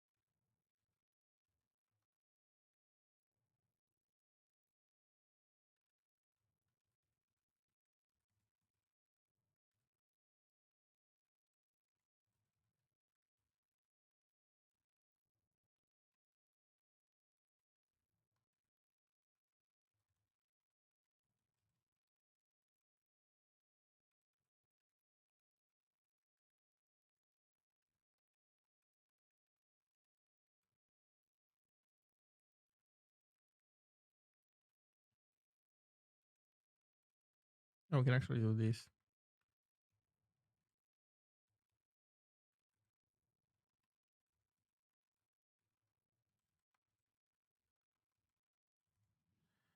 How many actual bytes can we safely transfer? How much does coding require to put it most simple? That part is apparently not important because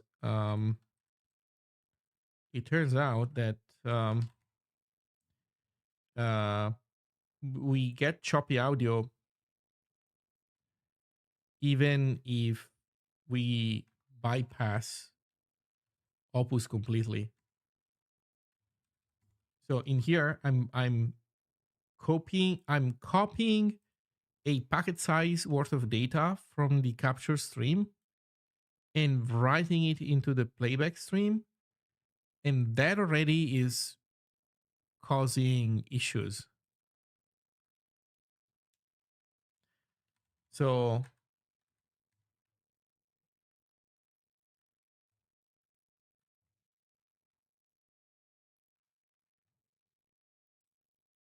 test.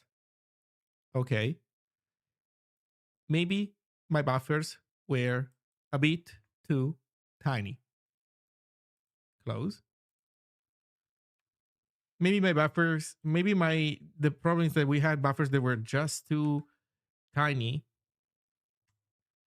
So now we can go here, remove this. Now we're back to encoding with Opus, but locally. Let's try my super webcam microphone. Test. Test. No. Better, but not great.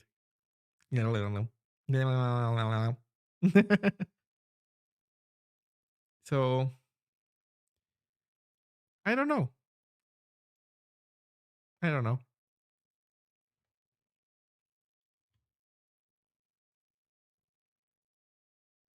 You could also hear though that it was different. The direct playback was better than the playback through Opus. There was clearly something lost by going through Opus. But that is fine. That is also like compression settings. But so this is working better. Again, not perfect, but better. Let's try network now.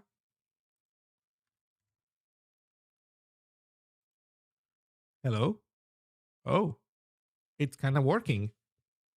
What do you know? Test, test, test. Not bad. Not perfect, but not bad.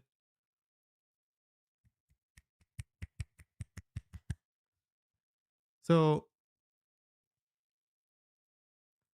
ironically, going through the server is better than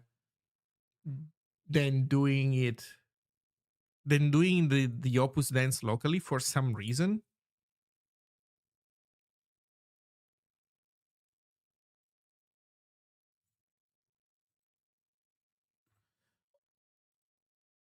Also, wait, we did this. Wait, we did this, and we also increased this guy a lot. So let's restore this to what it was originally. Let's see what happens with tiny packets, with smaller packets.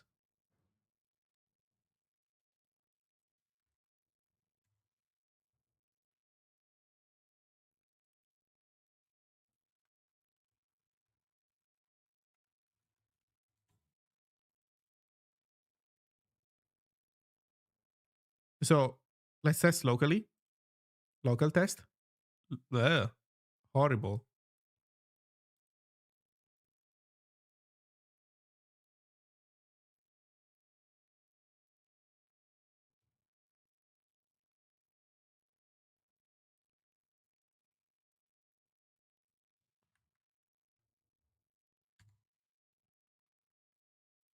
Test.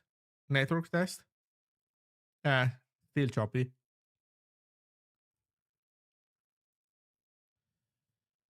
So 10 milliseconds seems to be a little bit too little. 100 milliseconds seem to kind of work fine, but 100 milliseconds is a lot. Like 100 milliseconds plus 200 milliseconds of like network latency across the ocean, it is a lot. So there might be something else wrong that we're doing. Uh, oh, wait. Here's what we're doing wrong. Wait a second. Wait a second.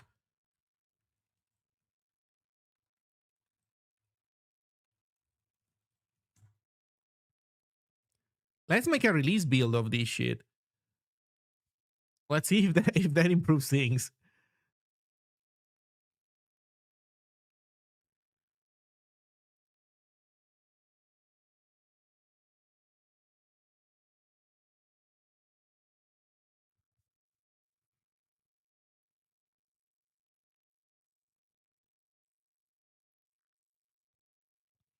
Could it be the amount of login to the screen? Yes and no.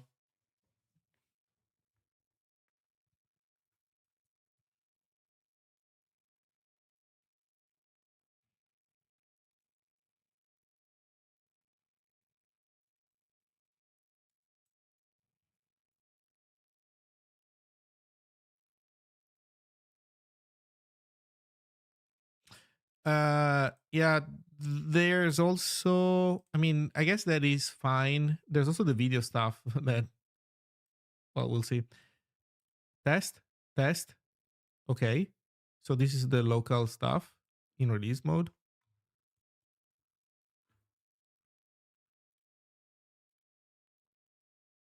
10 milliseconds seems to be Uh, too little then. Test, test, test. Yeah. I don't know. I guess we can increase it to 100 milliseconds. Maybe it's not the best choice, but at least if it works before we figure out everything else. Probably the concept of a jitter buffer could help.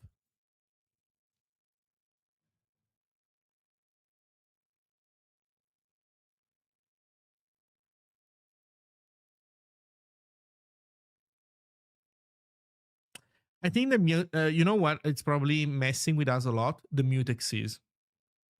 I think that if we replace the mutexes with atomic variables, things might be better. Test, test, test.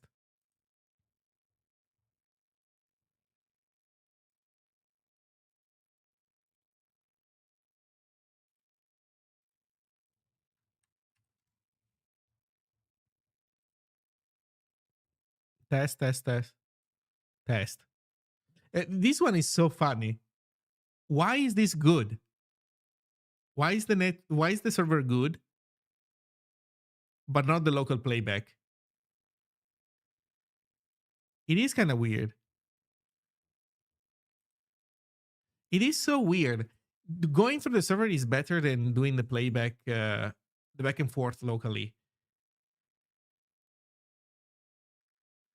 Um,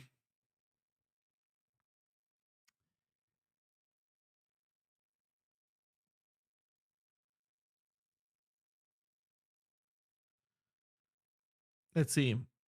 So Opus, assuming we never not use 48 kilohertz. So assuming we do use 48 kilohertz, it has 4 exact values it expects for the sample input, and 2 of them force it into a low latency silk only mode, which is why I said for 80. It's one of the 2 values. The output buffer needs to be at least that. I mean, to be fair, I did compute this number off of the frequency to get a number of milliseconds, but maybe we could change this. I don't know, somehow.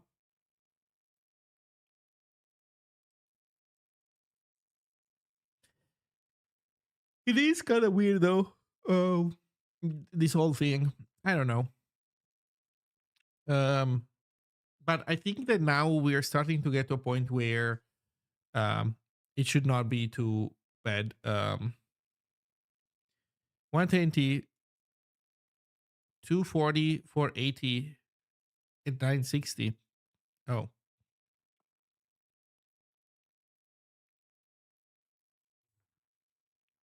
okay. So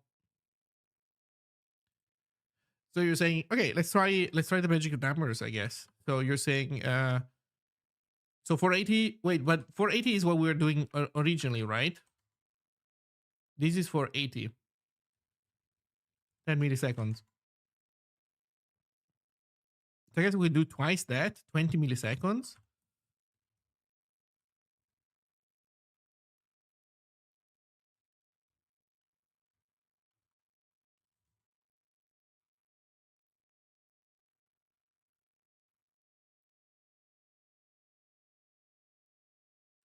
Does Opus support mono? Yes.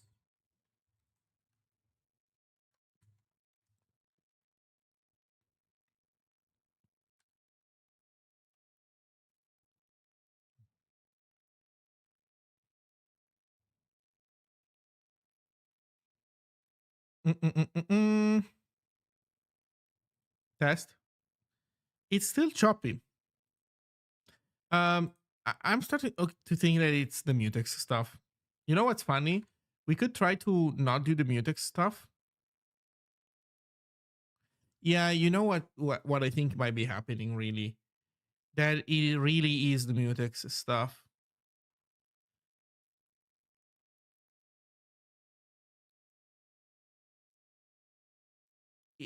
I think it really is the mutex stuff.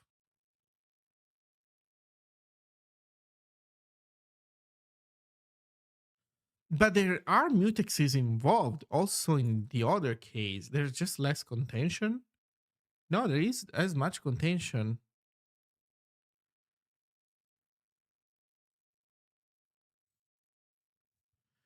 I suspect you aren't giving OSX what it wants. What does it want? Love. I don't know. I think OSX wants my, well, Apple wants my money. OSX wants my engagement. I'm giving both of these things, so they already have what they want. I'm not turning on Apple Intelligence. Maybe that is the problem, though. They want me to turn on Apple Intelligence, and I'm not giving them that.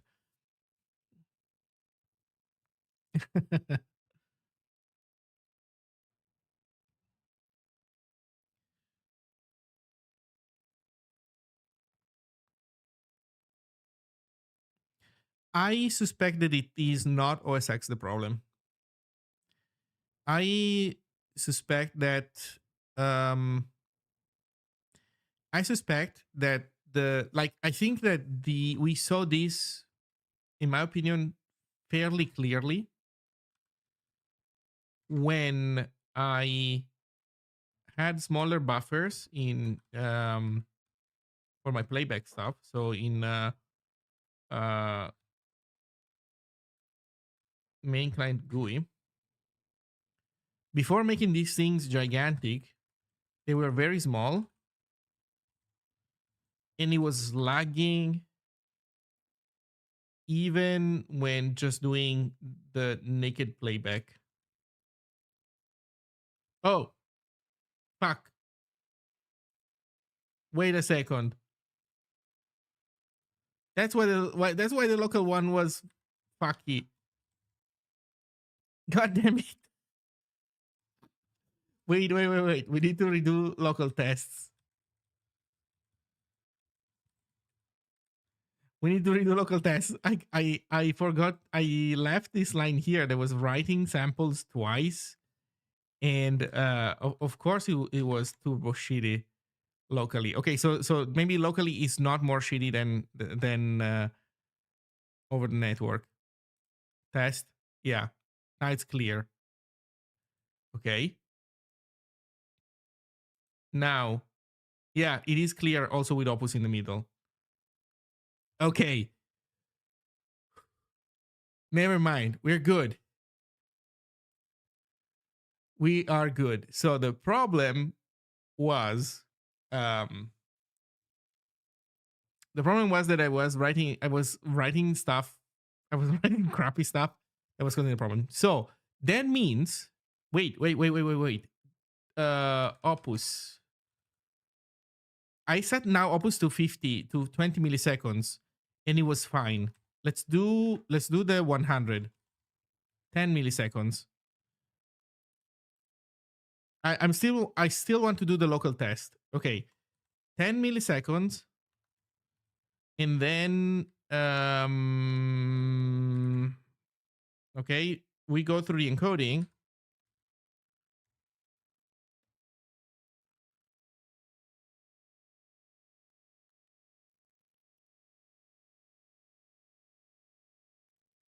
Test. Oh, we're back to choppy. We are back to choppy. But 20 is fine.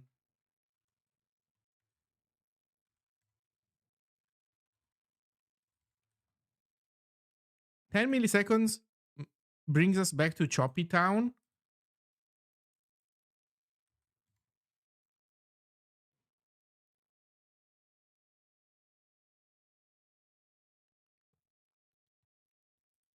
But 20 is fine.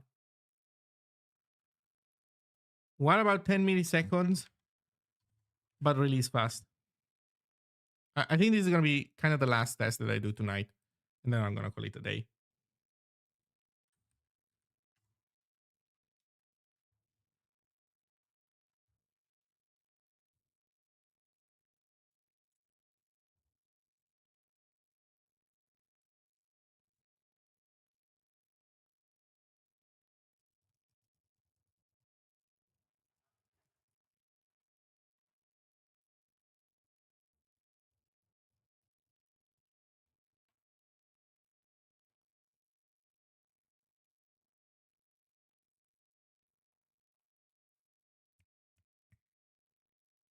Test, test, test.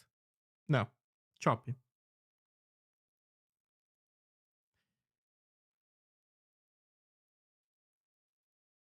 Choppy. Okay, actually, almost last test. Almost last test. Same thing, but we do the early return. So this is the just copy paste.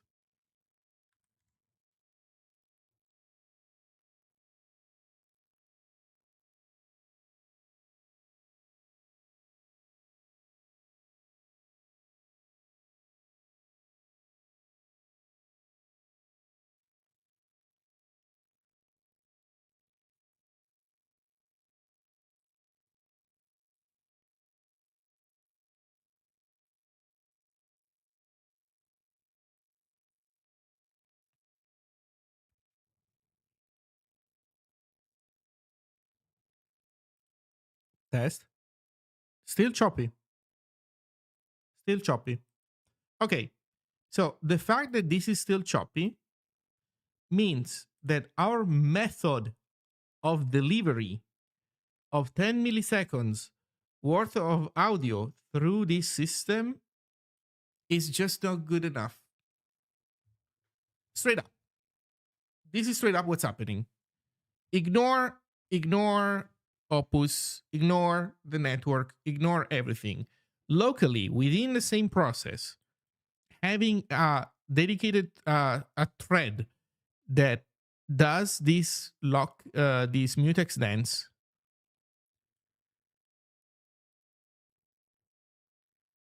You know what? I also don't understand why what this weight is doing in here.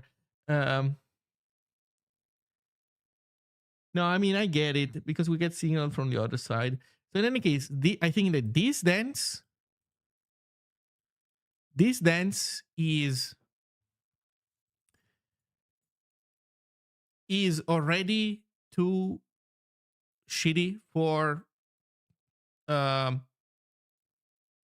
buffer sizes of 10 milliseconds. And I don't think it should be this way. I might be wrong. I'm not an audio expert. Maybe I am asking something that is unreasonable, but it seems to me that we should be able to get the 10 millisecond stuff to work locally at least. I mean, I guess we couldn't bump all the latency up, but I guess we could bump all the latency up. I mean, uh,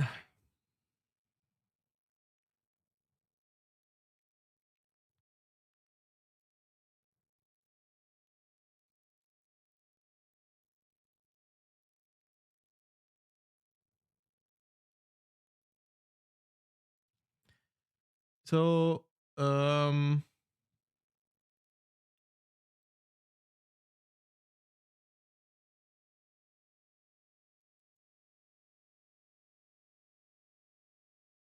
I don't know. What can I say? What can I say except you're welcome? uh, I don't know. I guess the next step is to learn how we're supposed to ferry data back and forth, if not by using mutexes and conditions. Are we supposed to like turbo busy loop? Are we like supposed to turbo busy loop on an atomic variable? I don't know. Well, I guess that's gonna be the next thing that we learn. But what we can do in the meantime, to be fair, just to get this to work and to make Diablo happy, let's put frame count to what was it? 960.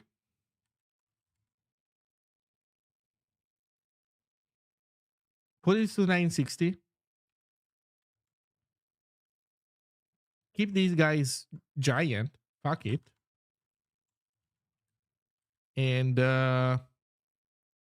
yeah.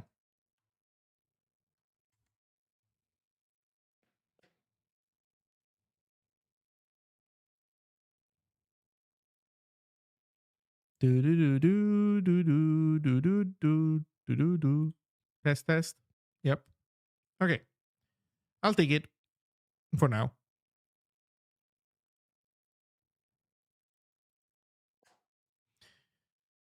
Okay. And with this in mind, we have. By the way, I know that we were fuzzing around with Opus a lot, um, but yeah, I think well, I never gave it any other than those four values. I don't know if what would happen now. I was doing 10 milliseconds, then you saw me go up and down. Oh wait, did I at some point go up a lot? I went to 100 milliseconds. In any case, of the lower values, I never use anything other than 10 milliseconds. So did you add the most important feature yet? Paying for turbo mode? No, not yet. So we have audio calls working. The life cycle is not complete because you can't leave a voice call. So we should also make sure that there is code for it. It's just a bit rotted, probably commented out. So we need to uncomment it, make it work. We need to also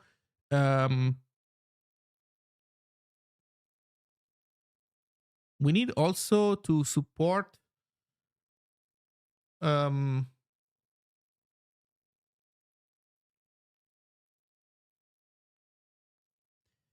we need to support multiple people in a call. So we need to have multiple decoders.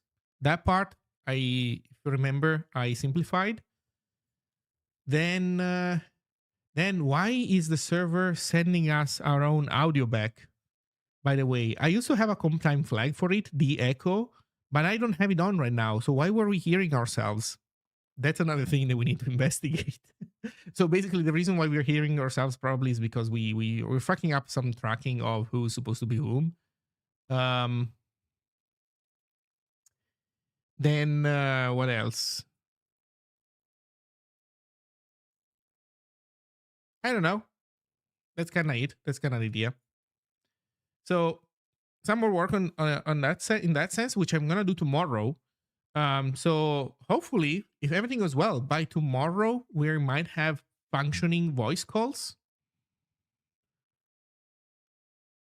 and then it's video time. Boy, are you all ready for some choppy ass video? We you came here for the choppy ass audio, but you're gonna stay for the choppy ass video. uh, maybe, I don't know. We'll see. In any case, so this being said, you know what? I'll send you all to Sperophoria, who's doing some more cool shit with Zig. Actually, in some ways, even cooler. So enjoy. Sparrow is not gonna be. I bet you that Sparrow is gonna give you buttery smooth. He's working on GIF implementations, so he's gonna give you buttery smooth animations, not choppy ass video like I will tomorrow.